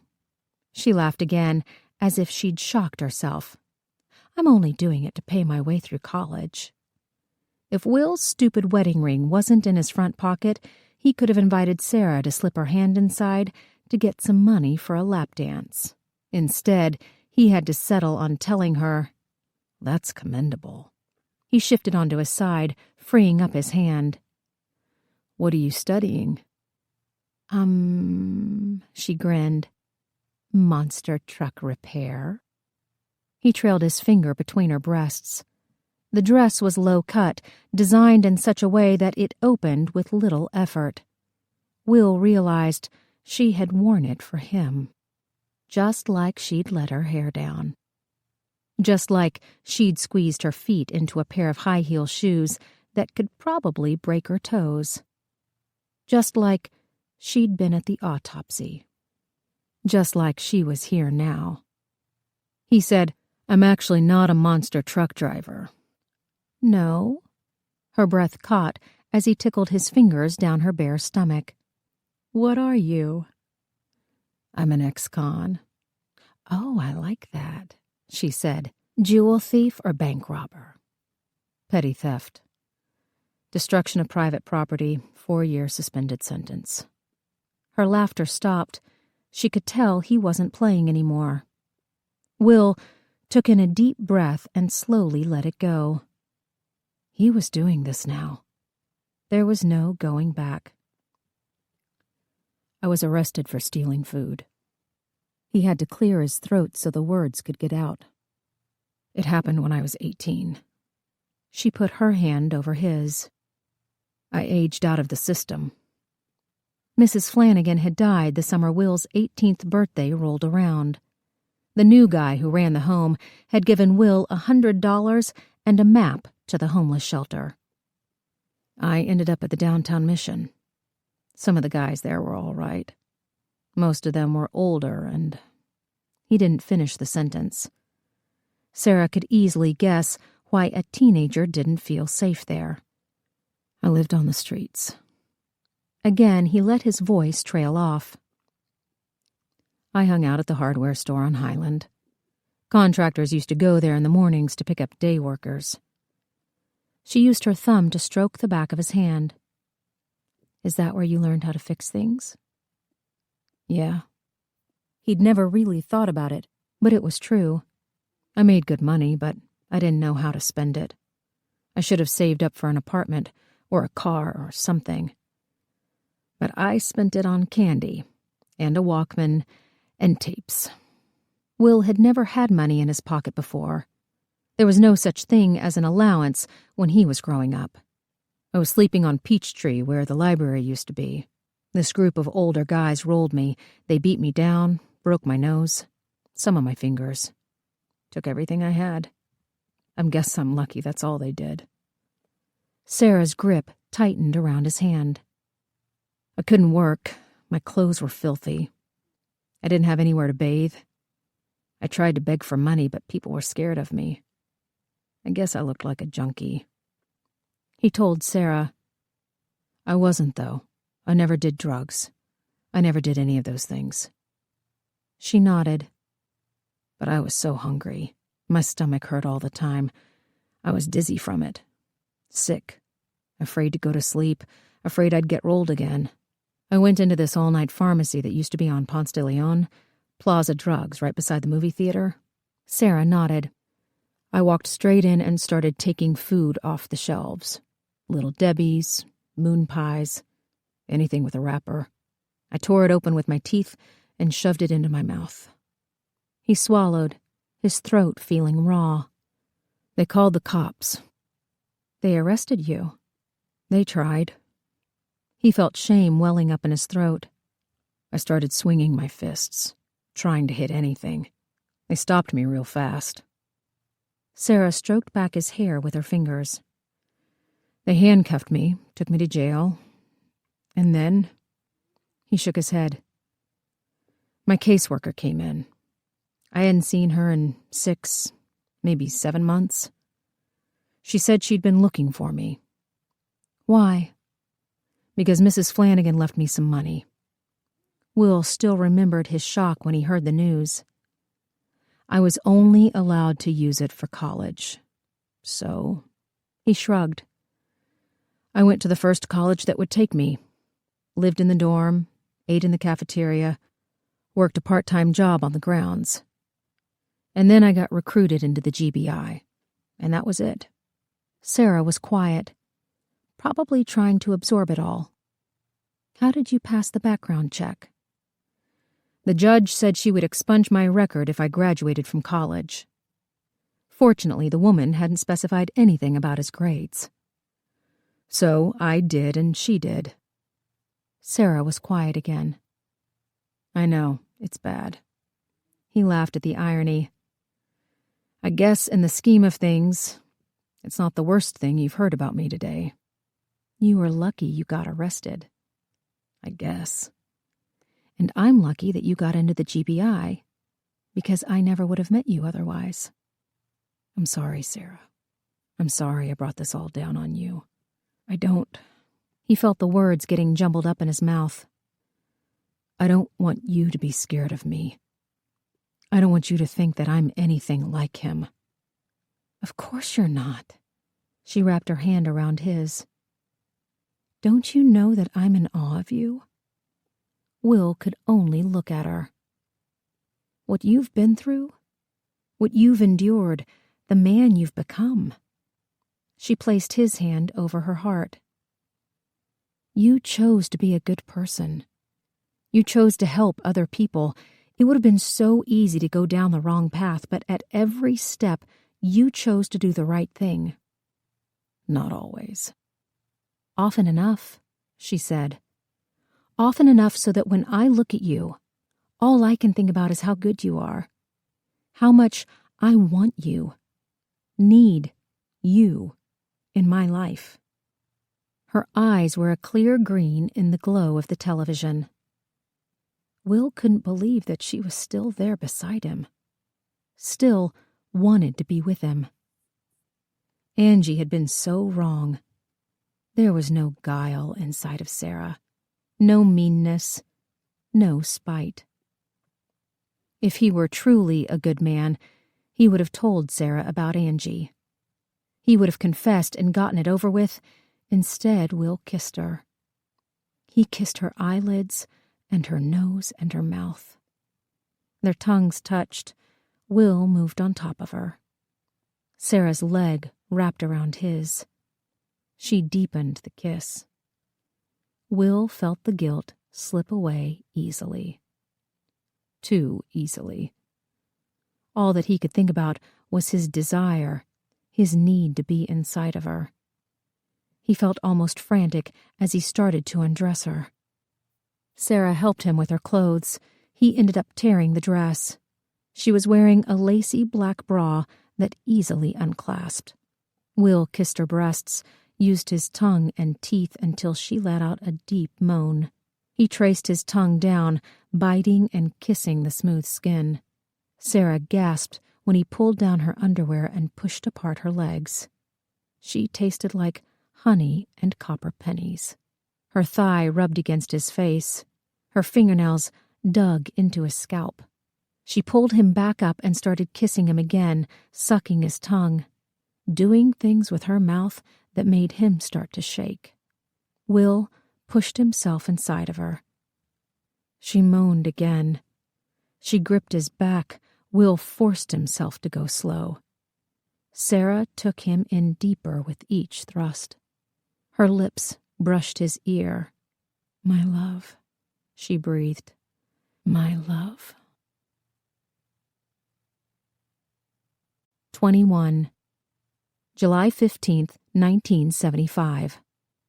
Lucy Bennett. The contractions started with the sunrise. He'd cut open her eyes, but not her mouth. Lucy could feel the thread tugging her lips as she groaned from the pain. Her arms and legs were spread open, her body aligned straight down the center of the mattress. She had already ripped away her right shoulder. Just a few inches, but it was enough. The shock of being able to move had at first dulled the pain. Now the flesh throbbed. Blood trickled down her arm and chest, pooled beneath her shoulder blade. Another contraction started to build, slow, slow, slow. And then it erupted, and Lucy felt her lips start to tear apart as she screamed in agony. "Shut up!" someone hissed. The girl in the room next door. She had spoken. The floor creaked beneath her feet as she walked to the closed door. "Shut up," she repeated. The other girl had learned. She was compliant. She was welcoming. She talked to the man, prayed with him, screamed and thrashed and grunted with him. In a child's voice, she suggested he do things that Lucy had not even considered. And for that, he let her off her leash sometimes. Like now. She was talking, walking, moving around. She could leave at any time. Run to get help, run to the police or her family or anywhere but here. But she didn't. The other girl was a regular Patty Hearst, Lucy's replacement. 22. July 15th, 1975. Amanda sat in a back booth at the Majestic Diner on Ponce de Leon. She stifled a yawn. After leaving Techwood last night, she was too wired to sleep. Even Mary Wollstonecraft couldn't send her off. She'd tossed and turned, images of the construction paper puzzle seemingly burned into her retinas. She'd added the new details in her mind. Hank Bennett, liar. Trey Callahan, liar. And Ophelia. What to make of Ophelia? The waitress refilled Amanda's cup. She looked at her watch. Evelyn was 15 minutes late, which was troubling. Amanda had never known her to be tardy. She'd used the payphone in the back to call the Model City precinct, but no one had answered the phone. Amanda's own roll call had ended almost half an hour ago. She was assigned to Vanessa today, which suited them both. The other woman had decided to treat herself to a day of shopping. That new credit card was burning a hole in her pocketbook. The door opened, and Evelyn rushed in. "Sorry," she apologized. "I had the strangest call from Hodge." "My Hodge?" Evelyn waved away the waitress who came to take her order. "He had dispatch send me to Zone 1. "Did anyone see you?" "No, the station was empty. It was just me and Hodge and his open door." She sat back against the booth. She was obviously flustered. "He wanted me to tell him everything we've been doing." Amanda felt panic start to build. "It's okay, he wasn't mad. At least, I don't think he was mad. Who knows with that man? You're absolutely right about his inscrutability. It's unnerving." "Did he say anything?" "Nothing. No criticisms, no comments. He just nodded and then told me to go do my job." "That's the same thing he told me yesterday. To do my job." Amanda asked, "Do you think he was comparing our stories?" "Could be." "You didn't hold anything back?" "Well, I kept Dina's name out of it, and Miss Lula's. I don't want either of them getting into trouble." "You told him about Ophelia?" "No," she admitted. "I told him we were going to circle back on Trey Callahan, but I didn't tell him why. Luther Hodge doesn't strike me as a devotee of William Shakespeare." "I don't know about that myself, Evelyn. Maybe we're leaping to conclusions. Trey Callahan quotes a line from Hamlet, and then you and I see the victim last night and fill in the blanks. It smacks of too much coincidence." "Is there really such a thing as coincidence in police work?" Amanda couldn't answer her. "Do you think Hodge will make trouble for us?" "Who the hell knows?" She threw her hands into the air. "We should get to the mission. Going over it with Hodge again made me think of some things." Amanda slid out of the booth. She left 2 quarters on the table for the coffee and a generous tip. Like what? Like everything. Evelyn waited until they were outside to speak. This Hank Bennett situation. I think you're right. I think he's a snake in the grass, and he used the information he had about Kitty Treadwell to get a job with her father. They got into Amanda's car. She asked, "How would Bennett know there was a relation?" "Her name was on the apartment door," Evelyn reminded her. Even without that, Kitty had a big mouth about her father. Miss Lula knew she was politically connected. Juice knew, too. He even mentioned another sister who was the golden child. It was an open secret on the street. But not higher up the social ladder, Amanda assumed. Andrew Treadwell's a Georgia graduate. I remember reading that in the newspaper. Evelyn smiled. Hank Bennett was wearing a UGA class ring. Georgia Bulldogs class of 1974. Once again, Amanda pulled out onto Ponce de Leon Avenue. They could have met at a mixer or social. All those frat boys are thick as thieves. She'd interviewed her share for the sex crimes unit. They lied like carpets. What's going on there? Evelyn pointed at the Union Mission. An APD squad car blocked the entrance. I have no idea. Amanda pulled onto the sidewalk and got out of the car. She recognized the patrolman walking out of the building, though she didn't know his name. He obviously knew both Amanda and Evelyn. His pace quickened as he headed toward his car. "Excuse me," Amanda tried, but it was too late. The man got into his cruiser. Rubber squealed against asphalt as he peeled off. "And the beat goes on," Evelyn said.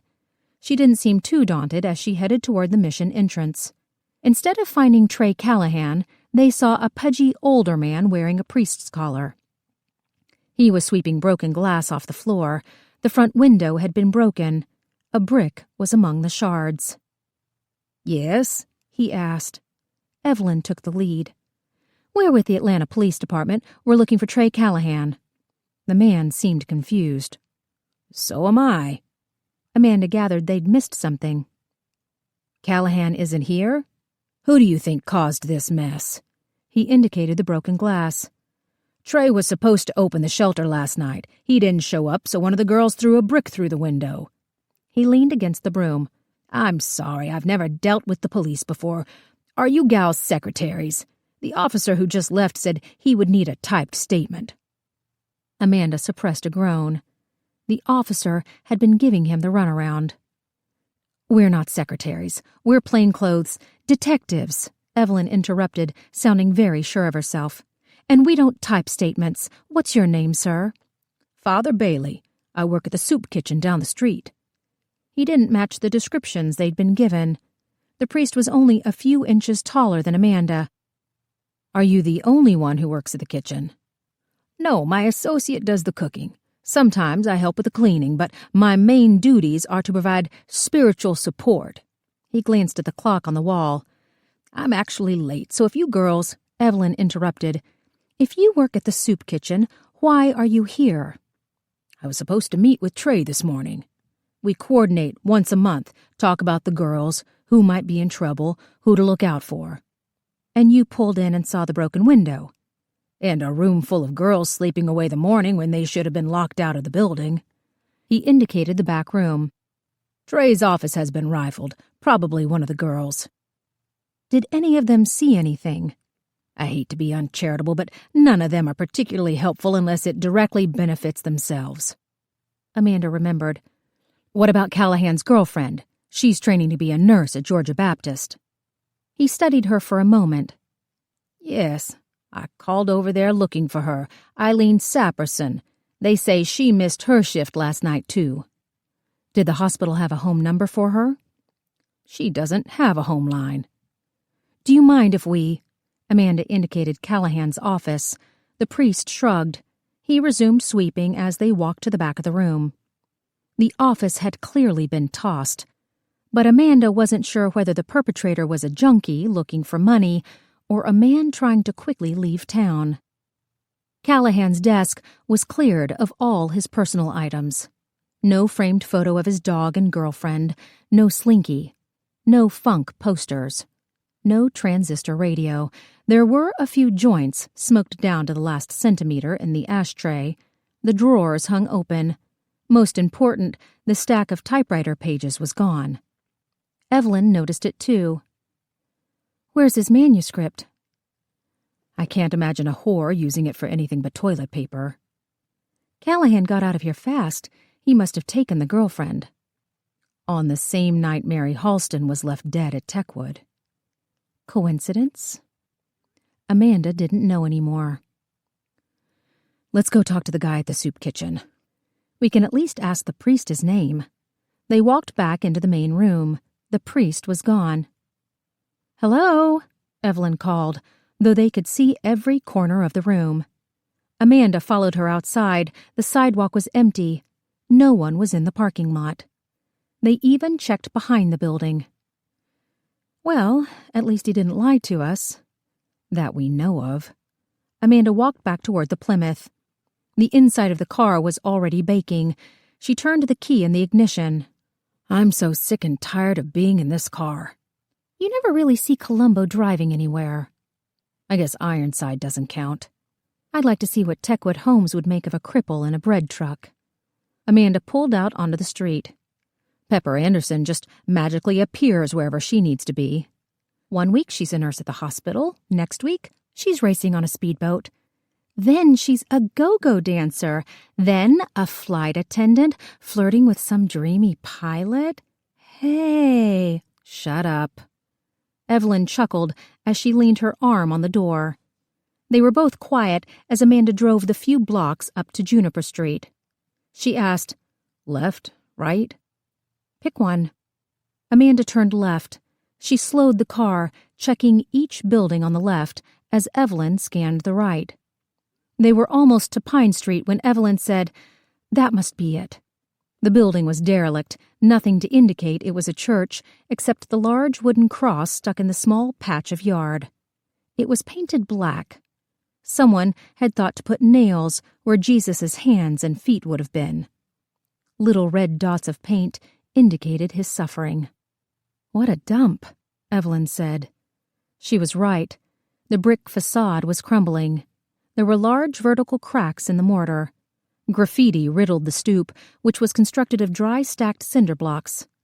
2 of the 4 downstairs windows were boarded over, but the corresponding windows up top seemed intact. They both got out of the car and headed toward the building. Amanda felt a breeze from a car passing in the street. It was an Atlanta police cruiser. The blue lights flashed once in greeting, but the driver didn't stop. The front door to the soup kitchen was open. Amanda smelled herbs and spices as soon as she crossed the threshold. Picnic tables filled the room. Plates and bowls were laid out, napkins and spoons. "No sharp objects," Evelyn noted. "Probably wise." Amanda raised her voice. "Hello?" "Just a minute." A gruff voice called from the back. They heard pots clattering, heavy footsteps across the floor. The man came out of the kitchen. Amanda felt gripped by an unexpected fear. They'd learned at the academy that the average door was 6 feet 8 inches high and 30 inches wide. It was a good gauge to estimate a person's height and weight. The man filled the kitchen doorway. His shoulders were almost as wide as the space between the jambs. His head nearly touched the top of the opening. He smiled. His bottom tooth was crooked. His lips were full. "May I help you, officers?" Both of them stood frozen for a second. Amanda reached into her purse, found her badge. She showed it to the man, although he already knew they were cops. Amanda just wanted to say the words. "I'm Detective Wagner. This is Detective Mitchell." "Please." He gestured to the table. "Have a seat." He waited politely for them to sit, then took the bench across from them. Again, Amanda couldn't help but make comparisons.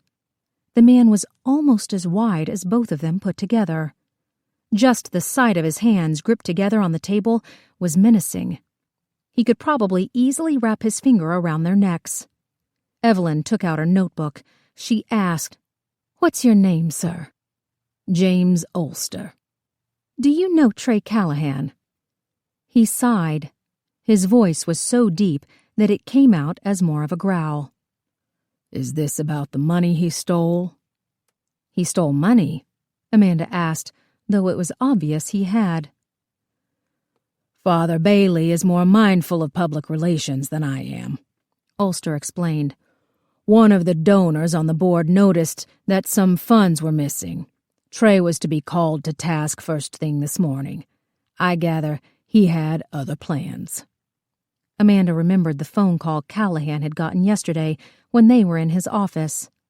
The man had said a donor was on the line. She asked, "They're certain it was Trey who was embezzling money?" "I'm afraid so." Ulster rested his hand on either side of the bench. He was slumped down, probably out of habit. Such a large man would be accustomed to people feeling intimidated.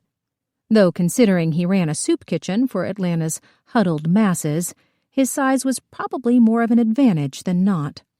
Amanda asked, "Do you have any idea where Callahan might have gone?" Ulster shook his head. "I believe he has a fiancée." They would have to go to Georgia Baptist next, though Amanda was fairly certain that was a dead end. "You're friends with Mr. Callahan." "Did he say that?" Amanda lied. "He said that you were." "Is that wrong?" "We had theological discussions. We talked about many different things." "Shakespeare?" Amanda asked. It was a stab in the dark, but it worked. "Sometimes," Ulster admitted. "Many authors of the 17th century wrote in a coded language. It was not a time when subversives were rewarded." "As in Hamlet?" Evelyn asked. "That's not the best example, but yes." "What about Ophelia?" Ulster's tone took a sharp edge. "She was a liar and a whore." Amanda felt Evelyn stiffen beside her. She said, "You seem sure of that." "I'm sorry, but I find the subject matter tiresome. Trey was obsessed with the story. You couldn't often have a conversation without him quoting some obscure line." That seemed true enough. "Do you know why?" "It's no secret that he was particularly interested in fallen women. Redemption, salvation. I'm sure you were treated to one of his lectures on how all of these girls can be saved. He was quite adamant about it, and took it very personally when they failed." Ulster shook his head. "And, of course, they do fail. They continually fail. It's in their nature." Evelyn asked, "Did you ever see Trey acting inappropriately with the girls?" "I wasn't often at the mission. My work is here. It wouldn't surprise me to learn that he availed himself. He stole money from a charitable organization. Why would he stop at exploiting fallen women?" "Did you ever see him angry?" "Not with my own eyes, but I heard that he had quite a temper. Some of the girls mentioned that he could be violent." Amanda glanced down at Evelyn's notebook. She wasn't writing down any of this. Maybe she was thinking the same thing as Amanda. Trey Callahan was probably stoned out of his mind most of his waking hours. It was hard to imagine him experiencing anger, let alone acting on it. Of course, they hadn't pegged him for a thief either. Evelyn said, "Trey Callahan was writing a book." "Yes." Ulster drew out the sibilant. "His opus. It wasn't very good." "You read it?" "A few pages. Callahan was more suited for the job he had than the job he wanted." He smiled at them. "So many people would better know peace if they just accepted the plans the Lord has for them." Amanda got the feeling that Ulster was talking to them directly. Evelyn must have felt the same. Her tone was curt when she asked, "What exactly do you do here, Mr. Ulster?" "Well, we feed people, obviously. Breakfast is at 6 in the morning. The lunch hour begins at noon. You'll find the tables start to fill up well before then." "Those are your only meals?" "No, we provide dinner as well. That begins at 5 and is over promptly at 7. "And then they leave?" "Most do. Some of them stay the evening. There are 20 beds upstairs. A shower, though the hot water is not reliable. Women only, of course. He made to stand. Shall I show you? That's not necessary. Amanda didn't want to be trapped upstairs with a man. She asked, Do you stay here at night? No, there's no need for that. Father Bailey's parish is down the street. He comes by at 11 every evening to lock them in. Then he lets them out at 6 every morning. Amanda asked, How long have you worked here? He thought it over. It will be 2 years come fall. What did you do before that? I was a foreman at the railroad yard. Evelyn indicated the building. You'll forgive me for saying, but I can't imagine the pay here is on par. No, it is not. And what little I make, I try to give back. You don't get paid for working here. Evelyn did the math quickly. 13 hours a day? As I said, I take what I need, but it's closer to 16 hours a day, 7 days a week. He gave an open-handed shrug. Why would I need earthly riches when my rewards will be in heaven? Evelyn shifted on the bench. She seemed as uncomfortable as Amanda felt.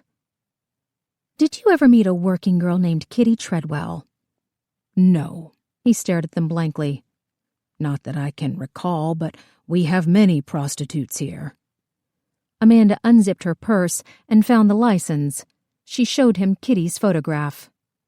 Ulster reached out for the paper. He was careful not to touch her hand. He studied the photograph, then his eyes shifted to the name and address. His lips moved silently as if he was sounding out the words.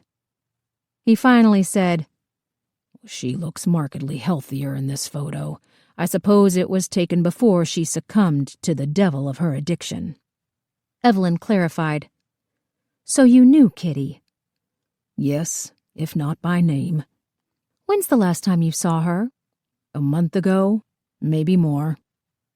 That didn't make sense. Amanda laid out Lucy Bennett's license, then Mary Halston's. How about these girls? He leaned over the table and studied them one by one. He took his time. Again, his lips moved as he read the names. Amanda listened to his breathing, the steady inhale and exhale.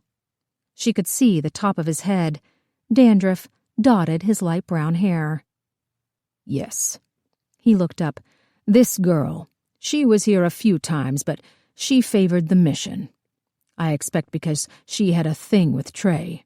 He was pointing to Mary Halston, the murder victim from last night. This girl, he pointed to Lucy. I'm not sure about her. They both look very similar. They are both obviously drug addicts. It is the scourge of our generation. Evelyn verified. You recognize Lucy Bennett and Mary Halston as girls who've used this soup kitchen? I believe so. Evelyn was writing now. And Mary was a favorite of Trey Callahan's. That's correct. When's the last time you saw either Lucy or Mary? A few weeks ago, maybe a month. Again, he studied the photos. They both look very healthy in these photographs. He looked back up, first at Evelyn, then Amanda. You are both police officers, so I assume you are more accustomed to the ravages of drug abuse. These girls. These poor girls. He sadly shook his head. Drugs are a poison, and I do not know why our Lord caused it to be, but there is a certain type who succumbs to this temptation.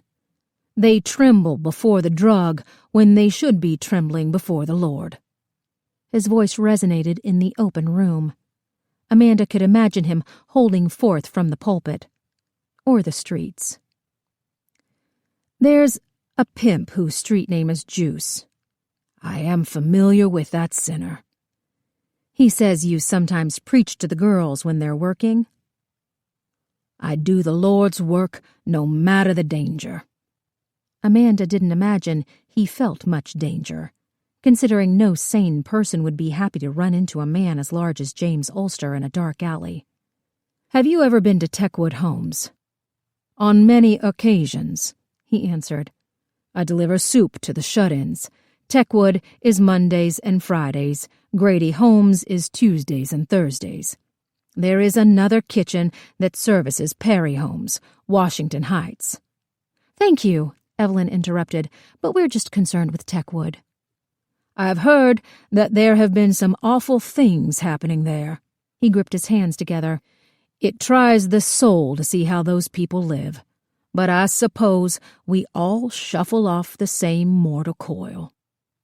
Amanda felt her heart stop mid-beat. "Trey Callahan used that same phrase with us. It's from Shakespeare." "Is it?" he asked. Perhaps I picked up his manner of speaking. As I said, he was incessant on the topic. "Do you remember a working girl named Jane Delray?" "No, is she in trouble?" "How about Hank Bennett? Have you ever met him?" Evelyn waited, but Ulster shook his head. "He's got hair about your color, around 6 feet tall, very well dressed." "No, sister, I'm afraid I do not." The radio in Evelyn's purse clicked. There was a muffled call, followed by a series of clicks. Evelyn reached into the bag to turn down the sound, but then stopped when her name came through the speaker. "Mitchell." Amanda recognized Butch Bonney's voice. "Excuse me," she said, taking out the radio. "Mitchell, 10-4, Butch ordered.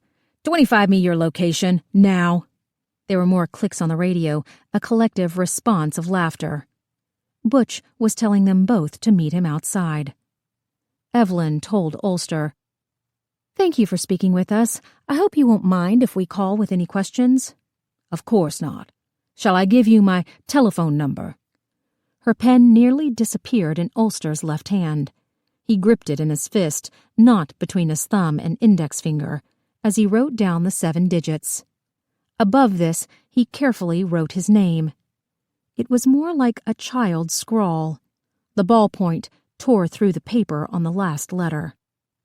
"Thank you," Evelyn said. She was visibly reluctant to take back the pen. She slid on the cap and closed her notebook. Ulster stood when they did. He offered his hand to each of them. They were all sweating in the heat, but there was something particularly clammy about Ulster's skin. He held their hands delicately, but for Amanda's part, it only served to remind her that he could crush the bones if he so chose. Evelyn's breathing was shallow as they walked toward the door. "Jesus," she whispered. As relieved as they both were to be away from Ulster, the sight of Butch Bonney almost sent Amanda back inside. He was obviously livid. "What the fuck are you two doing?" He grabbed Evelyn by the arm and dragged her down the cinder-block stairs. Amanda said, "Don't you... Shut your face!" He pushed Amanda against the wall, his fist reared back, but stopped short of punching her. "How many times do you have to be told?" he demanded. "Both of you!" He stepped back. His feet scuffed across the sidewalk. "Jesus Christ!" Amanda pressed her hand to her chest. She could feel her heart punching against her ribcage. And then she saw that Evelyn had fallen. She ran to help her up. No. Evelyn stood up on her own. She slammed both hands into Butch's chest. "What the?" He stumbled back. She slammed him again, then again until he was up against the wall.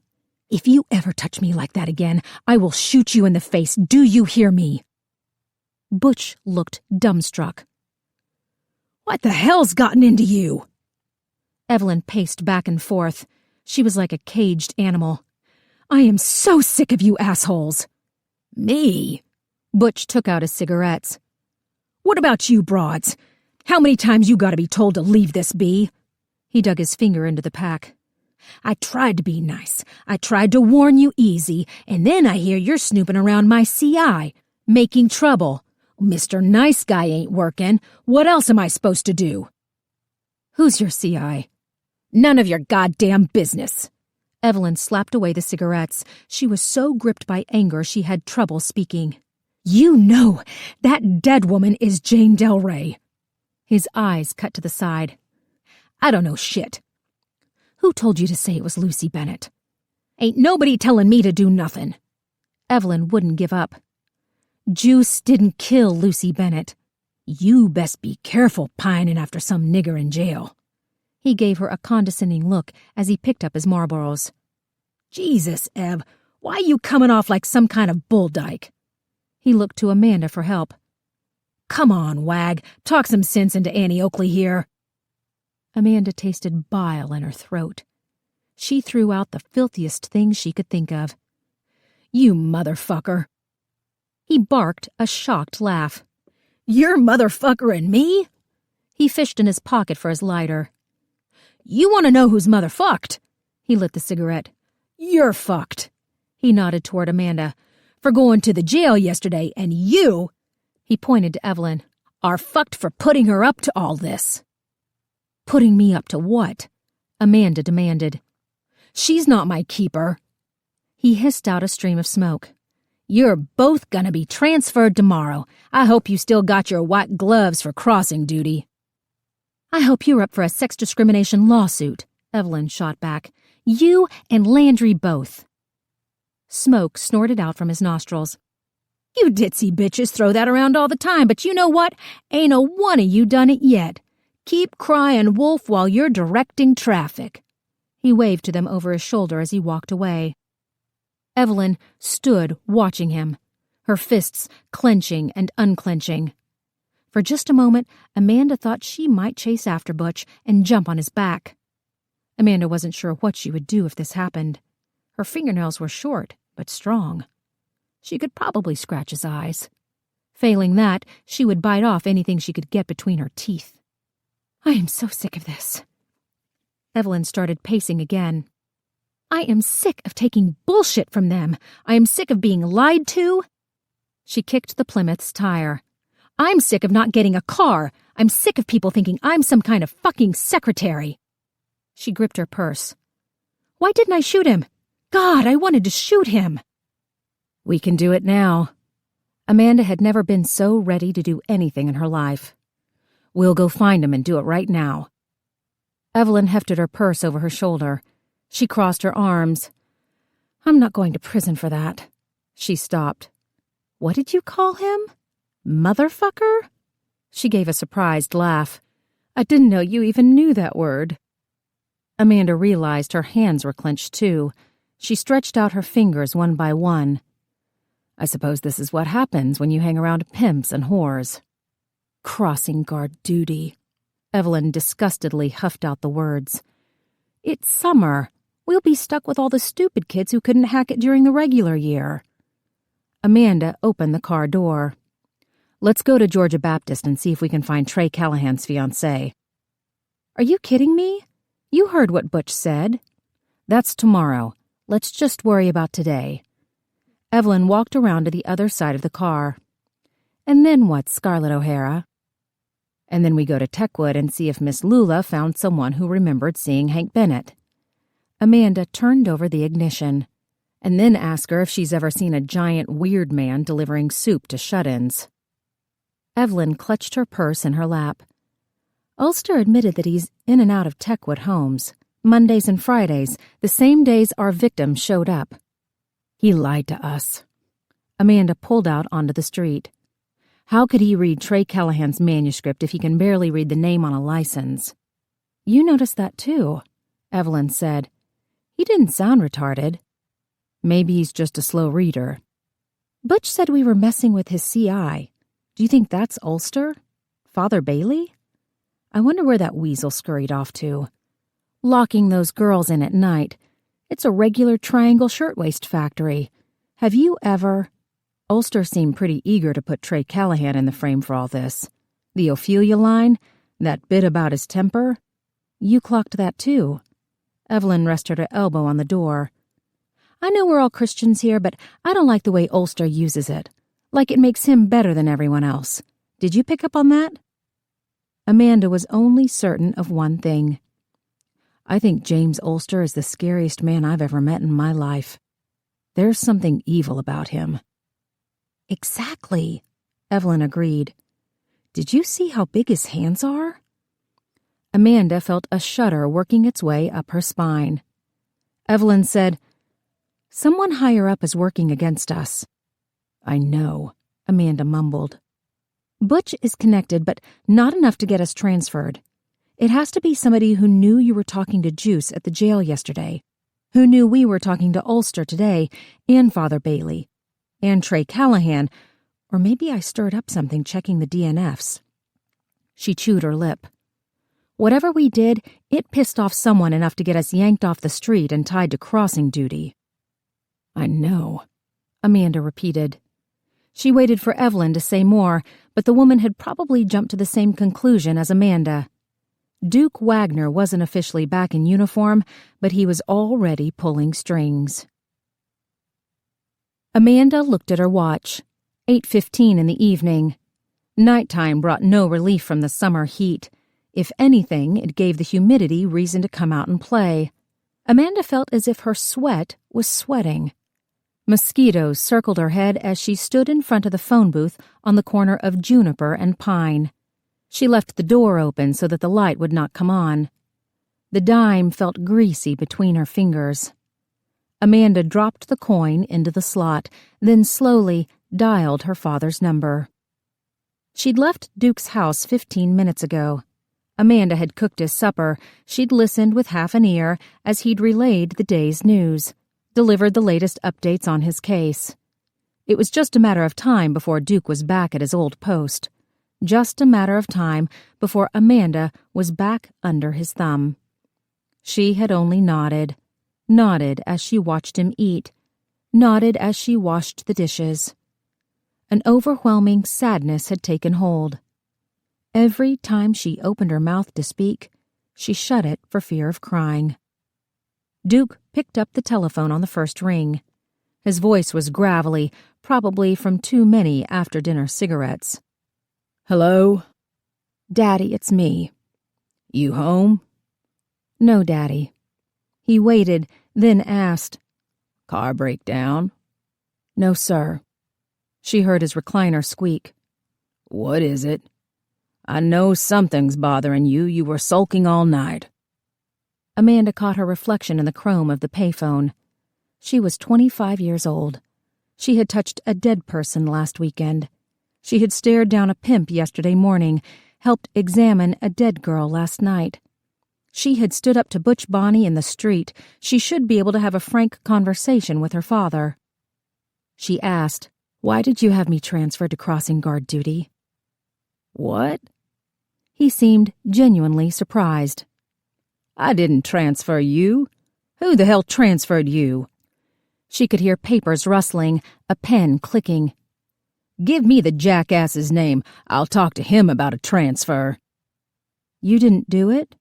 Why would I transfer you out when I'm going to be back at my old squad in less than a month? He was right. What's more, if Duke was displeased with someone, he generally told them to their face. I'm on crossing duty, starting tomorrow. She'd already called dispatch to verify it was true. Along with Evelyn Mitchell. Mitchell? His tone changed. What are you doing with that pushy broad? I told you to stay away from her. I know you did, but we're working a case together. He grunted. What kind of case? 2 girls have been murdered, she added. White girls. They lived at Techwood Homes. Whores, I guess. Yes, they were. He was silent, obviously thinking. This has something to do with that nigger got charged for killing a white girl? Yes, sir. She heard the flick of his lighter, a huff of air as he exhaled. That why you were at the jail yesterday morning? Amanda couldn't swallow past the lump in her throat. She saw her life starting to disappear before her eyes, her apartment, her job, her freedom. Duke said, Heard you stared that coon down, locked yourself in a room with him. Amanda didn't answer. Hearing Duke say the words made her realize how crazy she had been. How stupid. She was lucky she'd escaped with her life. Duke asked, Were you scared? She knew he would see through a lie. I was terrified. But you didn't let him see it. No, sir. She heard him take another long drag on his cigarette. I guess you think you're going to be out late tonight. Amanda didn't know what to say. She glanced down the street. The moon was almost full in the sky. The black wooden cross cast a shadow across the sidewalk in front of the soup kitchen. "We're staking out a possible suspect." "We." She let the question go unanswered. "What evidence do you got?" "Nothing," she admitted. She searched for a better explanation, but could only come up with women's intuition. "Don't call it that," he ordered. "Call it a hunch. You feel it in your gut, not between your legs." Amanda didn't know what to say other than, "All right." He coughed a few times. "That's Rick Landry's case you're poking around, right?" "Yes, sir." "I wouldn't trust that idiot to find his asshole in a snowstorm." His chuckle turned into a sharp cough. "If you're out late, you'll need your sleep. I'll get myself breakfast tomorrow morning." The phone clicked in her ear. Amanda stared at the receiver as if the plastic mouthpiece could explain to her what had just happened. She didn't look up until a pair of headlights flashed for her attention. Evelyn's Falcon station wagon smelled of candy and cheap wine. She smiled as Amanda settled into the passenger seat. "You okay?" "Just puzzled." She told Evelyn about the phone call with her father. "Well," Evelyn sounded circumspect. "Do you think he's telling the truth?" "Yes." Duke was a lot of things, but he was not a liar. Then he must be telling the truth. Amanda knew that Evelyn would never trust Duke. She could understand why. As far as the other woman was concerned, he was cut from the same cloth as Rick Landry and Butch Bonney. And maybe he was, but he was still Amanda's father. Evelyn stared down the street at the soup kitchen. "Is Ulster even in there?" "He's cleaning up." Amanda had walked by earlier and seen James Ulster lifting a large soup pot off the table. His back was to her, but she'd still quickened her step. "There's a green van parked behind the building. I called in the license plate. It's registered to the church. There were some religious tracts in the front seat, a Bible on the dash. It has wooden crates in the back, a bunch of ropes. I guess he uses them to keep the food from spilling." "Delivering food to the needy? That sounds like a serial killer to me." "Surely you can think of one." Evelyn wasn't up for teasing. "Driving over here, part of me felt like I was going to my own funeral." She crossed her arms low on her waist. "Our last day on the job. Or at least our real job. The job we want to do. I don't think I can fit into my crossing guard uniform anymore. I thought that thing was retired." Amanda didn't want to talk about it. "Did you call Georgia Baptist?" "Callahan's fiancée is named Eileen Saperson, so at least we were told the truth about that. She didn't show up for work this morning. No home phone number, no address. Another Doug Henning magical disappearance." "Another dead end," Amanda noted. Miss Lula hadn't been able to find anyone at Techwood who remembered seeing a man fitting Hank Bennett's description. And while plenty of people knew the hulking Mr. Ulster, none of them had ever seen him cause trouble. It was hard to make enemies of people to whom you were bringing a hot meal. Evelyn said, "James Ulster is at Techwood every Monday and Friday, the same days the victims were found." "He's in and out so much that no one would notice him," Amanda added. "He knew Kitty, at least. He knew enough about Mary Halston to say that Trey had a thing for her. He probably knew Lucy Bennett, too."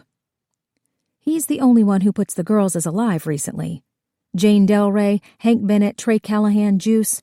They all say the 3 girls have been gone at least a year." "Maybe Ulster is Butch's CI. He could have said Lucy Bennett was dead so her brother would stop looking for her."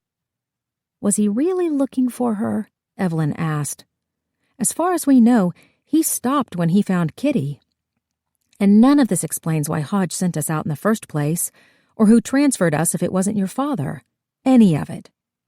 Amanda couldn't bear the thought of spinning it all around again. No matter how many times they talked it through, the construction paper puzzle would likely never be solved. Evelyn had her family to go home to. Amanda had her schoolwork, a major paper to write. They had never really been assigned this case. And tomorrow, Their authority would be no greater than that conferred upon them by screaming school-aged adolescents. Evelyn said, "I was thinking, what would happen if I really did file a sexual discrimination suit?" She rested her hand on the steering wheel.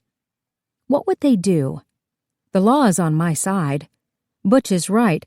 We can't keep threatening it without following through. It's lost its teeth." "You'd never get promoted again. They'd stick you at the airport, which is only marginally more humiliating than crossing duty." Amanda felt the need to tell her, "But I would testify for you. I saw what Rick did, and Butch. They had no right to do that." "Oh, Mandy, you're such a good friend." She reached out and grabbed Amanda's hand. "You've made this stupid job almost bearable." Amanda looked down at their hands. Evelyn's were so much more elegant than her own. "You've never called me Mandy before." "You don't really seem like one." Amanda didn't feel like one anymore. Did a Mandy go into a jailhouse and rattle a pimp? Did a Mandy stand up to bullies and call them nasty names? Evelyn said, "You know, I was so scared of you when Hodge first sent us on that call." Amanda didn't have to ask why. If this week had taught her anything, it was that the Wagner name was not the asset she once believed. Evelyn said, "But you turned out to be so swell. If there's anything good that came out of this, it's our friendship." Amanda had been fighting weepiness all night. She could only nod. Evelyn squeezed her hand before letting go. "I don't have many friends. Any friends, really." "I find that hard to believe." "Oh, I used to have lots of them." She twisted her fingers into her hair. "Bill and I would go to parties every weekend, 2 or 3, sometimes 4. She let out a long sigh. "Everyone thought it was a gas when I joined the force, but then they saw I wasn't going to quit, and suddenly there was nothing we could talk about. I didn't want to swap recipes or plan bake sales.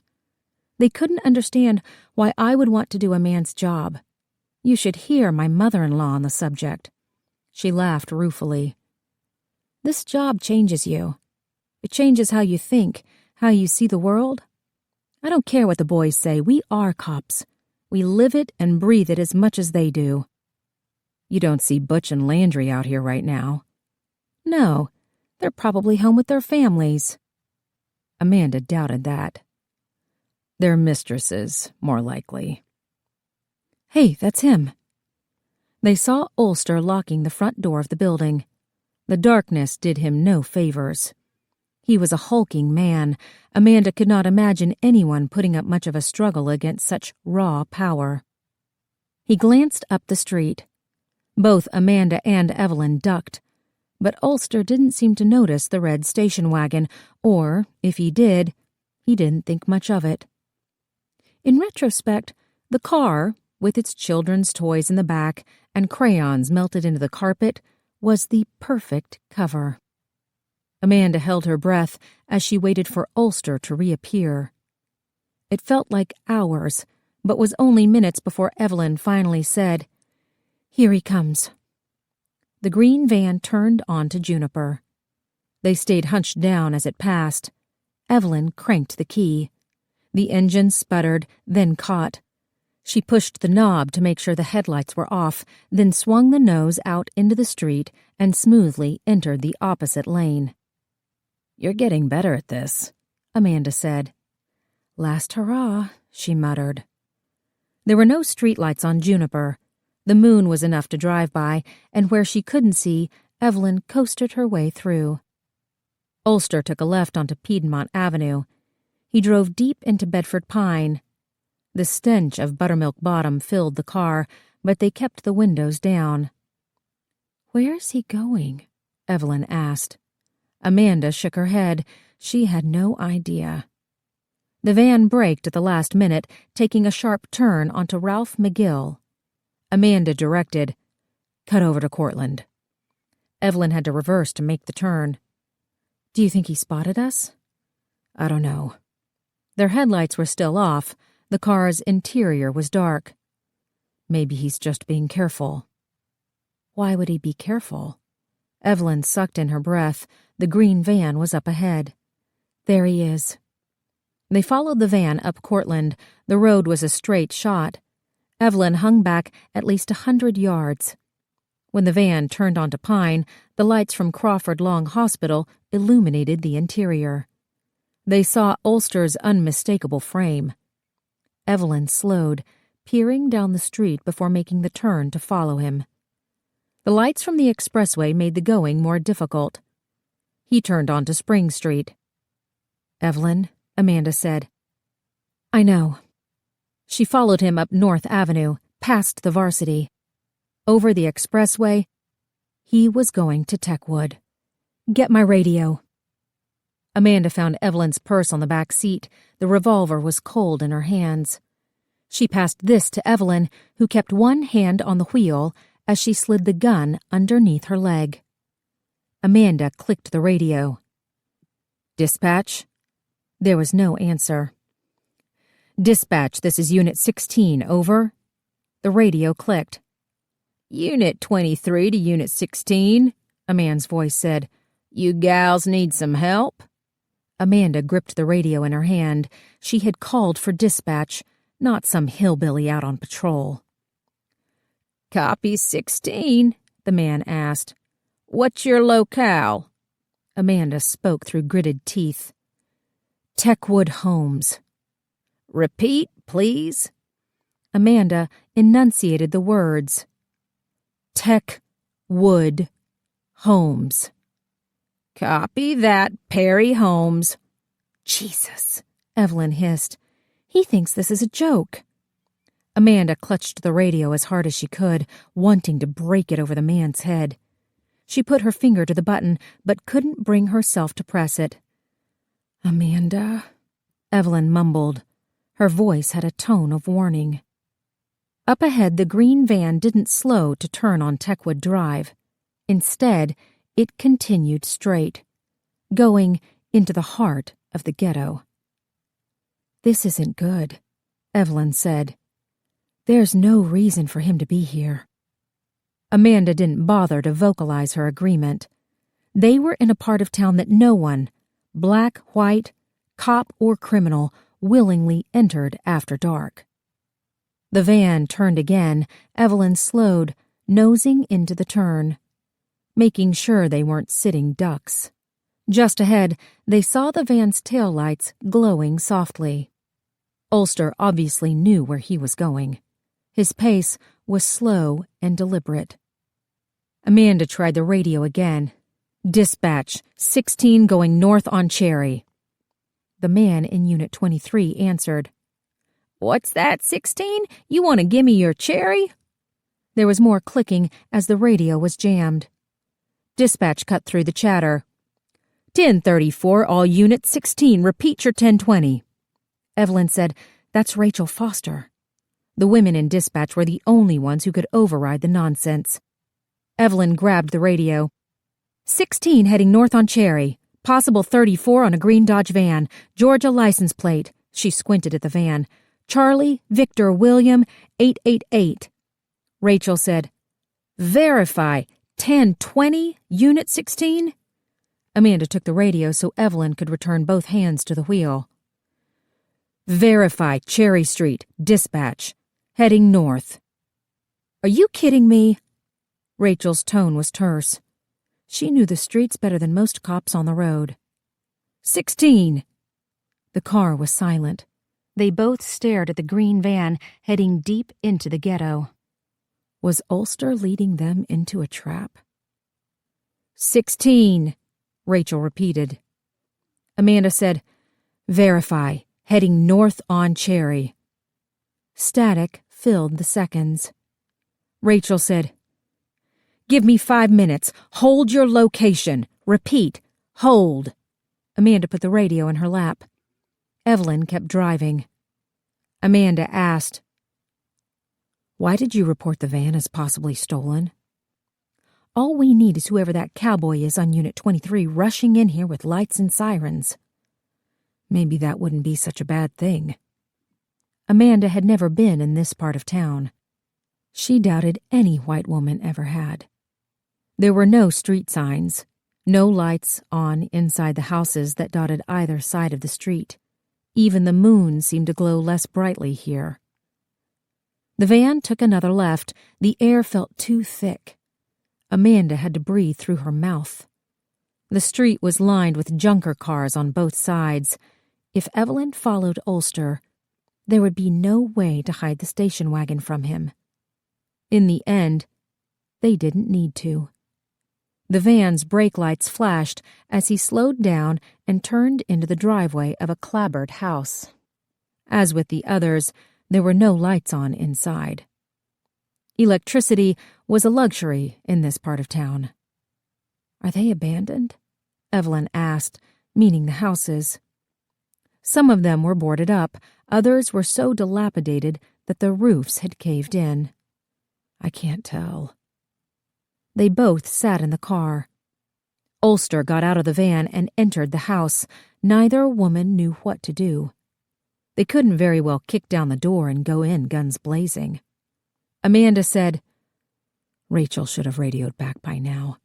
Evelyn kept her hands gripped around the steering wheel. They both stared at Ulster's house. A light came on in one of the back rooms. It cut a sliver of white across the front of the green van parked in the driveway. Evelyn's voice was little more than a whisper. "Would you think I was a coward if I said we should call in Unit 23?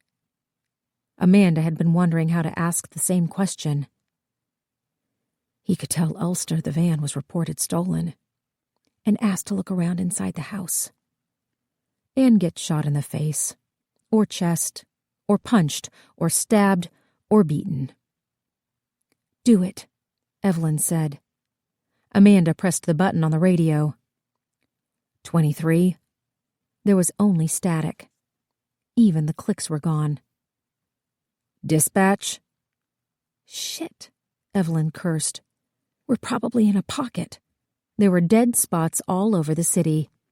Evelyn put the car in reverse. "It was working the last block over. We can—" A scream pierced the air. It was feral, terror-inducing. Something inside of Amanda recoiled. Her body broke out in a cold sweat. Every muscle tensed. The sound triggered a primitive urge to flee. "My God," Evelyn gasped. "Was that an animal?" Amanda could still hear the sound echoing in her ears. She'd never heard anything so terrifying in her life. Suddenly the radio came to life. 16? 23 here. You foxes reconsider my offer. "Thank God," Evelyn whispered. She pressed the button but didn't have time to speak. The second scream was like a knife cutting straight through Amanda's heart. It wasn't an animal. It was the desperate cry of a woman begging for help. The radio crackled. 16, what the hell was that? Amanda's purse was on the floorboard. She reached inside and pulled out her revolver. She grabbed the door handle. Evelyn's foot slipped off the brake. "What are you doing?" "Stop the car." It was rolling back. "Stop the car." "Amanda, you can't—" The woman screamed again. Amanda pushed open the door. She stumbled as she got out of the car. Her knee dug into the asphalt. Her hose ripped. She couldn't stop herself, wouldn't stop herself. "Get 23. Get everybody you can." Evelyn yelled for her to wait, but Amanda kicked off her shoes and started running. The woman screamed again. She was in the house. Ulster's house. Amanda tightened her grip on the revolver as she ran down the street. Her arms pumped, her vision tunneled. She slipped as she rounded into Ulster's driveway, her hose bunched up at the balls of her feet. She slowed. The front door was shut. The only light was toward the back of the house. Amanda tried to quiet her breathing, keeping her mouth open, taking in gulps of air. She squeezed past the van. She crouched down low, though no one could see her. The house blocked the moonlight, painting everything in shadow. She pointed her revolver straight ahead, finger on the trigger, not on the side like they had taught her. because she was going to shoot anybody who walked into her path. The scream came again. It wasn't as loud this time, but it was more desperate, more frightened. Amanda steeled herself as she approached the open window. The light was coming through a pair of heavy black curtains. She could hear the woman moaning with each breath, almost mewing. Carefully, Amanda peered through the part in the curtains. She saw an old washstand, a sink, a bed. The woman was there, sitting up. Blonde hair streaked red. Emaciated but for her distended belly. The skin on her arms and shoulders was a bloody pulp. Her lips and eyelids were torn where she'd ripped them open. Blood coated every inch of her skin, her face, her throat, her chest. The girl screamed again, but not before Amanda heard something behind her. A shoe, scuffing on concrete. Amanda started to turn, but a large hand grabbed her from behind. 23. July 15th, 1975. Lucy Bennett. Her shoulders were free, but she did not care. Her arms were free, but she did not care. Her waist, her hips, free for the first time in over a year. But she did not care. Could not care. There was only the baby delivered from her body. The beautiful little boy. 10 fingers, 10 toes. Perfect blonde hair. Perfect little mouth. Lucy ran her finger along his lips. The first woman to touch him. The first woman to open her heart and feel the absolute joy that was this creature. She wiped the slime from his nose and mouth. She lightly rested her palm on his chest and felt his beating heart. Flutter, flutter, like a butterfly. He was so beautiful, so tiny. How had something so perfect grown inside of her? How had something so sweet come out of something so utterly spoiled? You're dying. Lucy felt her senses sharpen. Patty Hurst. The second girl, the other woman from the other room. She stood in the doorway, afraid to come in. She was dressed. He let her wear clothes. He let her walk around. He let her do anything but come into Lucy's room. Even now, both of them alone, her toes would not cross the threshold. You're dying, the woman repeated. They both heard the noises outside the window, yelling, gunfire. He would win. He would always win. The baby cooed, legs kicking up. Lucy looked down at her child, her perfect baby, her redemption, her salvation, her one good thing. She tried to concentrate on his beautiful face, the light flowing back and forth between their bodies. Nothing else mattered. Not the pain, not the smell, not the wheezing breaths coming from her own mouth. Not the sucking of wind around the large knife sticking out of her chest. 24. Present day, Wednesday. Sarah woke to the smell of Betty's hot breath. The dog was curled on the couch in front of her, body twisted, snout inches from Sarah's face. Sarah rolled the little thing over like a baker making bread. Betty's collar tinkled. She yawned. Will's clothes were on the floor, but he wasn't in the room. Sarah put her hand to her face, touched her lips where Will had touched them, stroked her throat. Her mouth felt bruised from his kisses. Her skin tingled at the thought of him. She was in it now. Maybe it had happened back when Will was washing dishes in her mother's kitchen, or that day at work when Sarah had felt completely inconsolable until he gently caressed her hand, or last night when he had stared at her so intently that she felt as if everything inside her was opening up to him. No matter when it had happened, the possibility had been rendered fact. Sarah was deeply and profoundly in love with Will Trent. There was no walking back from it, no denying it. Her heart had made the decision while her brain was making excuses. She knew it the minute she saw him last night. Sarah would do anything to keep him, accept his secrets, tolerate his silences, put up with his awful wife, help send his father to death row. Pete Hansen would be dead by the time the case went to trial. Sarah would be called to testify. It would be a capital case. The girl had been kidnapped and murdered, the combination of which met Georgia's legal requirement for seeking the death penalty. Will's father had meticulously cleaned Ashley Snyder, but the man had been behind bars for the last 3 decades. Television and prison science would have educated him on the forensic progress happening outside his cell block, but it was highly unlikely that he'd ever heard of hair extensions, which was ironic, considering the killer's predilection for needle and thread. The process of weaving hair took hours. A thin cornrow or track was braided in a tight half circle around the back of the head. Then a needle and thread were used to sew in patches of new, longer, fuller hair. Several more rows were added, one at a time, depending on how much money and time the woman was willing to spend. It wasn't cheap.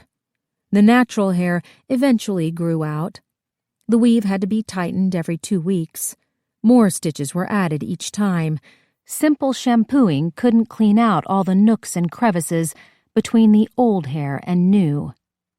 This was where Sarah had recovered traces of semen, tiny dried specks trapped between thin strings of thread. She would eventually have to walk the jury through her discovery, describe the weaving technique, and explain why the proteins in seminal fluid fluoresce under black light. And then the judge would likely hand down a sentence of death by lethal injection. Sarah let out a heavy sigh. She looked at the clock. 6:30 in the morning. She was supposed to be at work by 8. She found Will's shirt and put it on, buttoning it as she walked into the kitchen. He was standing at the stove making pancakes. He smiled at her. "Hungry?" "Very." Sarah kissed the back of his neck. His skin was warm. She resisted the urge to wrap her arms around him and declare her love. Will's life was complicated enough right now without Sarah putting him on the spot. Telling someone you loved them was tantamount to asking them to repeat the words back. Will said, "Sorry, I don't have any coffee." Sarah sat down at the table. Will didn't drink coffee. He drank hot chocolate every morning, and because that wasn't enough sugar, he usually complimented his beverage with a Pop-Tart. "I'll get some later." He offered, "I can make eggs if you want." "No, thank you." Sarah rubbed her face with her hands.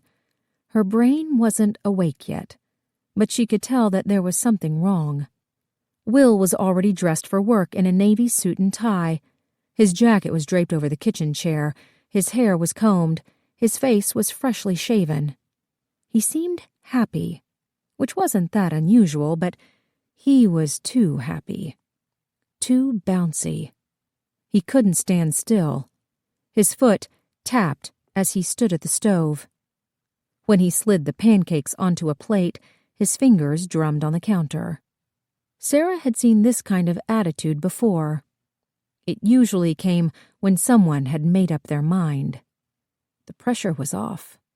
The decision was made. They were all in, ready to get it over with. "Madam," he put the plate in front of her. She smelled it then. Oil and cordite.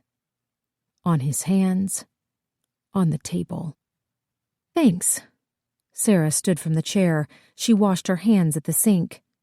The smell was stronger now that she was awake and thinking. Will had cleaned up after himself, but not well enough. She wiped her hands with a paper towel. When she opened the cabinet for the trash, she saw the dirty cleaning patches. Sarah closed the cabinet door. She'd grown up around guns. She knew the smell of cleaning oil. She knew Will kept a backup weapon in his safe. She knew the look of a man who'd made up his mind. She turned around. Will was sitting at the table, fork in his hand. His plate was dripping with syrup. He talked around a mouthful of pancakes.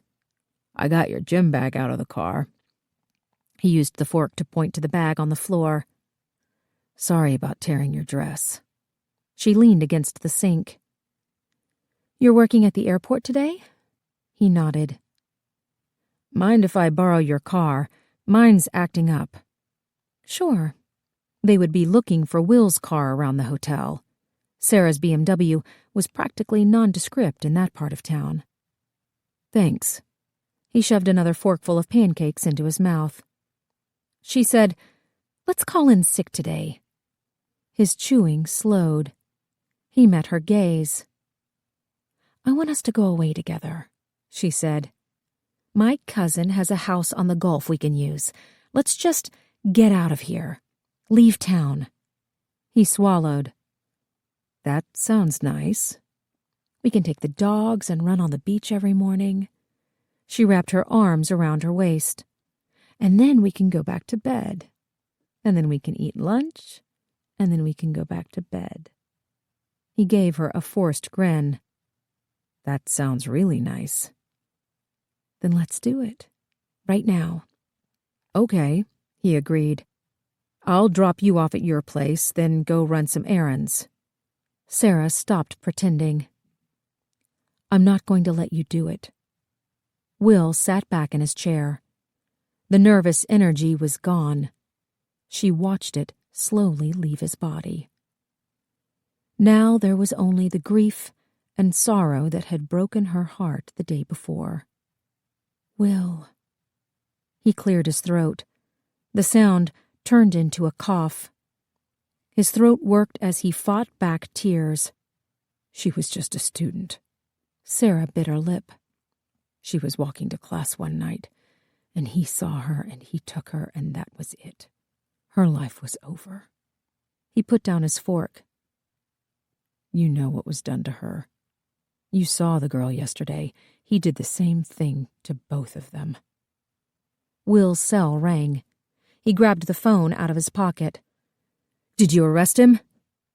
The devastation on his face told Sarah the answer.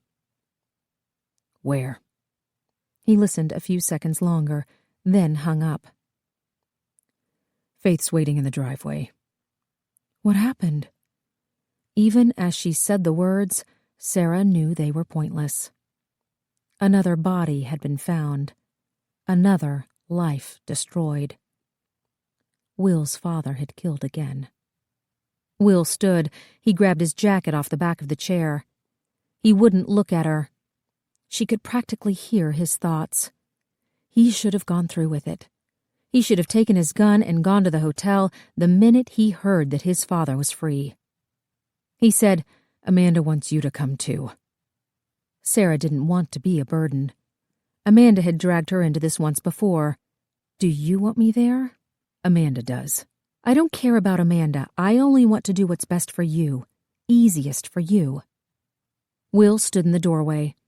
He seemed about to say something profound, but then he reached down and retrieved her gym bag. "Try to hurry. I'll be outside." 25. July 15th, 1975. James Ulster grabbed Amanda by the back of the neck. She felt like a kitten snatched by its scruff. Her arms went slack. Her toes lifted from the ground. And then she remembered the revolver in her hand. She snaked the gun around her side and pulled the trigger. Once, twice, 3 times. His body jerked as he was hit, but his grip only tightened. She pulled the trigger again. The muzzle flash singed Amanda's side. The gun was ripped from her hand. Ulster grunted. The muzzle was hot enough to burn his flesh. The gun clattered to the ground. Amanda dropped to her knees. Feeling blindly for the weapon, Ulster jerked her up by her arm. She felt like the bone was cracking. Her feet left the ground again. Her back slammed against the house. The breath was knocked out of her. She kicked and clawed as Ulster's hand wrapped around her neck. She dug her fingernails into his skin. His face contorted in rage. Amanda felt dizzy. There wasn't enough breath to fill her lungs. "Let her go!" Evelyn screamed. She had her Kell light crossed under her revolver. "Now!" Ulster didn't believe her. He tightened his grip on Amanda. Evelyn pulled the trigger. Ulster's grip loosened around Amanda's neck. Evelyn fired again. The bullet hit his leg. He dropped Amanda. His arm was bleeding. His side was bleeding. Still, he didn't go down. "Don't move," Evelyn ordered, but Ulster didn't listen. He walked straight toward Evelyn. She pulled the trigger, but the shot went wild. He slapped the gun out of her hand. His fist swung. Evelyn stepped back, but not fast enough. His knuckles grazed her chin. Evelyn collapsed to the driveway. "No!" Amanda screamed. She jumped on his back, her fingernails scratched into his eyes. Instead of spinning around blindly, Ulster fell to his knees, rolled onto his back. His weight crushed Amanda. Breath huffed out of her chest. Still, she wrapped her arms around his neck, locked it tight with the other one. Chokehold. She'd seen it done before. It looked so easy. But no one was really fighting back. No one had over 250 pounds of muscle to leverage out of the hold. Ulster pulled Amanda's arms apart as easily as a child untying a bow. She fell back hard, her head smashing into the concrete drive. She kicked and punched. Her blows were useless. He easily pinned her to the ground, trapping her arms at her sides, the weight of his body grinding her tailbone into the concrete. Blood soaked the front of Ulster's shirt, dripped from his mouth. "You must repent, sister." He pressed harder. He was pushing the air out of her body. "Repent to me your sins." "No," Amanda whispered. "Please." "Our Father." She struggled, gulping for air. "Our Father," he repeated, pressing harder. Her ribs flexed back into her stomach. Something was tearing inside. She couldn't fight anymore. She could only look up at his cold, soulless eyes. "Our Father," he said a third time. The beginning of the Lord's Prayer. Amanda huffed out, "Father, who art in heaven." "Who art?"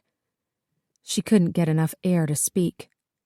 "Who art in heaven." She pushed up against him, but his weight was like a mountain. "Please," she panted. "Please." Ulster lifted up just enough so her chest could draw breath. "Who art?" "Who?" she tried. "Who art?" She felt her arms moving of their own volition. Ulster stopped her at first, pressing down his weight again, but then he understood. Carefully, he shifted back a fraction of an inch. Amanda slid out her arm, feeling her flesh scrape against the inseam of his pants. She pulled out the other arm, then clasped her hands together. Fingers laced one into the other, palms tight, thumbs outside. Ulster stared at her intently. There was a smile on his lips. He rocked slowly, his pelvis grinding into hers. She felt as if her hip bone might crack in two. He leaned over more. He wanted to see her, wanted to enjoy the pain on her face. She whispered, "Our Father." "That's right." His voice slow, as if he was teaching a child. "Who art in heaven." "Who art in heaven?" She stopped, gasping for breath. "Hallowed be." The words rushed out. "Hallowed be thy name." "Thy kingdom come." He leaned over farther, staring down at her face. "Thy kingdom come." "Thy..." Amanda didn't finish the prayer. Instead, she drove her clenched hands as hard as she could straight up into his neck. Her knuckles smashed into cartilage and bone, his throat flexed. Something snapped. It sounded like a stick breaking. Hyoid. Just like Pete had shown her. Ulster dropped on top of her like a pile driver. Amanda tried to push him off. He groaned, but wouldn't budge. He was too heavy to shift. She had to crawl out from under him. His weight was suffocating her. She forced herself to not pass out, to not throw up, to not give in. Amanda's palms scraped for purchase. She pressed her toes into the concrete. The going was slow, painstaking. Her heart was in her throat. Bile was in her mouth. And then, with one final push, she finally managed to wrench herself free. Evelyn was still out cold. Her revolver lay in her open hand. The Kell light had rolled to the side. Amanda reached for the gun, but Ulster grabbed her ankle, jerking her back. Amanda kicked as hard as she could. She felt his nose break under her heel. He let go. Amanda scrambled, pulling herself to her knees, but he grabbed her again. His arms went around her waist. Amanda slammed back her head, going for his broken nose. He faltered, which gave her time to twist around, take aim, and drive her elbow straight into the soft meat of his throat. The loud crack sounded like a shotgun blast. Ulster's hands went to his neck. Air whistled into his mouth. Amanda slammed her elbow a second time, another crack. She did it again. Ulster fell onto his side. He rolled onto his back, wheezing for air. Amanda pushed herself up again. Her arms ached. Her head was pounding. Her chest hurt. Her throat hurt.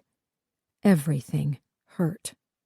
She managed to stand, clutching at the van so that she would not fall back down. Ulster made a gurgling sound. Blood dribbled from his mouth and nose. Amanda pressed her bare foot into his neck. The sensation was just as Pete had described. Bubbles crackling against the arch of her foot. She leveraged her weight back and forth, watching Ulster's eyes widen in terror, wondering if hers had done the same when he was pressing the life out of her. "Amanda," Evelyn murmured. She was sitting up. Her lip was split. She had her hand to her face. Her jaw was so swollen that the lump showed through her fingers. "Hey!" A patrolman ran around the van. He screeched to a stop when he took in the scene. "Jesus fucking Christ!" His gun was drawn, though it hung limply out in front of him. "What the fuck did you broads do?" "Amanda." Evelyn's voice was stilted, as if it hurt to talk. She said, "The girl." 26. Present day. Wednesday. News vans and reporters scurried like ants on the outer motor court of the Four Seasons. This wasn't just a hotel. High-priced lawyers and money managers filled the office spaces on the upper levels. The residence floors were packed with the rich and famous, rap singers, TV reality stars, fame-seeking socialites. Crime scene tape had been strung along the marble fountain fronting 14th Street. Someone noticed that Faith's turn signal was on. The reporters thronged forward. Will could hear their questions shouted through the closed window. "What happened? Why are you here? Can you tell us who the victim is?" They would get the story soon enough. A woman murdered in a high-class hotel room. A paroled killer on the loose. There was not one part of the city this crime didn't touch. From the mayor's office to the Convention and Visitors Bureau. Will had seen these stories spin out of control before. Every salacious detail would be discussed and analyzed. Rumors would be fed into the machine and regurgitated as fact. The obvious questions would be asked. Who did he kill? Why was he released? The Sunshine Law would be invoked. Files would be photocopied and couriered, and Sam Lawson, Faith's ex, who worked at the newspaper, would probably be on CNN before night fell. "Crap," Faith mumbled, nosing her Mini up to the police barricade. The car shook as reporters jockeyed for position. She flashed her badge at the cop on duty. "The BMW too," Faith told him, pointing to Sarah's car behind them. The cop made a note on his clipboard, then pushed his way through the crowd to lift the barricade. A reporter knocked on Faith's window. She mumbled, "Asshole," as she rolled the car forward. She hadn't said much on the ride over. Will didn't know if that was because she didn't know what to say or because Amanda was playing her usual game of hide the details. Another body. Same M.O. His father nowhere to be found. The new victim was a prostitute. Will knew this with absolute certainty. It was his father's pattern. First a student, then a working girl. He didn't get rid of one unless he had another to take her place. Will turned around to check for Sarah. The BMW followed them inside the barricade. His Sig Sauer was still under her front seat. She wasn't going to stop him this time. Amanda could put 50 guards on Will, and he'd still grab the gun and find his father and shoot him in the head. Exactly as he should have done last night, this morning, last week. So many opportunities missed. His father had lived in this hotel for 2 months, and he'd somehow managed to come and go with no one being the wiser. He'd managed to abduct 2 girls. He'd managed to dump one at Techwood and murder another one in his hotel room. All while the police, hotel security, and undercover agents were supposedly watching his every move. If that bastard could give them the slip, then so could Will. He was nothing if not his father's son. Faith jerked up the handbrake as she parked behind Amanda's G-Ride. Will got out of the car. Sarah's BMW stopped in front of 2 Atlanta police cruisers. There were just as many cops on scene as reporters. He had to push past 2 uniformed patrolmen to open Sarah's door for her. The cameras flashed as she got out of the car. She crossed her arms self-consciously. She was dressed in her yoga pants and his shirt. Hardly work attire. Will took the opportunity to reach in behind her and retrieve his gun from under the seat. Except the gun wasn't there. When he looked up, Sarah was staring at him. "Dr. Linton," Amanda said. "Thank you for coming." Sarah shut the car door.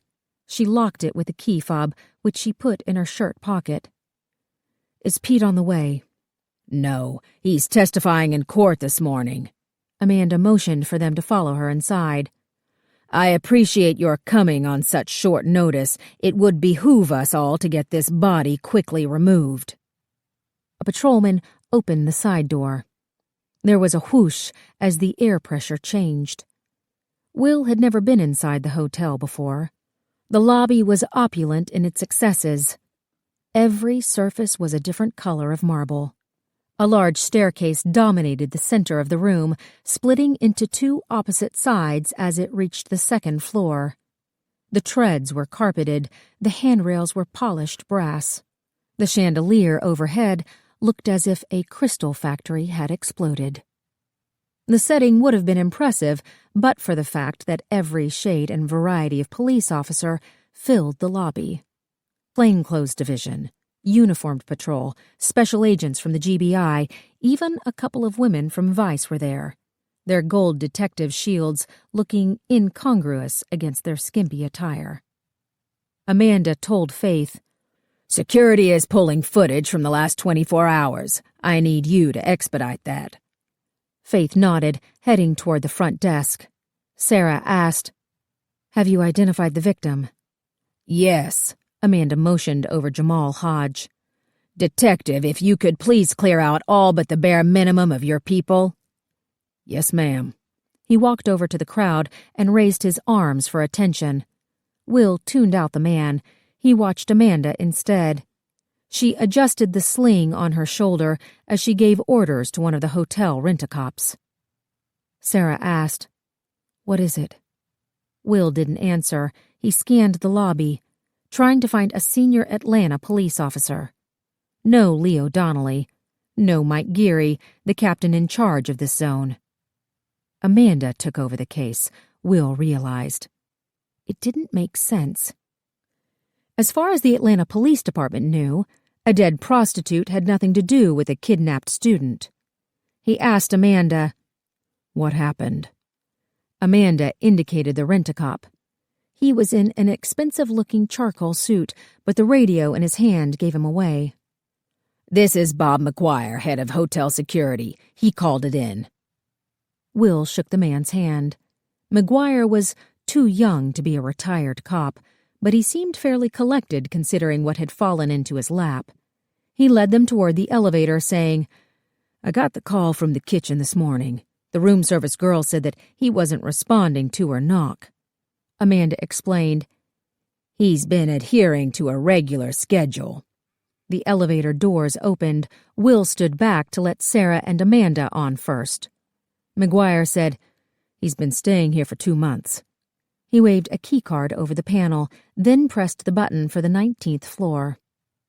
"We can track his movements in and out of the room through the software on the door lock. His schedule's been roughly the same since he got here. Room service at 6 in the morning, then the gym, then he goes back to his room. Then he orders room service at noon." He tucked his hands into his pockets. "Once or twice a week, he uses our restaurant for dinner, or eats at the bar. Most nights, he orders room service at 6 o'clock. Then we don't hear from him until 6 the next morning."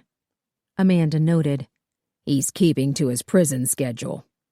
Will glanced around the elevator car. The security camera was tucked into the corner. "How long have you been watching him?" "Officially?" McGuire asked. "Just a few days." He told Amanda, "Your people have been doing most of the heavy lifting, but my folks have supplemented." "Unofficially?" Will asked. "Since he's checked in. He's a strange man, very off-putting physically. He never did anything overt, but he made people uncomfortable. And frankly, the presidential suite is $4,000 a night. We normally try to find out who our higher-end clients are. I did a little poking around and realized that we needed to keep a closer eye on him." Amanda asked, "Did anyone talk to him? Socialize with him?" "As I said, he was off-putting. The hotel staff avoided him whenever possible. We never let the maids go up alone." "What about other guests?" "No one mentioned anything." Will asked, "How did he pay for the room?" The man had been in prison. He wouldn't have a credit card. McGuire explained, "His bank arranged everything. We're holding a $100,000 deposit against the room." A bell dinged. The doors opened. Will stepped aside, then followed them out of the elevator. Sarah held his gaze for a few seconds. He nodded for her to go ahead of him. McGuire said, "There are 5 other suites on his floor. The presidential is in the corner. It's around 2,200 square feet. 3 uniformed Atlanta police officers stood at the end of the hallway. They were at least 50 feet away. The red exit sign glowed over their heads. The suite was directly across from the stairs. McGuire led them down the hall. 3 of the suites were occupied. Entertainers. There's a concert in town. We arranged for them to be moved to our sister property. I can give you their information, but, Amanda said, I'd rather not waste time talking with lawyers. Will felt a pain in his jaw, running down his neck. His teeth were clamped together, his shoulders tensed. He could hear his own breathing over the music. The thick carpet was soft under his shoes. The walls were painted a deep brown that made the long hallway feel like a tunnel. Chandeliers hung at even intervals. There was a room service cart beside a closed door. No number on the room. The suites were probably the equivalent of 3 or 4 rooms. In movies, they always had jacuzzi tubs and bathrooms the size of Will's house. She wouldn't be in the tub. She wouldn't be in the bathroom. She would be on the mattress. She would be pinned down like a specimen in a science project. Another victim. Another woman whose life was over because of a man whose DNA roiled inside of Will. He had never stayed in a hotel suite before. He had never run on a beach. He had never flown in an airplane. He had never brought home a school report and watched his mother smile. The clay ashtray he'd made in kindergarten had been one of 16 Mrs. Flanagan received on Mother's Day. All the Christmas gifts under the tree were labeled "for a girl" or "for a boy." The evening Will graduated high school, he'd looked out at the crowd of cheering families and seen only strangers. Amanda stopped a few feet from the uniformed officers. "Dr. Linton, perhaps you should stay out in the hall for a moment." Sarah nodded her acquiescence, but Will asked, "Why?" Amanda stared up at him. She looked worse than she had the day before. Dark circles rimmed her eyes. Her lipstick was smeared. "All right." For once, Amanda didn't argue. She continued down the hallway. The cops looked bored with their assignment. Their thumbs were looped through their heavy utility belts. They stood with their legs wide apart to keep their backs from breaking under the weight of their equipment. "Mimi," Amanda said to the female officer, "how's your Aunt Pam?" "Hating retirement." She indicated the room. "No one's been in or out." Amanda waited for McGuire to open the door with his key card. The green light flashed. There was a clicking sound. He held open the door. Sarah and Amanda walked in. Then Will. McGuire said, "I'll be in the hall if you need me." There was a metal latch on the door jamb. He swung it out to catch the door and keep it from locking. "Well," Amanda said. They stood in the foyer, looking into a room that was larger than Will's entire house. The curtains were open, sunlight streamed in. The corner unit offered a panoramic view of Midtown, the Equitable Building, Georgia Power, the Westin Peachtree Plaza, and, in the distance, Techwood. 2 couches and 4 chairs were arranged around a 52-inch flat-screen television. DVD player, VCR, CD player. There was a galley kitchen, a wet bar, dining room seating for 10, a large desk with an air-on chair, a half bath with a telephone mounted on the wall. The toilet paper was folded into a rose. The faucet was a gold-plated swan, its mouth opened to release a stream of water as soon as its wings were turned. "This way," Amanda said. The door to the bedroom was half closed. She used her foot to push it the rest of the way open. Will breathed through his mouth. He expected to smell the familiar, metallic scent of blood. He expected to find a thin blonde girl with vacant eyes and perfect fingernails. What he found instead was his father. Will's knees buckled. Sarah tried to hold him up, but she wasn't strong enough. He slumped against the door. There was no sound in the room. Amanda's mouth was moving. Sarah was trying to tell him something, but his ears wouldn't work. His lungs wouldn't work. His vision skewed. Everything took on a red tone, as if he was looking at the world through a veil of blood. The carpet was red. The curtains. The sun coming through the windows. It was all red. Except for his father. He was on the bed, lying on his back, hands clasped together on his chest. He had died in his sleep. Will screamed in rage. He kicked the door, crushing the handle into the wall.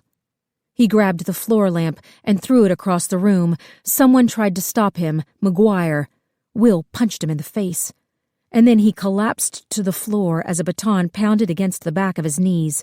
2 cops were on top of him. 3. Will's face was pushed into the carpet. A strong hand kept it there as his arm was wrenched around, a handcuff clamped around his wrist. "Don't you dare!" Sarah yelled. "Stop!" Her words were like a slap. Will felt his senses come back. He realized what he was doing, that he had been completely and totally out of control, and that Sarah had seen it all. "Officers!" Amanda's tone held a steely warning. "Let him go. Immediately." Will stopped struggling. He felt some of the pressure lessen. The female cop leaned down so that Will could see her face. "Mimi." She asked, "Are we gonna be okay?" Will nodded. The key clicked into the handcuffs. His arm was freed. Slowly, they all climbed off him. Will didn't stand immediately. He turned his head to the carpet. He pressed his palms flat to the floor. He sat back on his heels. He was breathless. The sound of his blood pounded in his ears. "Asshole." Bob McGuire's hand covered his nose. Blood seeped between his fingers. Amanda said, "Mr. McGuire, I hope you'll excuse us." The man looked like he would prefer to kick Will in the teeth. Mimi offered, "I'll get you some ice." She put her hand to McGuire's elbow and escorted him from the room. The 2 other cops followed. "Well," Amanda let out a long sigh. "Dr. Linton, can you estimate time of death?" Sarah didn't move. She was looking at Will. She wasn't mad. She wasn't disgusted. There was a slight tremor to her body. He could tell she wanted to help him, longed to help him. That she did not made him love her with a piercing clarity. Will pushed his hands to the floor. He stood up. He straightened his jacket. Amanda said, "The last time anyone saw him was approximately 7 last night. He called room service to remove his tray. He put the breakfast card on the door." Room service. Penthouse suites. Dying peacefully in his sleep. "Dr. Linton," Amanda said, "time of death would be very helpful." Sarah was shaking her head even before Amanda finished her request. "I don't have the proper tools. I can't move the body until it's photographed. I don't even have gloves." Amanda unzipped her purse. "The thermostat was set on 70 when the first unit arrived." She offered Sarah a pair of surgical gloves. "I'm sure you can give us something." Sarah looked at Will again. He realized that she was waiting for his permission. He nodded, and she took the gloves. Her face changed as she walked over to the bed. He'd seen this happen many times before. She was good at her job, good at separating who she was from what she had to do. Will had witnessed enough preliminary exams to know what Sarah was thinking. She noted the position of the body. He was lying prone on the mattress. She noted that the sheet and bedspread were neatly folded down at the foot of the bed. She noted that the victim was dressed in a white, short-sleeved t-shirt and white boxer shorts, and that beside him on the table was a black velvet manicure kit. The tools were neatly laid out: nail clippers, a tiny pair of scissors, nail buffer, 3 types of metal files, an emery board, tweezers, a clear glass vial that held the white, crescent-shaped clippings of his father's fingernails. Will had never seen the man in the flesh. His mugshot photo showed swollen features marred by dark bruises. Months after his arrest, a newspaper photographer had managed to snap a blurred image of him leaving the courthouse in shackles. Those were the only 2 photos Will knew of. There was no background information in his file. No one knew where he was from. No friends came forward, no parents. No neighbors claimed that he had always seemed so normal. The AJC had been 2 newspapers back then, the Atlanta Journal and the Atlanta Constitution. Both editions covered the court proceedings, but there was no trial. His father had pleaded guilty to kidnapping, torture, rape, and murder. With the death penalty rendered illegal by the Supreme Court, the only enticement the prosecutor could offer in exchange for not having to prove his case at trial was life with the possibility of parole. That everyone assumed that possibility would never roll around was understood. So, in the scheme of things, Will supposed his father was lucky. Lucky to miss the ultimate punishment. Lucky the parole board finally released him. Lucky to die on his own terms. Lucky to kill one last time. Sarah began the examination with his face. That was where rigor always started. She tested the laxity of the jaw, pressed against the closed eyelids and mouth. Next, she checked the fingers, flexed the wrist. The nails glinted in the sunlight. They were trimmed down to the quick. The cuticle on his thumb had bled before he died. Sarah said, "My best guess, and it's only a guess, is that he died sometime within the last 6 hours." Amanda didn't let her off that easily. "Care to hazard a cause of death?" "Not really. Could be a heart attack. Could be cyanide. I won't know until I get him on the table." "Surely there's something else you can tell me about him." Sarah was visibly annoyed by the question. Still, she answered, "He's in his mid to late 60s. He's well-nourished, in good shape. His muscle tone is appreciative, even in rigor. His teeth are false, obviously penal system quality. He has what looks like a scar on his chest. You can see it in the V-neck of his undershirt. It looks surgical." "He had a heart attack a few years ago." Amanda frowned. "Unfortunately, they managed to save him." That might explain the trach scar on his neck. She indicated the metal bracelet on his wrist. "He's diabetic. I'm not going to move his clothes until after he's photographed, but I imagine we'll find injection sites on his abdomen and legs." She took off the gloves. "Is there anything else?" Faith stood in the doorway. "I have something." She had a computer disk in her hand. She wouldn't look at Will, which told him that the victim's identity came as no surprise. She was a better liar than he'd thought. Or maybe not. At least he understood why she'd been so quiet on the drive over. Amanda said, "We can watch it in the other room." The 3 of them stood in a half circle as they waited for Faith to load the DVD player. Amanda was between Will and Sarah. She took her BlackBerry out of her purse. Will thought at first that she was reading her emails, but it was easy to look over her shoulder. The screen was shattered like a spiderweb. He recognized the news site. Amanda read the headline, "Recently paroled con dies in Midtown hotel room." They were hoping for somebody famous. Faith picked up the remote control. Idiots. "The story isn't dead yet." Amanda kept scrolling. "Apparently, a hotel employee tipped them off to a heavy police presence over the last few days," she told Will. This is why we try to make friends. Here we go. Faith pointed the remote at the player. The security camera showed an empty hotel elevator. The recording was in color. Will recognized the gold inlaid tile on the floor of the car. Faith fast-forwarded through the video, saying, "Sorry, it's not cued." The lights on the elevator panel flashed, indicating the car was moving down to the lobby. Faith slowed the recording when the doors opened. A woman got onto the elevator. She was thin and tall, with long blonde hair and a floppy white hat. She kept her head down as she entered the car. The hat brim covered most of her face. Just her chin showed before she turned around. "Working girl," Faith provided. "Hotel security doesn't know her name, but she's been here before. They recognize the hat." Will checked the timestamp. 22:14:12. He'd been sleeping on the couch with Sarah.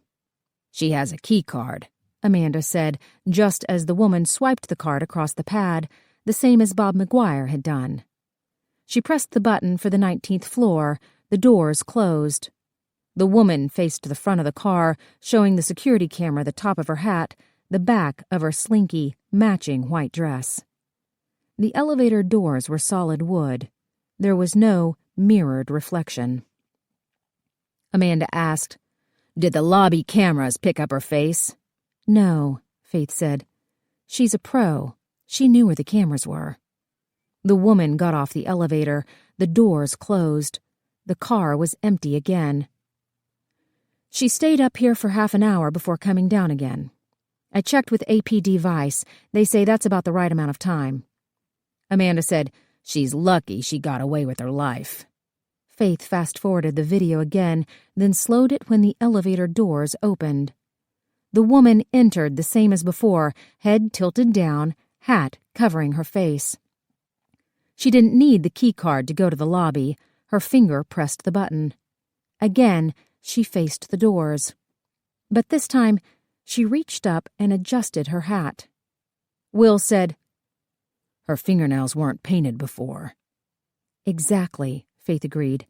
"I checked it 4 times before I came up here." Will stared at the woman's hands. The nails were painted red, undoubtedly in Bombshell Max Factor Ultra Lucent. According to the crime scene report, it was his father's preferred color. Will said, "There's no nail polish by the bed, just manicure stuff." Faith suggested, "Maybe she brought her own?" "That doesn't seem likely," Amanda told them. "He liked to control things." Sarah offered, "I'll check the other room." Amanda told Faith, "Security says the girl's been in the hotel before. I want you to comb every second of video they have. Her face has to be on camera somewhere." Faith left the room. Amanda pulled a latex glove out of her purse. She didn't put it on, but used it as a barrier between her fingers as she opened the drawers on the desk.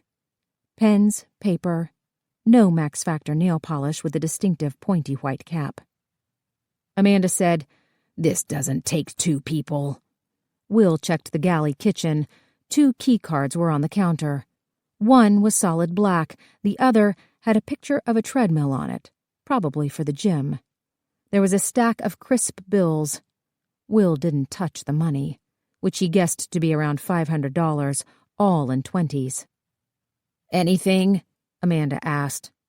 Will went behind the wet bar, swizzle sticks, napkins, a martini shaker. A Bible with an envelope stuck between the pages. The book was old. The leather cover was worn off the corners, showing the cardboard underneath. He told Amanda, "I need your glove." "What is it?" She didn't hand him the glove. Instead, she wiped her palm on her skirt, then forced her hand into the latex. She opened the Bible. The envelope lay flat against the page. It had obviously been in there for a while. The paper was old. The ink had worn off the round logo in the corner. The typewritten address had grayed with time. Amanda started to close the Bible, but Will stopped her. He leaned down, squinting hard to make out the address. Will had seen his father's name enough times to recognize the words. Atlanta Jail came just as easily. He'd used one or both in almost every report he'd ever written. The postmark was faded, but the date was clear. August 15th, 1975. He said, "This was mailed a month after I was born." "So it appears." "It's from a law firm." He recognized the scales of justice. "Herman Centrello," she supplied. His father's defense attorney. The man was a gun for hire. He was also the reason they were here. It was the threat of Centrello's superior courtroom performance that persuaded the Atlanta City prosecutor to offer the plea bargain of life with the possibility of parole. Will said, "Open it." In 15 years, Will had only once seen Amanda's composure crack, and even then, it was more like a fissure. For a split second, she showed something akin to dread. And then, just as quickly, the emotion was gone. The envelope was glued into the spine. She had to turn it over like a page. The glue along the flap had dried long ago. She used her thumb and forefinger to press open the envelope. Will looked inside. No letter, no note, just faded ink where some of the words had rubbed off. Amanda said, "Apparently it's nothing more than a bookmark." Then why did he keep it all these years? No luck. Sarah was back. She told them, "No nail polish in the bathroom or the bedroom.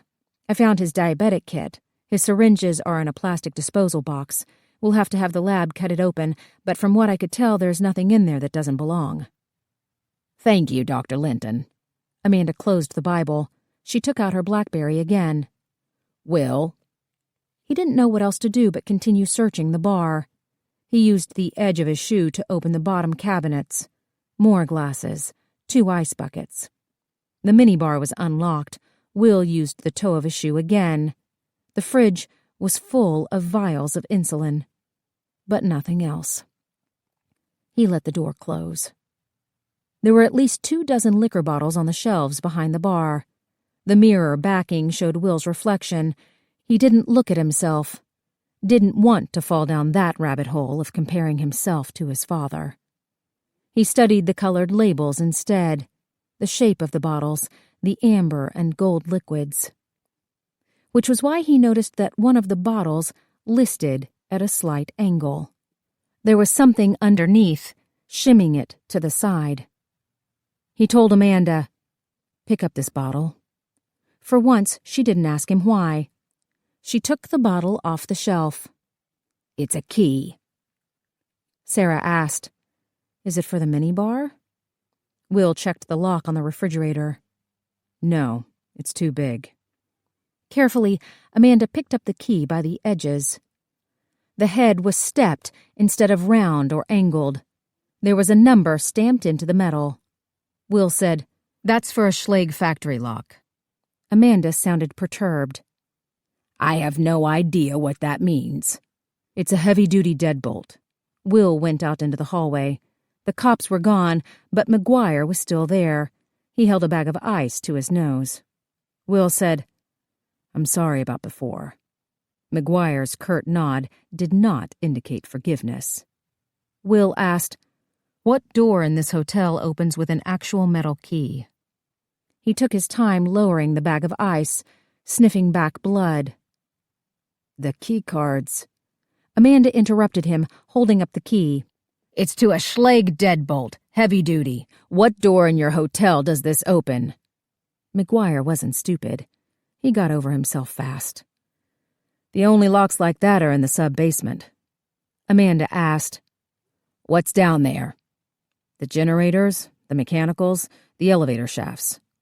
Amanda headed toward the elevators. She told McGuire, "Radio your security team. Tell them to meet us down there." McGuire jogged to keep up. "The main elevators stop in the lobby. You have to go to the second floor in the service elevator, then use the emergency exit stairs behind the spa." Amanda jabbed the button. What else is on that floor? Treatment rooms, a nail suite, the pool. The doors opened. He let Amanda on first. The stairs to the sub-basement are behind the gym. 27. July 15th, 1975. Amanda, Evelyn repeated. Amanda stared down at Ulster. Her foot was still jammed into his neck. With the slightest pressure, she could crush his windpipe. Amanda, Evelyn said. The girl. The girl. Amanda stepped back. She told the patrolman, "Take him." The man took out his cuffs. He called dispatch on his shoulder mic, sounding as scared as Amanda had felt 10 minutes ago. She wasn't afraid now. The steeliness was back, the fury, the anger. She headed toward the house. Wait. Evelyn put her hand on Amanda's arm. The lower half of her face was swollen. It obviously hurt to talk, but she whispered, "There could be someone else. Not another girl. Another killer." Amanda found her revolver on the ground. The wooden grip was cracked. She opened the cylinder, 1 bullet. She looked at Evelyn, who checked her own revolver and held up 4 fingers. 5 bullets between them. That was all they had. That was all they needed. The front door was unlocked. Amanda reached in with her hand and turned on the switch. A single bulb hung from an old fixture in the ceiling. The house was shotgun style, 1 story with a front door that lined up to the back. There were 2 chairs in the front room. A Bible was open on one of them. A silver bowl of water was on the floor. She was reminded of Easter church services. The women would bring bowls of water and wash the men's feet. She'd washed Duke's every year since her mother died. The distant wail of a siren broke the silence. Not just 1 siren, 2, 3, more than she could decipher. Evelyn joined Amanda as she walked down the hall. The kitchen was straight ahead. 2 doors were on their right, 1 on the left, all closed. Evelyn indicated the first door. She gripped her revolver in her hand. She nodded that she was ready. They stood on either side of the closed door. Amanda reached down and turned the knob. She pushed open the door. Quickly, she reached in and flipped up the light switch. A floor lamp came on. There was a metal bed in the middle of the room. The mattress was soiled. Threads jutted up. Broken threads. A washstand. A sink. A chair. A bed table. On the table was a pair of nail clippers. Cuticle nips. Buffer. 3 types of metal files. An emery board. Tweezers. Red Max Factor nail polish with a pointy white cap. A glass vial filled with the crescent-shaped clippings of women's fingernails. Jane Delray. Mary Halston. Kitty Treadwell. Lucy Bennett. Filthy rooms. Cracked plaster walls. Bare bulbs in the ceiling, animal droppings on the floor. The stench of blood and terror. This house was where he'd kept them. Evelyn gave a low hiss for her attention. She nodded toward the next door. Amanda saw the patrolman enter the front room. She didn't wait for him. They did not need his help. She stood to the side of the closed door and turned the knob. The light was already on in the room. Washstand, sink, manicure kit, red polish. Another glass vial of nail clippings. The girl was slumped against the headboard. Blood spilled in a steady stream down her abdomen. Pink foam bubbled from her mouth. Her hand was wrapped around the large knife in her chest. "Don't!" Amanda lurched forward, dropping to her knees beside the bed. She covered the girl's hand with her own. "Don't take it out." Evelyn yelled to the patrolman. "Call an ambulance! She's still alive!" The girl's throat made a sucking sound. Air whistled around Amanda's hand. The blade was angled to the left, piercing the lung, possibly the heart. The knife was huge, the kind of weapon hunters used to skin their kill. The girl breathed. Her body was shaking. Torn threads hung from holes around her tattered lips. It's okay, Amanda soothed, trying to keep the knife steady as she peeled away the girl's fingers. Evelyn asked, "Is she having a seizure?" "I don't know." The girl's hand dropped. The fingers twitched against the mattress. Her breath was stale, almost sour. Amanda's muscles burned as she gripped the handle of the knife, trying desperately to hold it in place. No matter what she did, blood poured steadily from the wound. "It's all right," Amanda mumbled. "Just hold on a little bit longer." The girl tried to blink. Pieces of eyelid stuck to her brow. Her arm reached out, fingers flexing as she tried to point to the open door. "That's right." Amanda felt tears streaming down her face. "We're going to take you out of here. He's not going to hurt you any more." She made a noise, a sound between a breath and a word. "We'll get you out of here." Again she made the sound. "What is it?" Amanda asked. "La." The girl breathed. "Va." Amanda shook her head. She didn't understand. Evelyn got down beside her. "What is it, sweetheart?" "La," she repeated. "La, va." "Lover?" Amanda asked. "Love?" Her head shook in a trembling nod. "Yeah."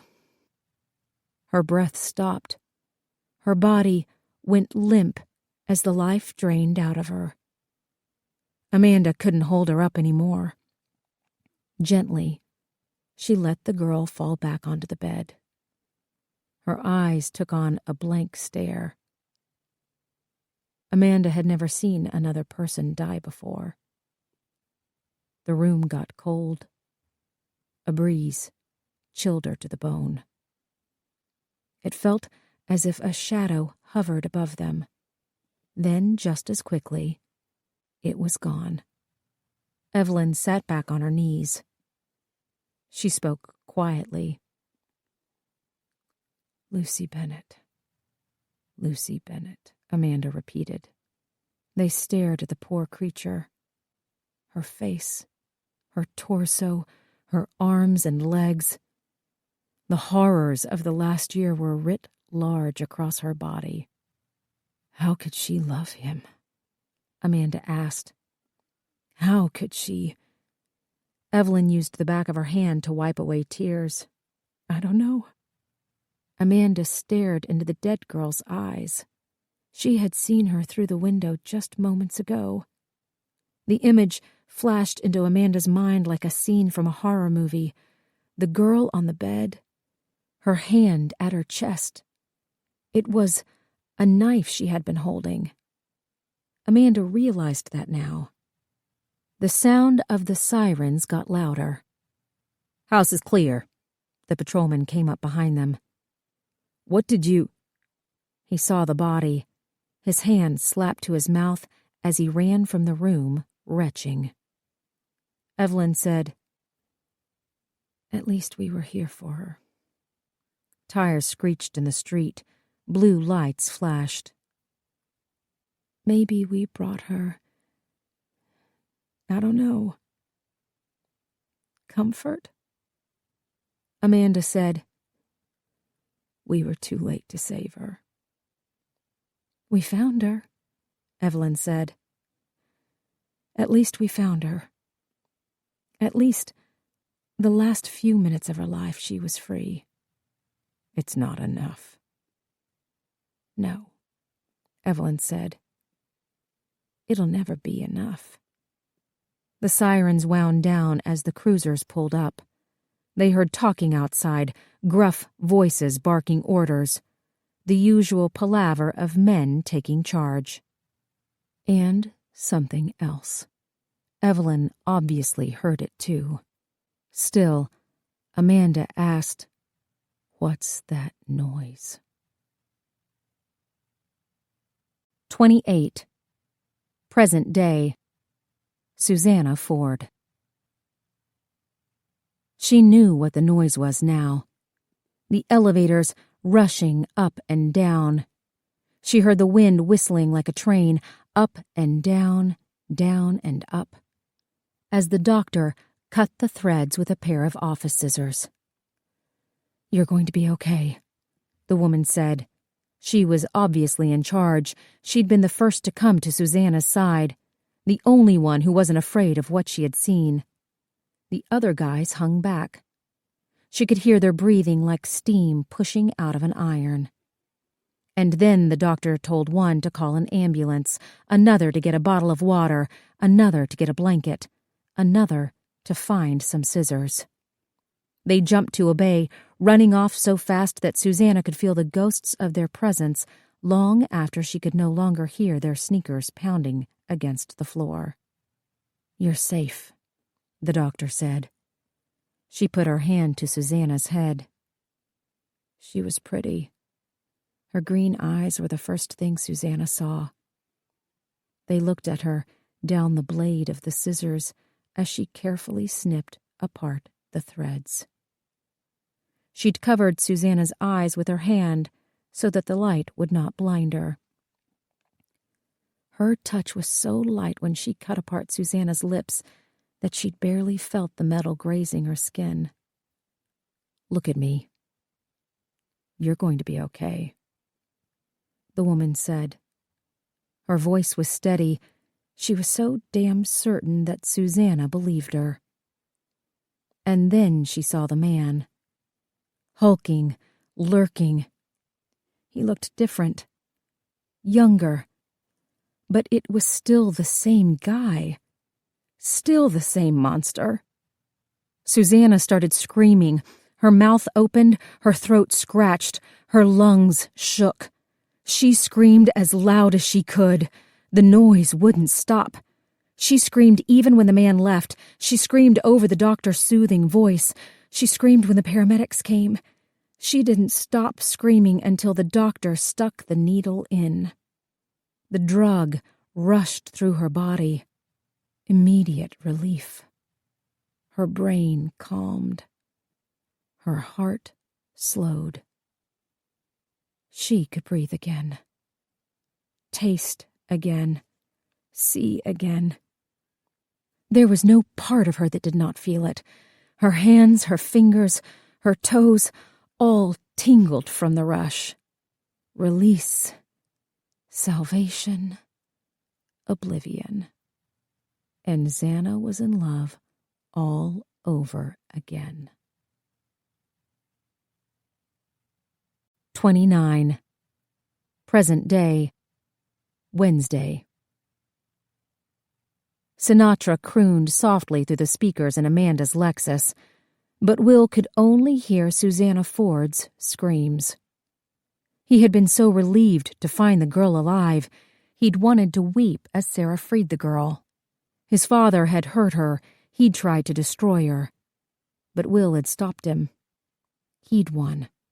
He'd finally beaten the old man. And then, Susanna had taken one look at Will and seen James Ulster come back to life. He leaned his head into his hand as he stared at the passing cars.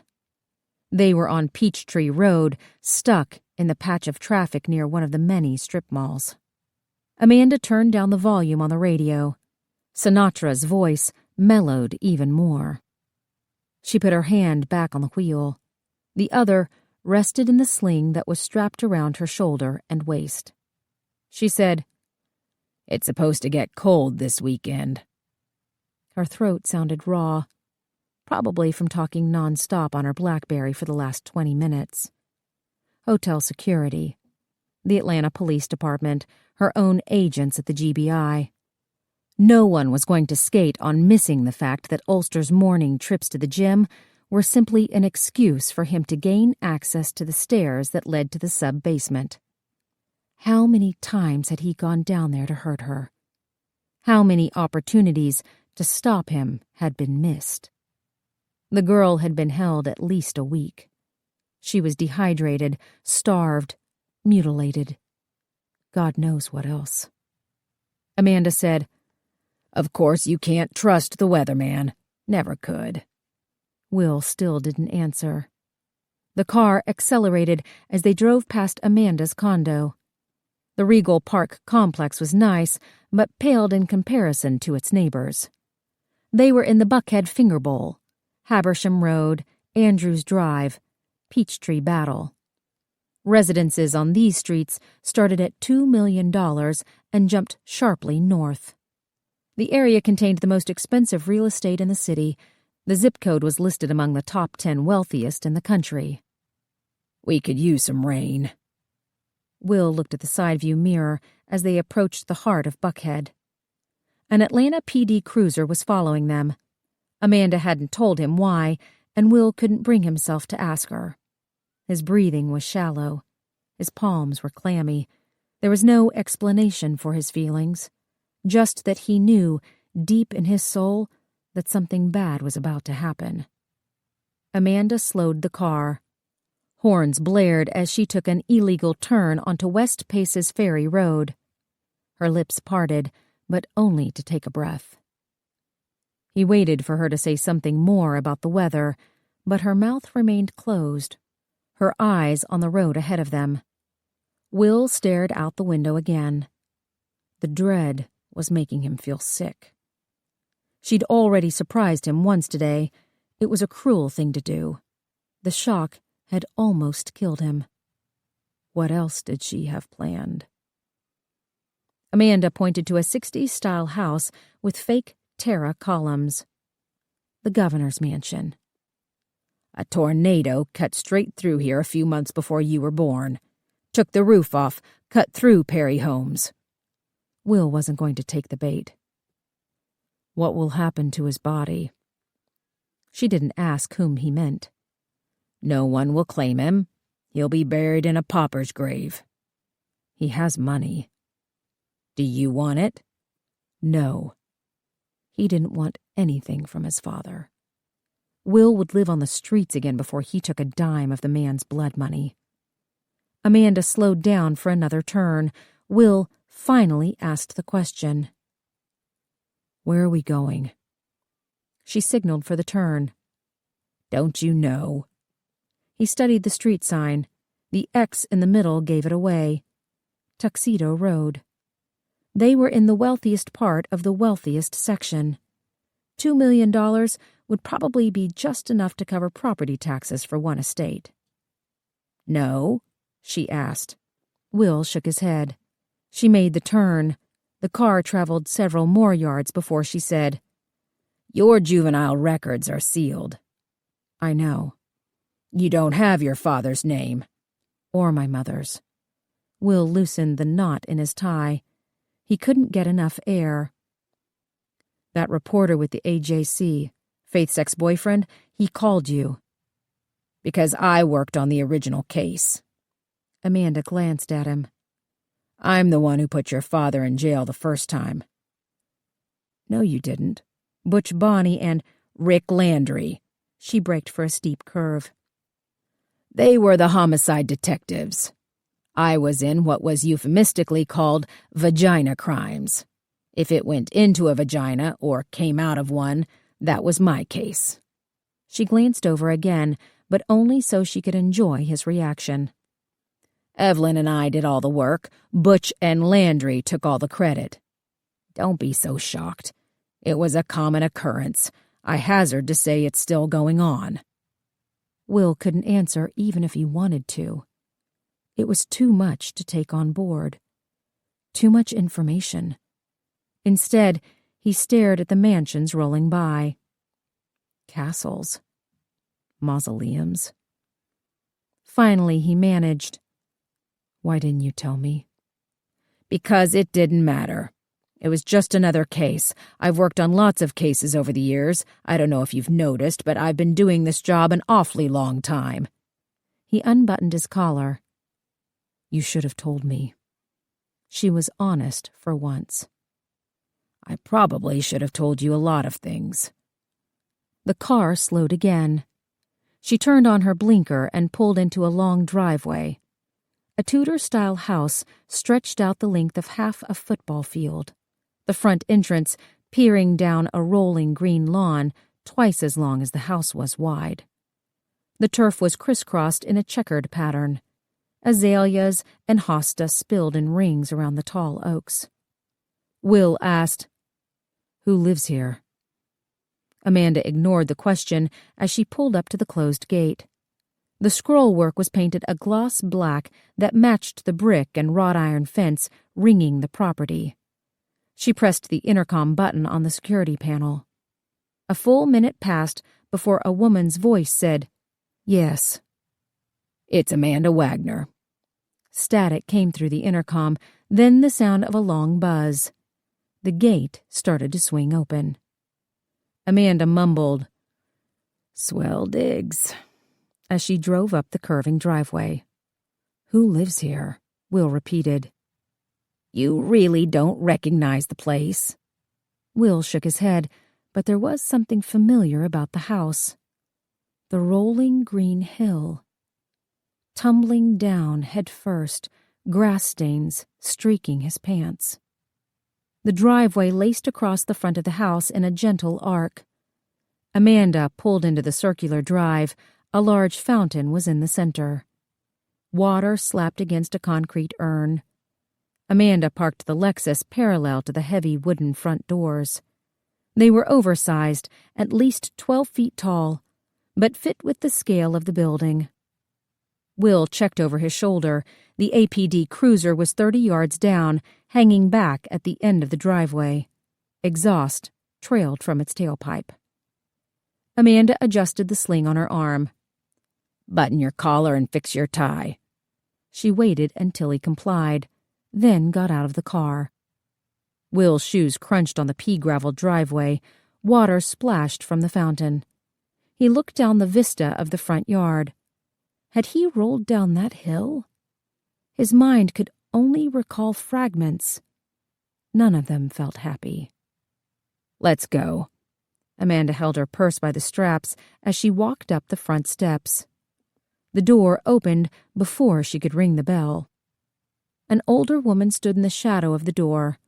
She was the prototypical Buckhead Betty, extremely thin, in the way of all wealthy women, with a tight face that had obviously been stretched back onto her skull. Her makeup was thick. Her hair was stiff with hairspray. She wore a red skirt with hose and high heels. Her white silk blouse had tiny pearl buttons at the wrist. A red cardigan was draped around her narrow shoulders. She didn't bother with formalities. "He's waiting for you in his office." The foyer was almost as large as the lobby of the Four Seasons. Another wide staircase. Another 2-story entrance. Dark wooden beams arched into the white plaster ceiling. The chandelier was wrought iron.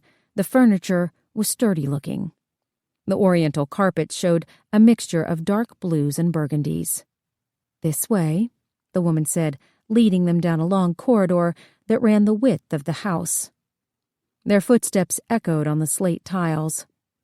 Will couldn't help but look into each room they passed.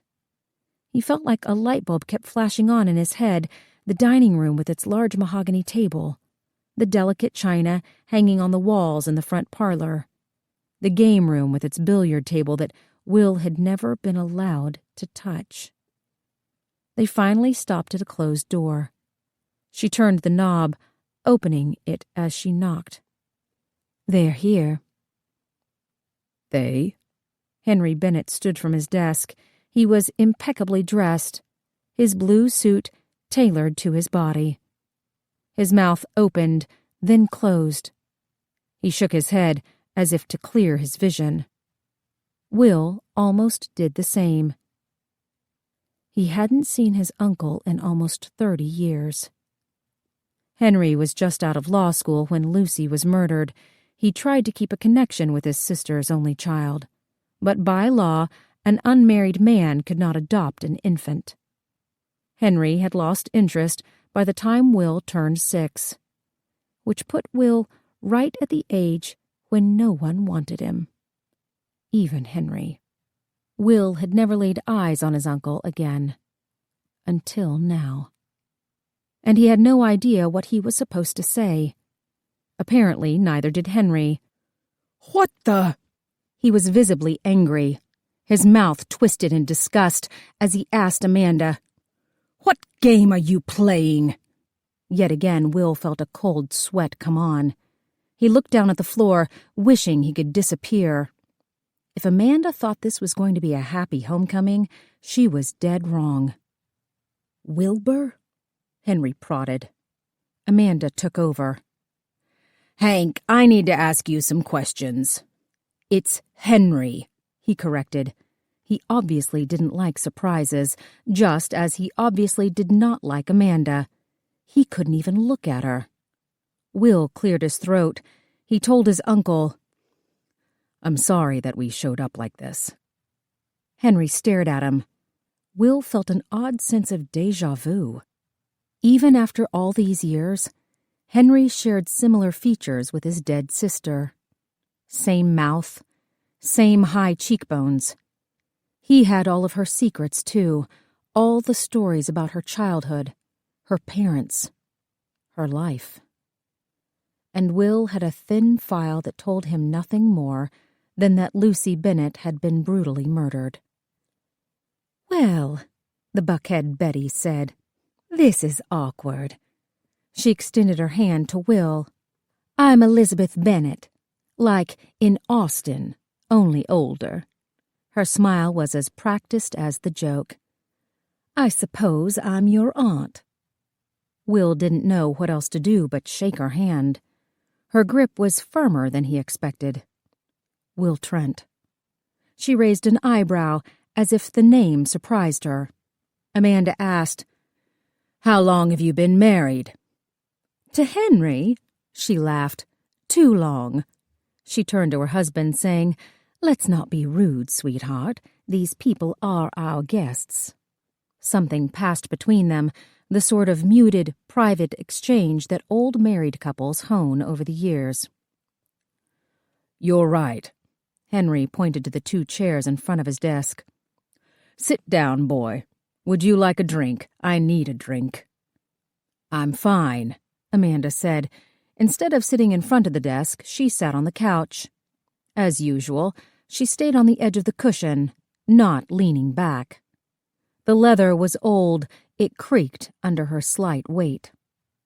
"Wilbur?" Henry asked. He was standing beside a cart with a full bar. "No, thank you." Will sat beside Amanda on the couch. The frame was so low that he could easily rest his elbows on his knees. His leg wanted to shake. He felt nervous, like he'd done something wrong.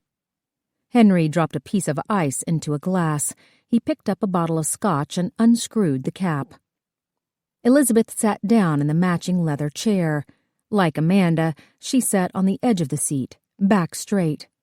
She opened a silver box on the side table. She took out a cigarette and lighter. Will couldn't remember the last time he'd been around a smoker. The house was large enough to absorb the smell, but the pungent odor of burning tobacco filled his nostrils as the woman lit the cigarette. "Now," Henry pulled over one of the chairs from his desk, "I assume you came here for a reason. Is it money? I have to warn you, all my cash is tied up right now. The market's been volatile." Will would have preferred a knife in his groin. "No, I don't want your money." Amanda said, "James Ulster is dead." Henry's lips pursed. He got very still. "I'd heard he got out. 2 months ago," Amanda confirmed. Henry leaned back in his chair. He crossed his leg over his knee. His glass rested lightly on his palm. He smoothed out the arm of his suit jacket. He said, "Wilbur, I know that despite Ulster's terrible actions, He was still your father. Are you holding up?" "Yes, sir." Will had to loosen his tie again. The air was stifling. He wanted to leave, especially when the room turned silent. No one seemed to know what to say. Elizabeth took a deep drag off her cigarette. There was an amused smile on her lips, as if she was enjoying their discomfort. "Well," Henry said, "as I said, your father was a very bad man. I think we're all relieved to learn of his demise." Will nodded. "Yes, sir." Elizabeth tapped the cigarette against the tray. "And how is your life, young man? Are you married? Do you have children?" Will felt a tingling in his arm. He wondered if he was having a heart attack. "I'm doing well." "What about you, Hank?" Amanda asked. "I saw when you made partner, 3 years out of law school, and you rocketed to the top of the firm. Old Treadwell certainly took care of you." Henry finished his scotch. He put the glass on the table. "I'm retired now." Amanda spoke to Elizabeth. "It must be lovely having him home." She held the cigarette to her lips.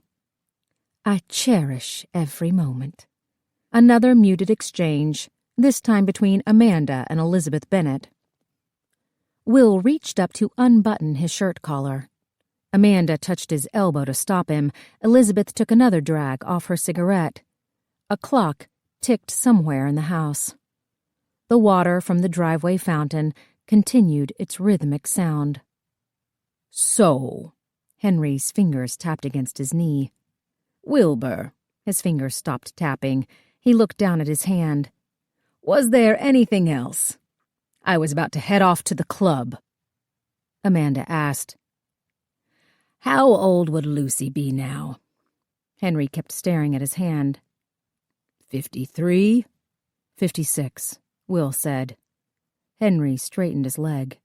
He reached into his pants pocket and pulled out a pair of fingernail clippers. "Wilbur, I was thinking about your mother the other day." He swiveled the handle. "I suppose news of Ulster's parole put her in my mind." Will felt that familiar clamp start to tighten around his chest. "Lucy had this friend, not a pretty girl, but very demure." Henry lined up the clipper to his thumbnail and pressed the handles together. "I'll hazard Lucy was a bad example for her. That's neither here nor there." He placed the cut fingernail on the table beside the ashtray and started on the next nail. "At any rate, the summer I was home from school, I would hear them giggling in Lucy's room, listening to records. One day I went in to see what all the racket was and caught them dancing in front of a mirror, singing into their hairbrushes." He put the second nail by the first. "Isn't that silly?" Will watched him clip the nail of his middle finger. Henry flinched as he cut too close. Still, he managed to remove the tip in one piece. He put the crescent-shaped nail beside the others. When he looked up from his work, he seemed surprised that they were watching him. "I suppose that's not an interesting anecdote. I just assumed you'd want to know something about your mother." Amanda asked. "Do you remember Evelyn Mitchell?" He grunted at the name. "Vaguely. You know, Evelyn was determined to track Ulster's money," she told Will. "This was before the Miami cocaine heyday, when the government started requiring banks to report large deposits." Henry tucked the clippers back into his pocket. "Is there a point to this?" Amanda picked up her purse from the floor. The bag was huge. She carried the world on her shoulder. "Ulster lived in a slum, but he had enough money to hire the top defense attorney in the Southeast. It raised some questions, at least among some of us." Henry's tone was arrogant. "Again, I don't know what this has to do with me. Ulster had a savings account at C&S Bank. We knew a gal there. She told us he had less than $20. He didn't use a dime of it to pay his lawyer." Henry said, "He owned property. Yes. A house in Techwood that he sold in 1995 for $4 million. She unzipped her purse. He was the last holdout. I'm sure the city was pleased when he finally accepted. Henry sounded annoyed. A lot of people made money off the Olympics. Ulster certainly did. Amanda took a latex glove out of her purse. As usual, she wiped her palm on her skirt. With her arm in a sling, it was more difficult to push her fingers into the latex, but she managed to pull on the glove, and then she reached into her purse again and pulled out his father's Bible. Henry laughed when she placed the book on the coffee table. Are we going to pray for Ulster's soul? Amanda opened the Bible. Here's your mistake, Hank. He studied the envelope. One shoulder went up in a shrug. So? This is addressed to James Ulster at the Atlanta jail. She pointed to the name. And this logo says Treadwell Price, your law firm. Will was past the point where he could be surprised by Amanda's lies. Less than an hour ago, she'd told him that the letter was from his father's defense attorney. So? Henry shrugged his shoulder again. There's nothing inside. Amanda asked. Isn't there? No, there's not. He seemed very sure of himself. Obviously, I wrote him a letter giving him a piece of my mind. The man murdered my sister. You can't prove otherwise. I can prove what a lazy pig you are. He gave her a sharp look. Where do you gave this envelope to your girl to type. He glanced at his wife, but Elizabeth was staring at Amanda. She was smiling again, but there was no warmth in her expression. Amanda asked, Do you see your name typed above the Treadwell Price logo? She turned the Bible so Henry could see it. That's what you're supposed to do when you send out a business correspondence. They teach you that in secretarial school. My secretary passed away years ago. I'm sorry for your loss. She turned the Bible back around. The thing about those old typewriters, and you wouldn't know this, is the rollers were heavy. If you weren't careful, you could pinch your fingers between them. Henry straightened the nail clippings on the table. He used the tips of his fingers to move them around. Again, I ask for your point. The point is, you had to line up the envelope just right so the address wouldn't come out crooked. Sometimes you had to twist the envelope back and forth between the rollers to get it straight. It's almost like an old printing press, where you turn the screw to press the ink onto the sheet of paper. Do you still use a fountain pen? Henry froze. He finally seemed to get it. The ink wasn't dry when you put the check inside. Amanda carefully pinched open the paper. So, when your girl pressed the envelope between those two heavy rollers, the ink on the check transferred to the inside of the envelope. This envelope. She smiled. Your name, your signature, your money paid to the order of Herman Centrello, the defense attorney working for the man who murdered your sister. Henry took out his nail clippers again. That's hardly a smoking gun. He kept it all these years, Amanda said. But Ulster was like that, wasn't he? How should I know what? He didn't care about the money. It was a means to an end. He lived to control people. I bet every time he opened this Bible, all he could think about was how easily one word to the right snitch, one phone call to the right lawyer could turn your world upside down. You have no proof that you licked the envelope flap to seal the letter, didn't you, Hank? I don't imagine you'd let your girl do that for you. She might wonder why you're sending such a sizable check to another law firm. Care of the man looking to be sent away for murdering your sister. She smiled. It must have galled you to have to lick your own envelope. How many times has that happened over the years? Henry looked frightened, then angry. You don't have my DNA to compare. Don't I? Amanda leaned forward. Were you ever scratched, Hank? Did Jane scratch you on the arm or chest while you were strangling her? He stood up so fast the chair fell over. I'd like for you to leave now. Wilbur, I'm sorry you've entangled yourself with this. He cast about for a word. Lunacy. Will unbuttoned his collar. The room was suffocating. Amanda took off the glove. You worked out a deal with Ulster, didn't you, Hank? He got what he wanted. You got what you wanted. I'm calling the police. He walked to his desk. His hand rested on the phone. Out of deference to Wilbur, I'm giving you one last opportunity to leave. All right. Amanda took her time standing. She straightened her sling. She lugged her purse onto her shoulder. But she didn't head directly for the door. First, she stopped by Henry's overturned chair. She took the fingernail clippings off the side table. Henry demanded, What are you doing? I always wondered about Jane. She wasn't killed like the other girls. She didn't have the marks on her body. She was strangled and beaten. You tried to make it look like a suicide, but you were too stupid to know that we could tell the difference. Henry didn't speak. He eyed the fingernails in Amanda's hand. Jane was telling anyone who would listen about the missing girls, so you used Treadwell's name to pull some strings down at the station house. You thought Jane would be afraid of the police. I have no idea what you're talking about. You've never understood women, have you, Hank? All you did was piss Jane off and make her talk more. Amanda opened her hand. The fingernails fell to the carpet. Henry nearly jumped across the desk. He caught himself at the last minute, telling his wife, Pick those up, immediately. Elizabeth seemed to debate her answer. Oh, I don't think so, Henry.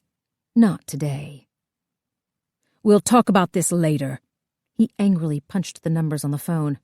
I'm calling the police. They're right outside, Amanda told him.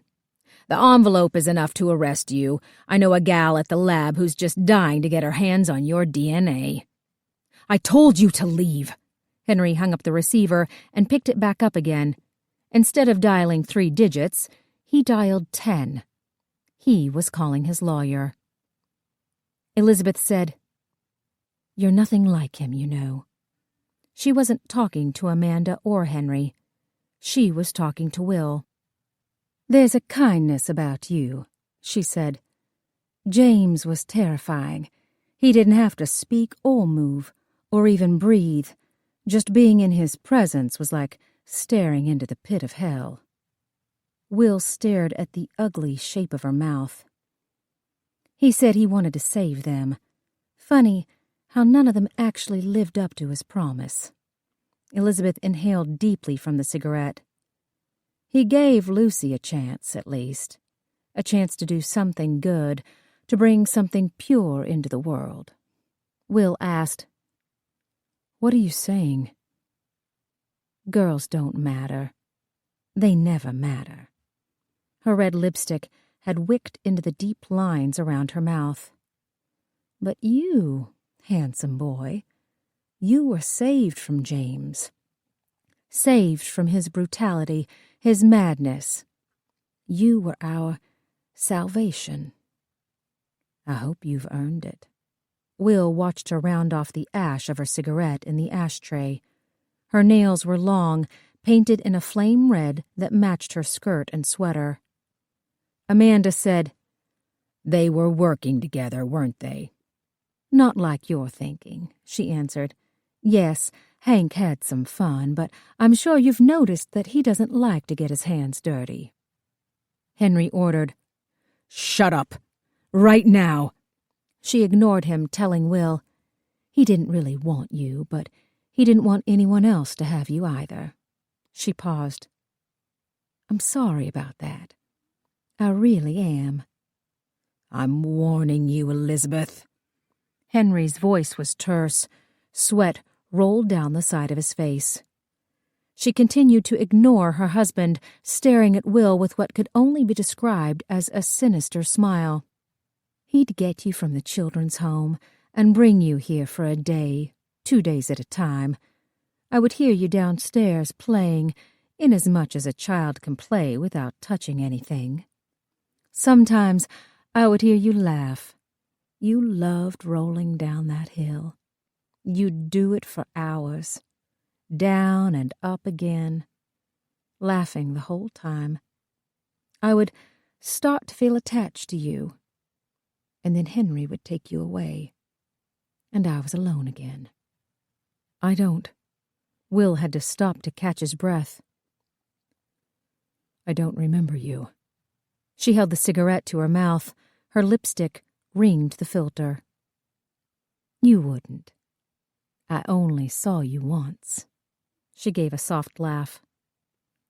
The other times I was tied up.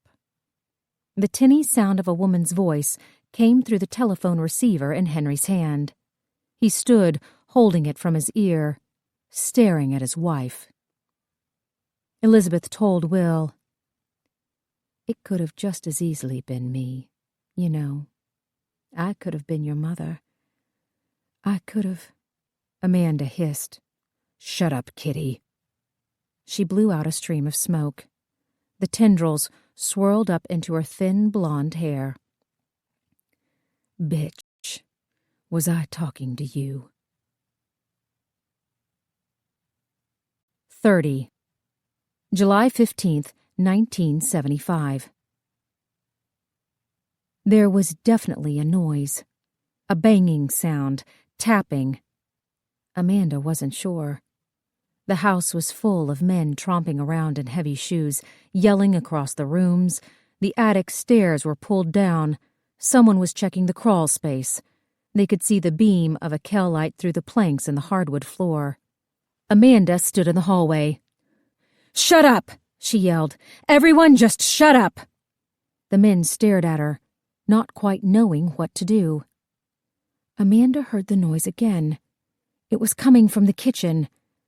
Evelyn pushed past the crowd, fighting to get to the back of the house. "Hey," one of them complained. Amanda followed her into the kitchen. The cabinets were metal. The white laminate countertop had a gold swirl pattern. The appliances dated back to the 30s.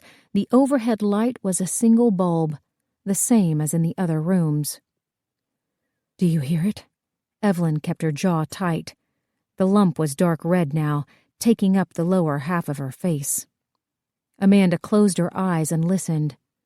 There was no banging, no tapping, nothing. Finally, she shook her head.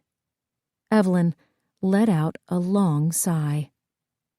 The men in the house had lost their patience. They started talking in low voices that got louder as more of their compatriots arrived on the scene. The front door was wide open. Amanda could see into the street. An ambulance had arrived. The medic jumped out of the back and headed toward the house. A patrolman stopped him and pointed toward the driveway. James Ulster was still alive. She could hear him moaning through the open window. "Crawl space is clear," a voice called. "Somebody get me the hell out of here," Evelyn asked. "You heard it, right?" "Yes." Amanda leaned against the counter. They both stood there, ears straining for the noise. And then they heard it again. Papers rustling. A thumping. It was coming from under the sink. Evelyn still had her gun. She held it in front of her. Amanda wrapped her hand around the cabinet knob. She silently mouthed the countdown. 1, 2, 3, and opened the door. No one jumped out. No bullets were fired. Evelyn shook her head. Nothing. Amanda looked into the cabinet. It was much like her own. On one side were the usual cleaning supplies, bleach, a few rags, furniture polish. On the other side was a large kitchen trash can. It was wedged under the sink, almost too big for the space. Amanda was about to close the door, but the trash can moved. "Jesus," Evelyn whispered. Her hand went to her chest. "It's probably a rat." They both looked down the hallway. There were at least 30 men on scene. Evelyn whispered, "I'm terrified of rats." Amanda wasn't crazy about them either, but she wasn't about to erase everything they'd done tonight by asking some big, strong man to help them. The trash can moved again. She heard a noise that sounded like a cough. Oh my God. Evelyn dropped her gun on the counter. She got to her knees and tried to pull out the trash can. "Help me!" Amanda grabbed the top of the plastic can. She yanked as hard as she could. The edge came free, and she saw two eyes staring up at her. Almond-shaped. Blue. Eyelids as thin as tissue paper. The baby blinked. His upper lip formed a perfect triangle as he smiled up at Amanda. She felt an ache in her heart, as if he was pulling on an invisible string between them. His tiny hands, the fat little dots of his curled toes.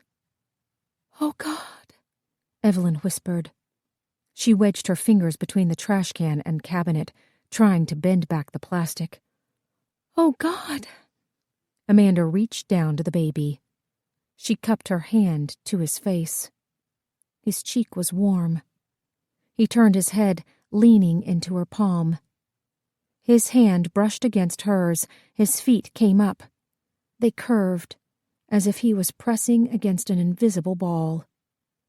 He was so impossibly small, and so perfect, so beautiful.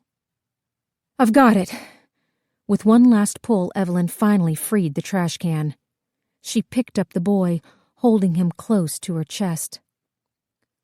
"Little lamb," she murmured, pressing her lips to his head. "Poor little lamb." From nowhere, Amanda felt a flash of jealousy. Tears sprang into her eyes, blurring her vision, blinding her. And then came the rage. Of all the horrors Amanda had seen in the last week, this was the worst. How had this happened? Who had thrown away this child? "Amanda." It was Dina Coolidge. The scarf around her neck was blue. She had a white lab coat on.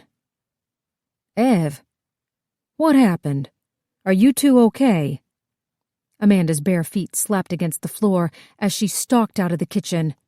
She was running by the time she reached the front door. They were loading Ulster into the ambulance. She bolted into the street and pushed the medic out of her way. Ulster was strapped down to the gurney. His wrists were handcuffed to the metal stiles.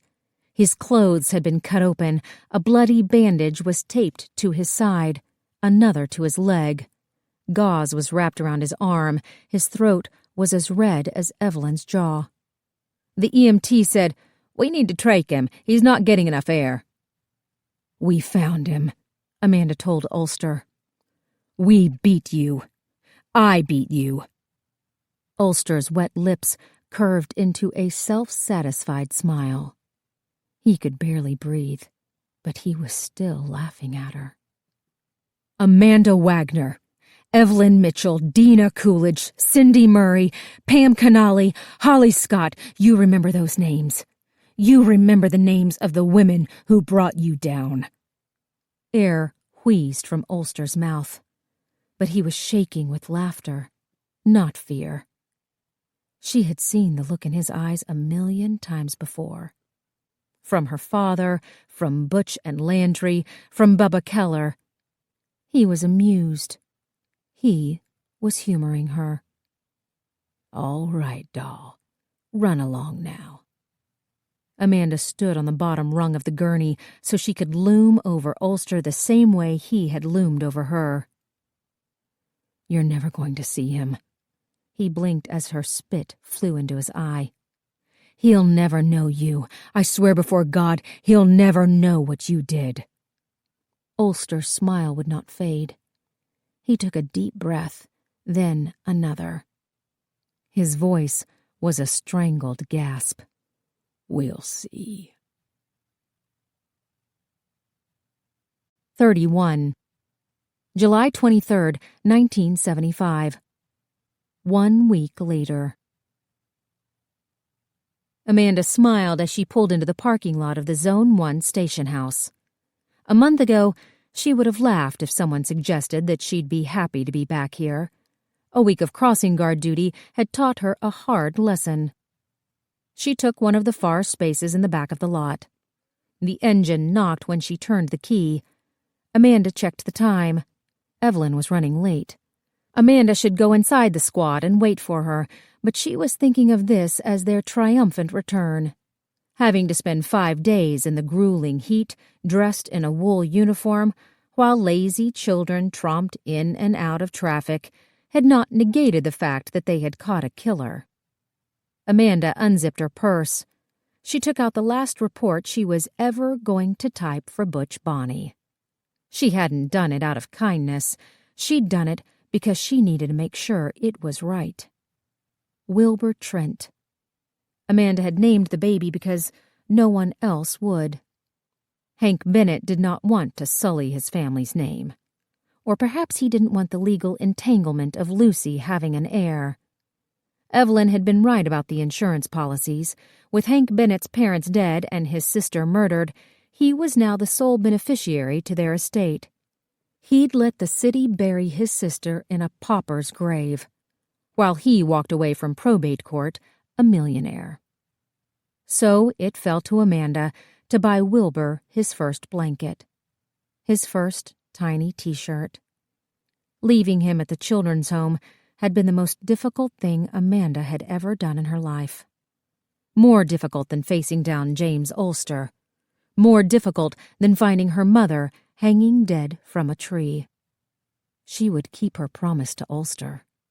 The child would never know his father.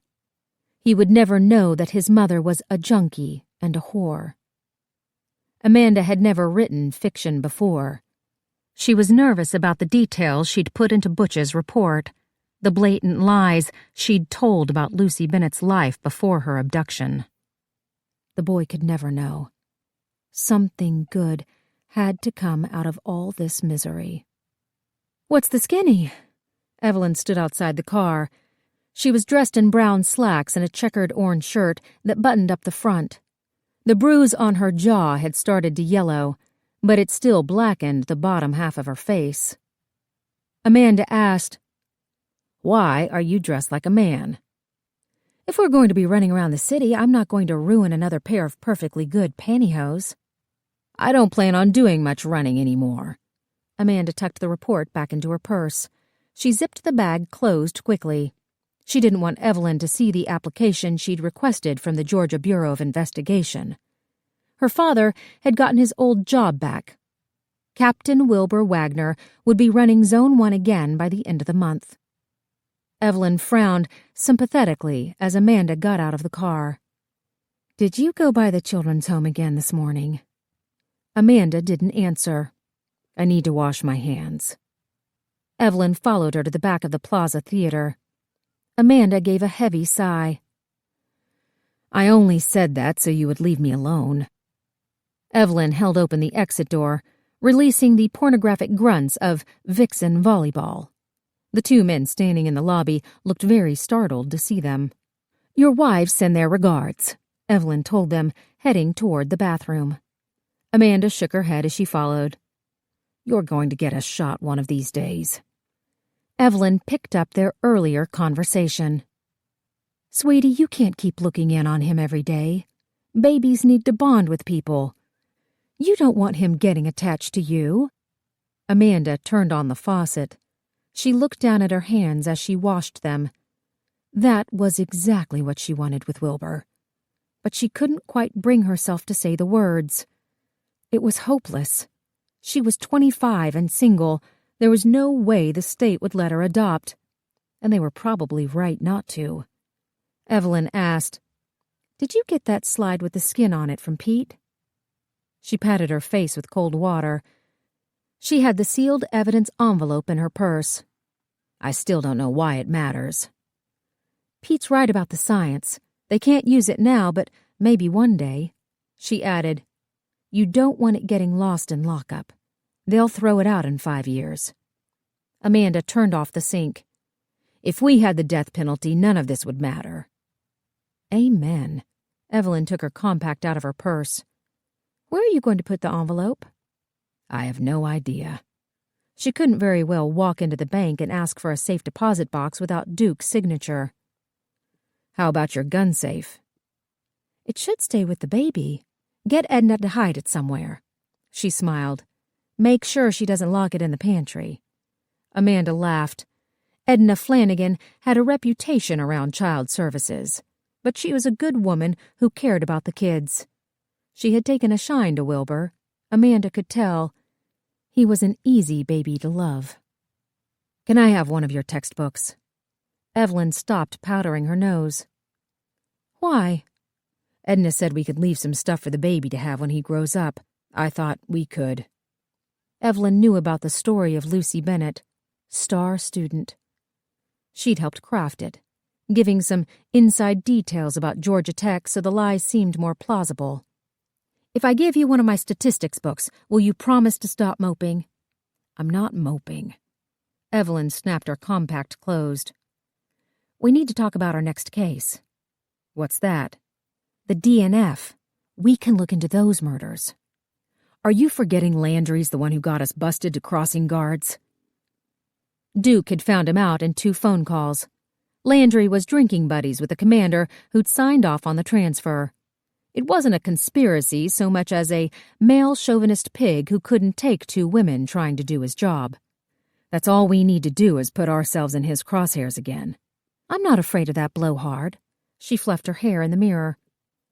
We saved a life, Amanda. We lost 3, maybe 4. God knew where Kitty Treadwell was. Probably buried in the city dump. Not that her father cared. Andrew Treadwell refused to return their phone calls, let alone admit that he had a second daughter. And neither one of us came out unscathed. But we know people now. We have sources. We have a network. We can work cases just like the boys, even better. Amanda could only stare at her. The grunting sounds from the porn movie only added to the ridiculousness of her statement. Is there anything you can't put a positive spin on? Hitler, world hunger. Redheads, I just don't trust them. Evelyn checked her makeup again. Amanda did the same, frowning at what she saw. Evelyn wasn't the only one who was bruised. Amanda's neck was still ringed dark from Ulster's hands. Her ribs were tender to the touch. The cuts on her palms and the soles of her feet were just starting to scab. Evelyn caught her eye in the mirror. War wounds. They were both smiling as they left the bathroom. Evelyn asked, Did I tell you about that Green Beret in North Carolina who murdered his entire family? Yes. Amanda held up her hand to stop her. Twice. I would rather talk about the case again than hear the details. Thank you very much. The lobby was empty. Evelyn stopped. She put her hands on her hips. You know the insurance policies still bother me. Hank Bennett. She couldn't let it go. Evelyn pressed. Bennett went to the mission looking for Lucy. It follows that he'd end up at the soup kitchen and meet James Ulster. Maybe they met, but to say they were working together? Amanda shook her head. Why? What would be the point?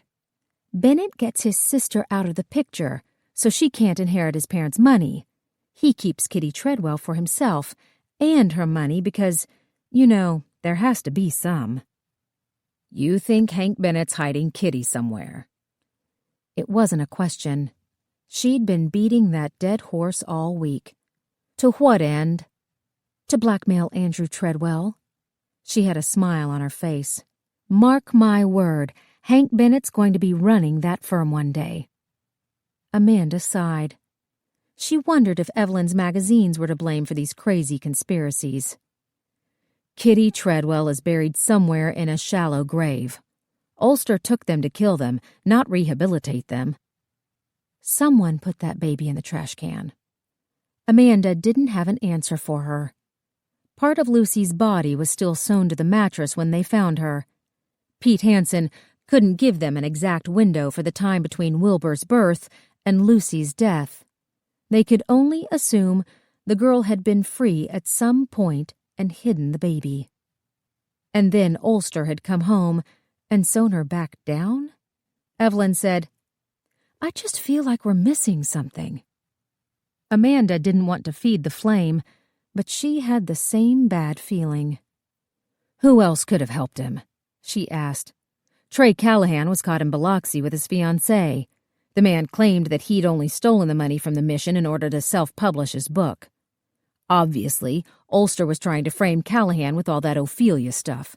Don't you think if there were a second killer, then Ulster would have framed that person instead? How about this? Where's the money coming from?" Herman Centrello. Evelyn was determined to find out how James Ulster was paying for the best criminal defense lawyer in the Southeast.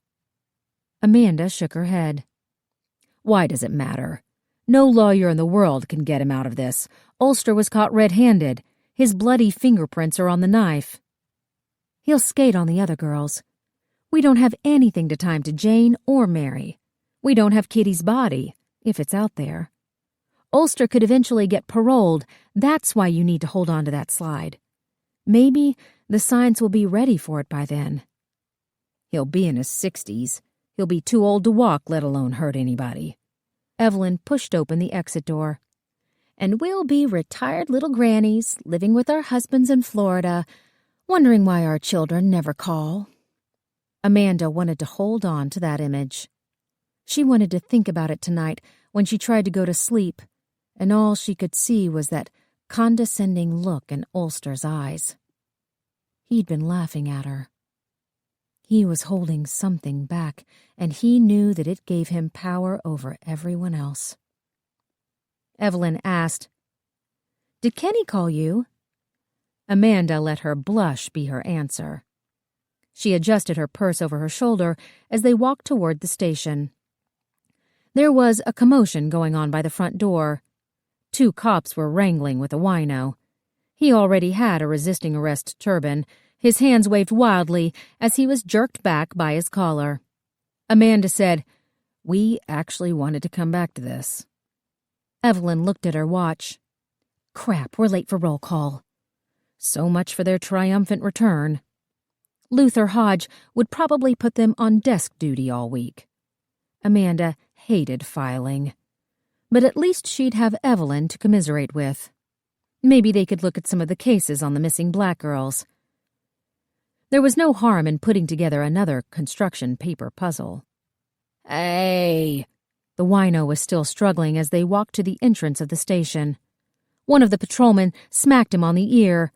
The man's head jerked like a sling. The squad was as smoke-filled and dingy as usual. The room looked the same, crooked rows of tables crossing the room. White on one side, black on the other. Men in front, women in back. Hodge was at the podium. Everyone was seated for roll call. But, for some reason, they started to stand. First, it was some of the white detectives. Then, slowly, the blacks stood from their tables. It went around the room in a slow wave, ending with Vanessa Livingston, who, as usual, was sitting in the last row. She gave them both a thumbs up. Her teeth showed in a proud grin. Evelyn seemed momentarily stunned, but she kept her head high as she walked into the room. Amanda tried to do the same as she followed. The men cleared a path for them. No one spoke. They didn't whistle. They didn't make catcalls. Some of them nodded. Rick Landry was the only one who remained seated, but standing beside him was Butch Bonney, who seemed to have some grudging respect in his eyes. Then the moment was ruined as the wino was thrown into the squad room. He jumped up from the floor, screaming, "I'll sue you, motherfuckers!" The room tensed. The drunk's eyes widened as he realized he was facing down a room full of cops. He nervously glanced at Amanda, then Evelyn. Excuse the language, ladies." "Shit." Butch took the toothpick out of his mouth. "They ain't no ladies, fella. They're the police." The room heaved a collective sigh. Jokes were passed around. The drunk was wrangled out the door. Hodge banged the podium for silence. Amanda fought the smile on her lips as she walked to the back of the room. She could feel Evelyn behind her, knew she was thinking the same thing. Finally, acceptance. 32. Present day. Wednesday. Will sat on the wooden bench at the top of the rolling hill. He rested his elbows on his knees. He looked down at the street as the police cruiser pulled out of the driveway. His father, a murderer. His uncle, a murderer. Will had it on both sides. Footsteps crunched across the gravel driveway. Amanda put her hand on his shoulder, but only to help herself sit. They both stared into the empty street. Seconds turned into minutes. Will could hear a white noise in his ears, a humming that made it impossible for his brain to hold on to any one thought. Amanda gave a heavy sigh. Evelyn's never going to let me live this down. She always thought there was someone else. Is she going to testify against him? Kitty? Amanda shrugged with her good shoulder. I doubt it. If she was going to talk, she would have done so years ago. I have a feeling she's still too much under Henry's control. She gave a rueful laugh. You've come a long way, baby. Will couldn't pretend he was all right with all this. He couldn't brush off tragedy with a wry comment the way Amanda did. Tell me what happened. The truth. Amanda stared at the front lawn, the vast green space that was larger and better tended than most public parks. She obviously needed time to collect her thoughts. Honesty wasn't a natural act for Amanda Wagner. Will could tell it took effort. Finally, she said, You know that there were 2 victims, your mother and Jane Delray.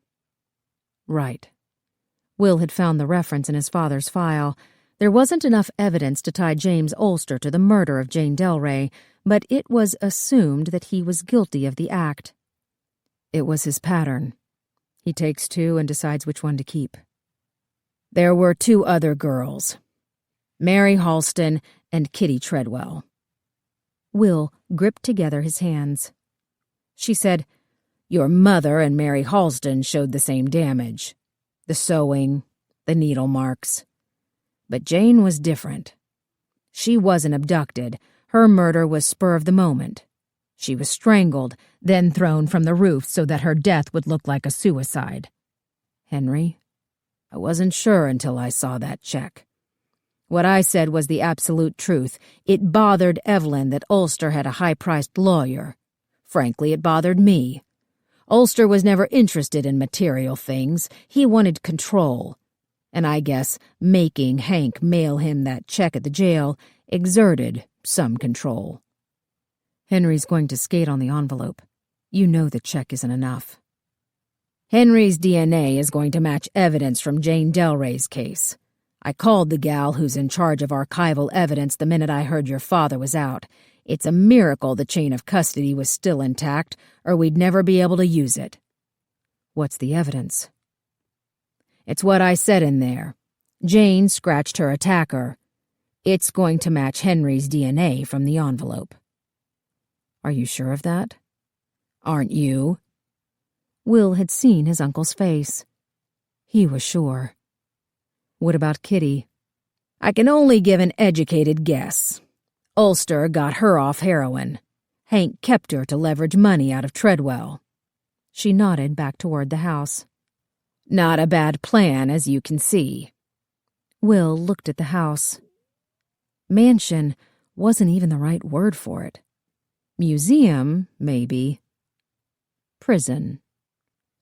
Amanda asked, Is there anything else you want to know? There was a lifetime of questions. Why are you making me pull teeth? Because this is difficult for me too, Will. He hadn't considered that. For all her bluster, Will knew that Amanda was close to this. Her first case. Her first homicide, she tried to act like it was nothing. But the fact that they were both sitting here right now belied that assertion. Eventually, she said, "Hank always hated women. I imagine he hated Lucy for her independence, her free spirit. That she made choices for herself. She was going to school, living in Atlanta. Hank thought women should stay in their place. Most men did back then.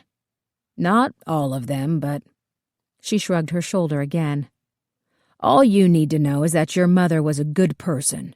She was smart and independent, and she loved you." A cable truck drove down the street. Will could hear the hum of the wheels on the road. He wondered what it felt like to live in a mansion, to watch the rest of the world pass you by. Amanda said, "Everyone I interviewed at the school loved her." Will shook his head. He'd heard enough. "She was funny and kind. She was very popular. All of her professors were devastated when they heard what happened. She had great promise." He tried to swallow the glass in his throat. "I was there when she died." Amanda paused again. "Her last words were for you, Will. She said that she loved you. She wouldn't let go until she was certain we heard her. Until she knew that we understood that with every breath in her body, she loved you." Will pressed his fingers into his eyes. He wasn't going to cry in front of her. There would be no going back from that. "She hid you in the trash can to save you from your father." Amanda paused. "Evelyn was there. We found you together. I don't think I've ever been so angry in my life, not before or since." Will swallowed again. He had to clear his throat to speak. "Edna Flanagan? You knew her." "A lot of my cases took me to the children's home." Amanda adjusted the strap on her sling. "No one told me she'd passed away. When I found out," she looked Will straight in the eye. "Trust me, her replacement was duly punished for his actions." Will couldn't help but take some pleasure in the thought of Amanda annihilating the man who'd kicked him out into the street. "What was in the basement? What were you looking for?" She stared back at the lawn, letting out a long sigh. "I wonder if we'll ever know." Will remembered the scratches in the coal chute. He'd assumed they had been made by an animal, but now he knew it was probably one of Amanda's old broads. "Someone went back there while we were at the hospital." "Really?" Amanda pretended to be surprised. Will tried to let her know he wasn't a complete idiot. There was no way a slide had been in police custody for 37 years. "Archival evidence." "Archival evidence?" She had an infuriating smile on her lips, and he knew she was back in full dissembling mode before she even opened her mouth. "Never heard of it." "Cindy Murray," he continued. "Will's caseworker, the woman who'd helped him get off the streets and into college." "Murray." Amanda drew out the name, finally shaking her head. "Doesn't ring a bell." "Captain Scott at the jail." She chuckled. "Remind me to tell you stories about the old jail sometime. It was awful before Holly cleaned it up." "Rachel Foster." Amanda still called on the federal judge to sign off on her warrants. "I know you're friends with her." "Rachel and I came up together. She worked dispatch, the night shift, so she could go to law school during the day." "She expunged my record when I graduated from college." Amanda would only say, "Rachel's a good gal." Will couldn't help himself. He had to find at least one crack. "I've never known you to go on another GBI recruiting trip. Not once in 15 years, just the one where you got me to sign up." "Well," she adjusted the sling again. "No one really enjoys those trips. You talk to 50 people and half of them are illiterate." She smiled at him. Not that that's a bad thing. Did I get it from him? He couldn't look at her. Amanda knew about his dyslexia. My problem? No, she spoke with certainty. You saw his Bible he was constantly reading. That girl, Susanna Ford, she saw a tall man. That's all. You're nothing like him, Will. I knew James Ulster. I talked to him. I looked him in the eye. There's not a drop of your father inside of you. It's all Lucy. Everything about you comes straight from your mother. You have to believe me on that, at least. I wouldn't waste my time on you otherwise. Will clasped his hands in front of him. The grass was lush beneath his feet. His mother would be 56 years old now. Maybe she would have been an academic. Her textbooks were well read. Words were underlined, asterisks were scribbled in the margins. She might have been an engineer, or mathematician, or a feminist scholar. He had spent so many hours with Angie talking about the what-ifs. What if Lucy had lived? What if Angie's mom hadn't taken that overdose? What if they hadn't grown up in the home? What if they'd never met each other? But his mother had died. So had Angie's, though it had taken longer. They'd both grown up in the home. They'd been connected to each other for nearly 3 decades. Their anger was like a magnet between them.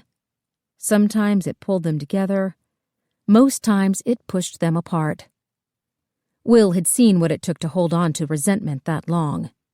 He read it in Kitty Treadwell's emaciated body.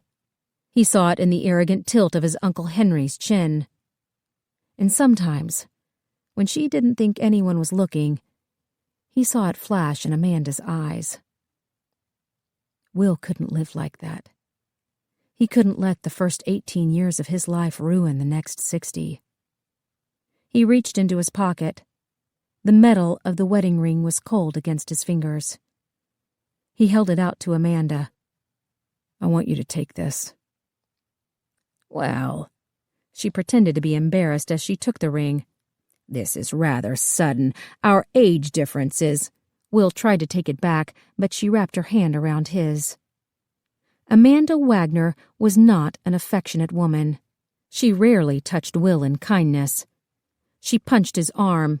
She smacked his shoulder. She'd even once pulled back the safety plate on a nail gun and feigned surprise when the nail shot through the webbing between his thumb and index finger. But now, she held on to his hand. Her fingers were small, her wrist impossibly tiny. There was clear polish on her fingernails. Age spots dotted the back of her hand. Her shoulder leaned into his. Will gently returned the pressure. Her grip tightened for just a second before she let go. She said, "You're a good boy, Wilbur." Will didn't trust himself to respond without his voice cracking. Normally he would have made a joke about crying like a girl, but the phrase was a contradiction to the woman sitting beside him. Amanda said, "We should go before Kitty turns the hose on us." She dropped the ring into her purse as she stood from the bench. Instead of hefting the bag onto her shoulder, she gripped it in one hand. Will offered, "Do you want me to carry that?" "For God's sakes, I'm not an invalid." She pulled the bag onto her shoulder as if to prove a point. "Button your collar. You weren't raised in a barn. And don't think we've had our last conversation on the subject of your hair." Will buttoned his collar as he walked with her to her car. Kitty Treadwell stood at the open front door, watching them carefully. A cigarette hung from her lips. Smoke curled up into her eye. She said, "I paid the property taxes." Amanda was reaching for the car door. She stopped.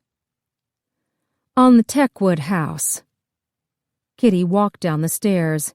She stopped a few feet from the car.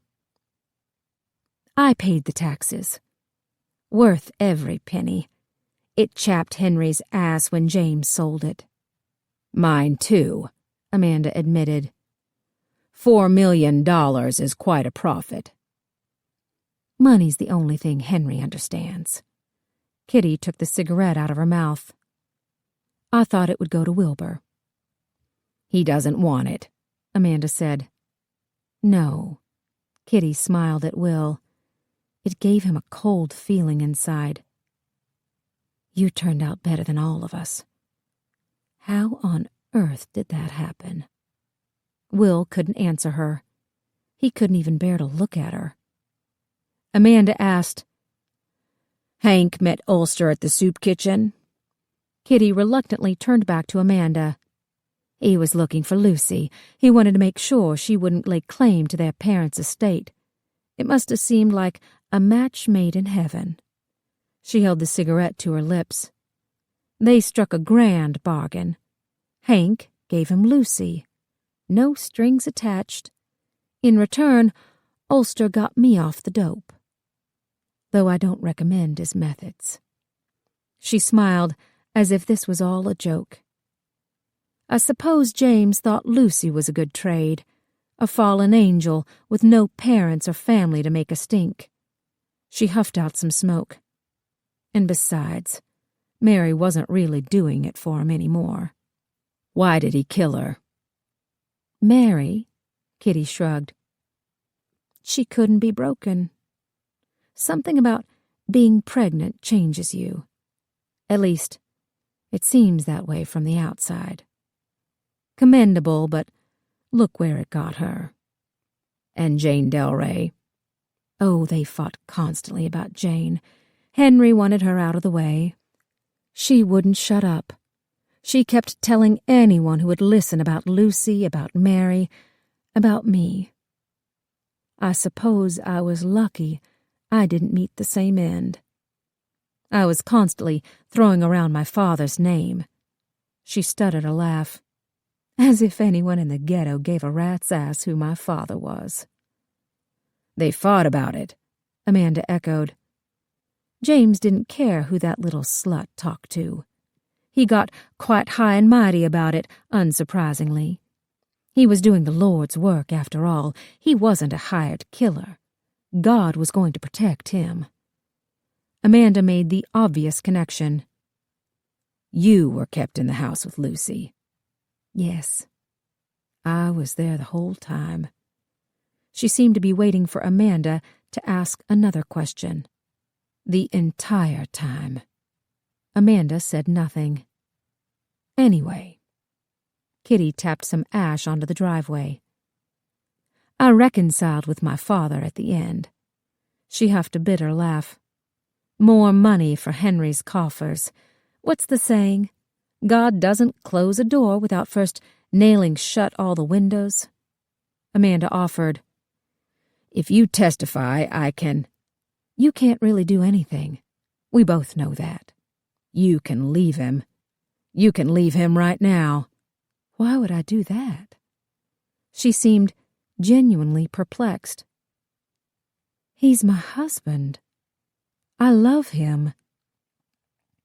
Her matter-of-fact tone was as shocking as anything Will had heard today. She really seemed to want an answer. Amanda asked, How could you? After all he did. Kitty snarled out a long stream of smoke. You know how it is with men. She flicked the cigarette into the yard. Sometimes it's criminal what a woman has to do. 33. Present day. 1 week later. Sarah's greyhounds had been spoiled rotten. Will had started giving them cheese, which Sarah had discovered the hard way. Apparently it was an ongoing thing.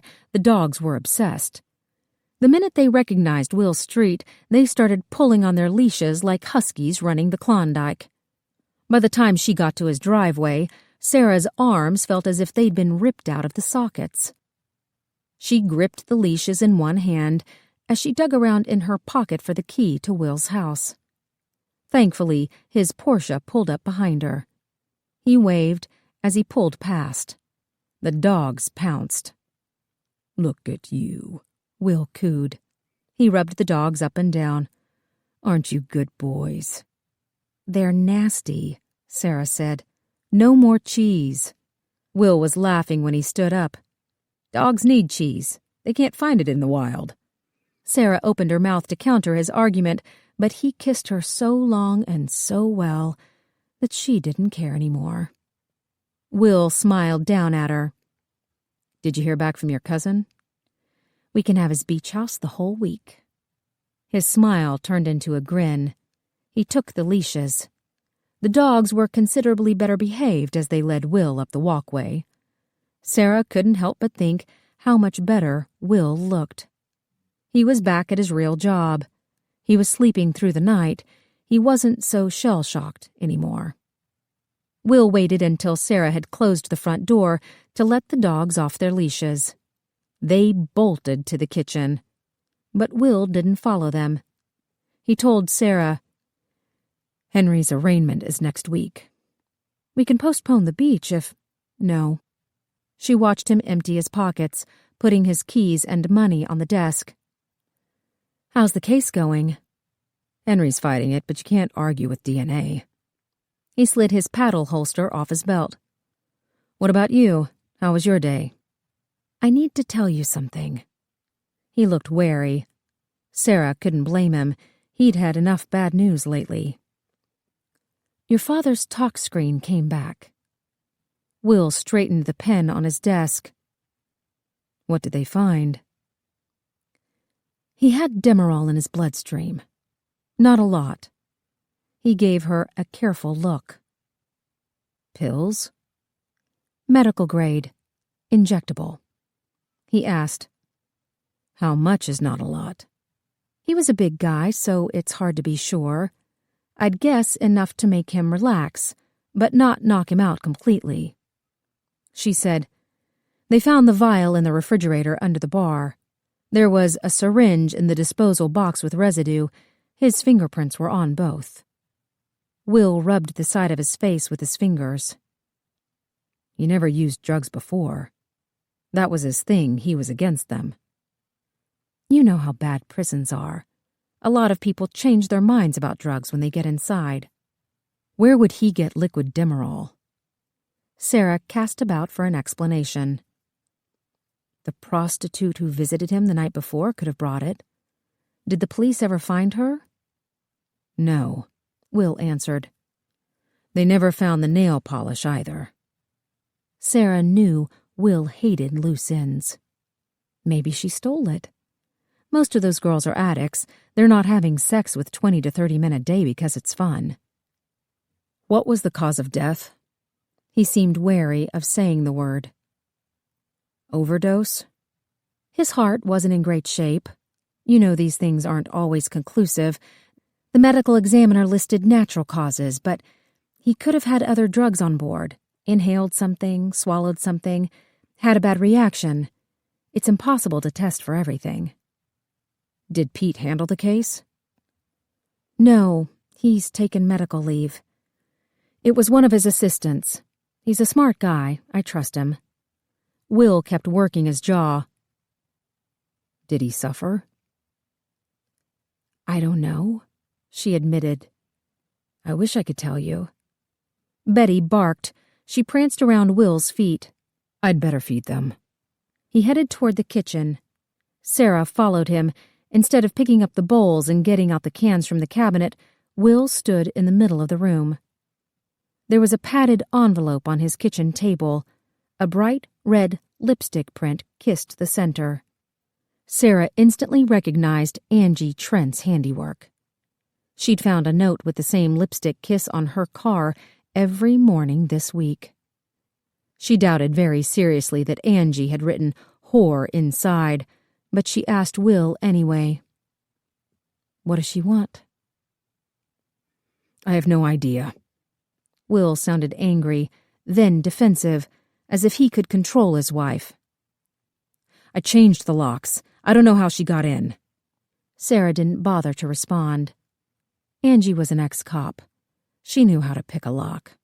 Working Vice, she'd learned how to skate back and forth across the lines with impunity. Will said, "I'll throw it away." She tried to quell her irritation. "It's all right." "No, it's not." Will picked up the envelope. It wasn't sealed. The flap opened. Sarah jumped back, though what clattered onto the table was hardly dangerous. At least, not anymore. The prostitute at the Four Seasons had been the last person to see Will's father alive. She knew the regular girls. She knew how they dressed, where they picked up their johns. More important, she knew that adjusting her hat in full view of the elevator security camera would draw attention to her recently manicured fingernails. And that still wasn't enough. Like a cat leaving a dead animal on its owner's doorstep, Angie Trent had taken a souvenir from the crime scene so that Will would know exactly what she'd done for him. Glass bottle, pointy white cap. Bombshell red. It was the missing bottle of Max Factor nail polish.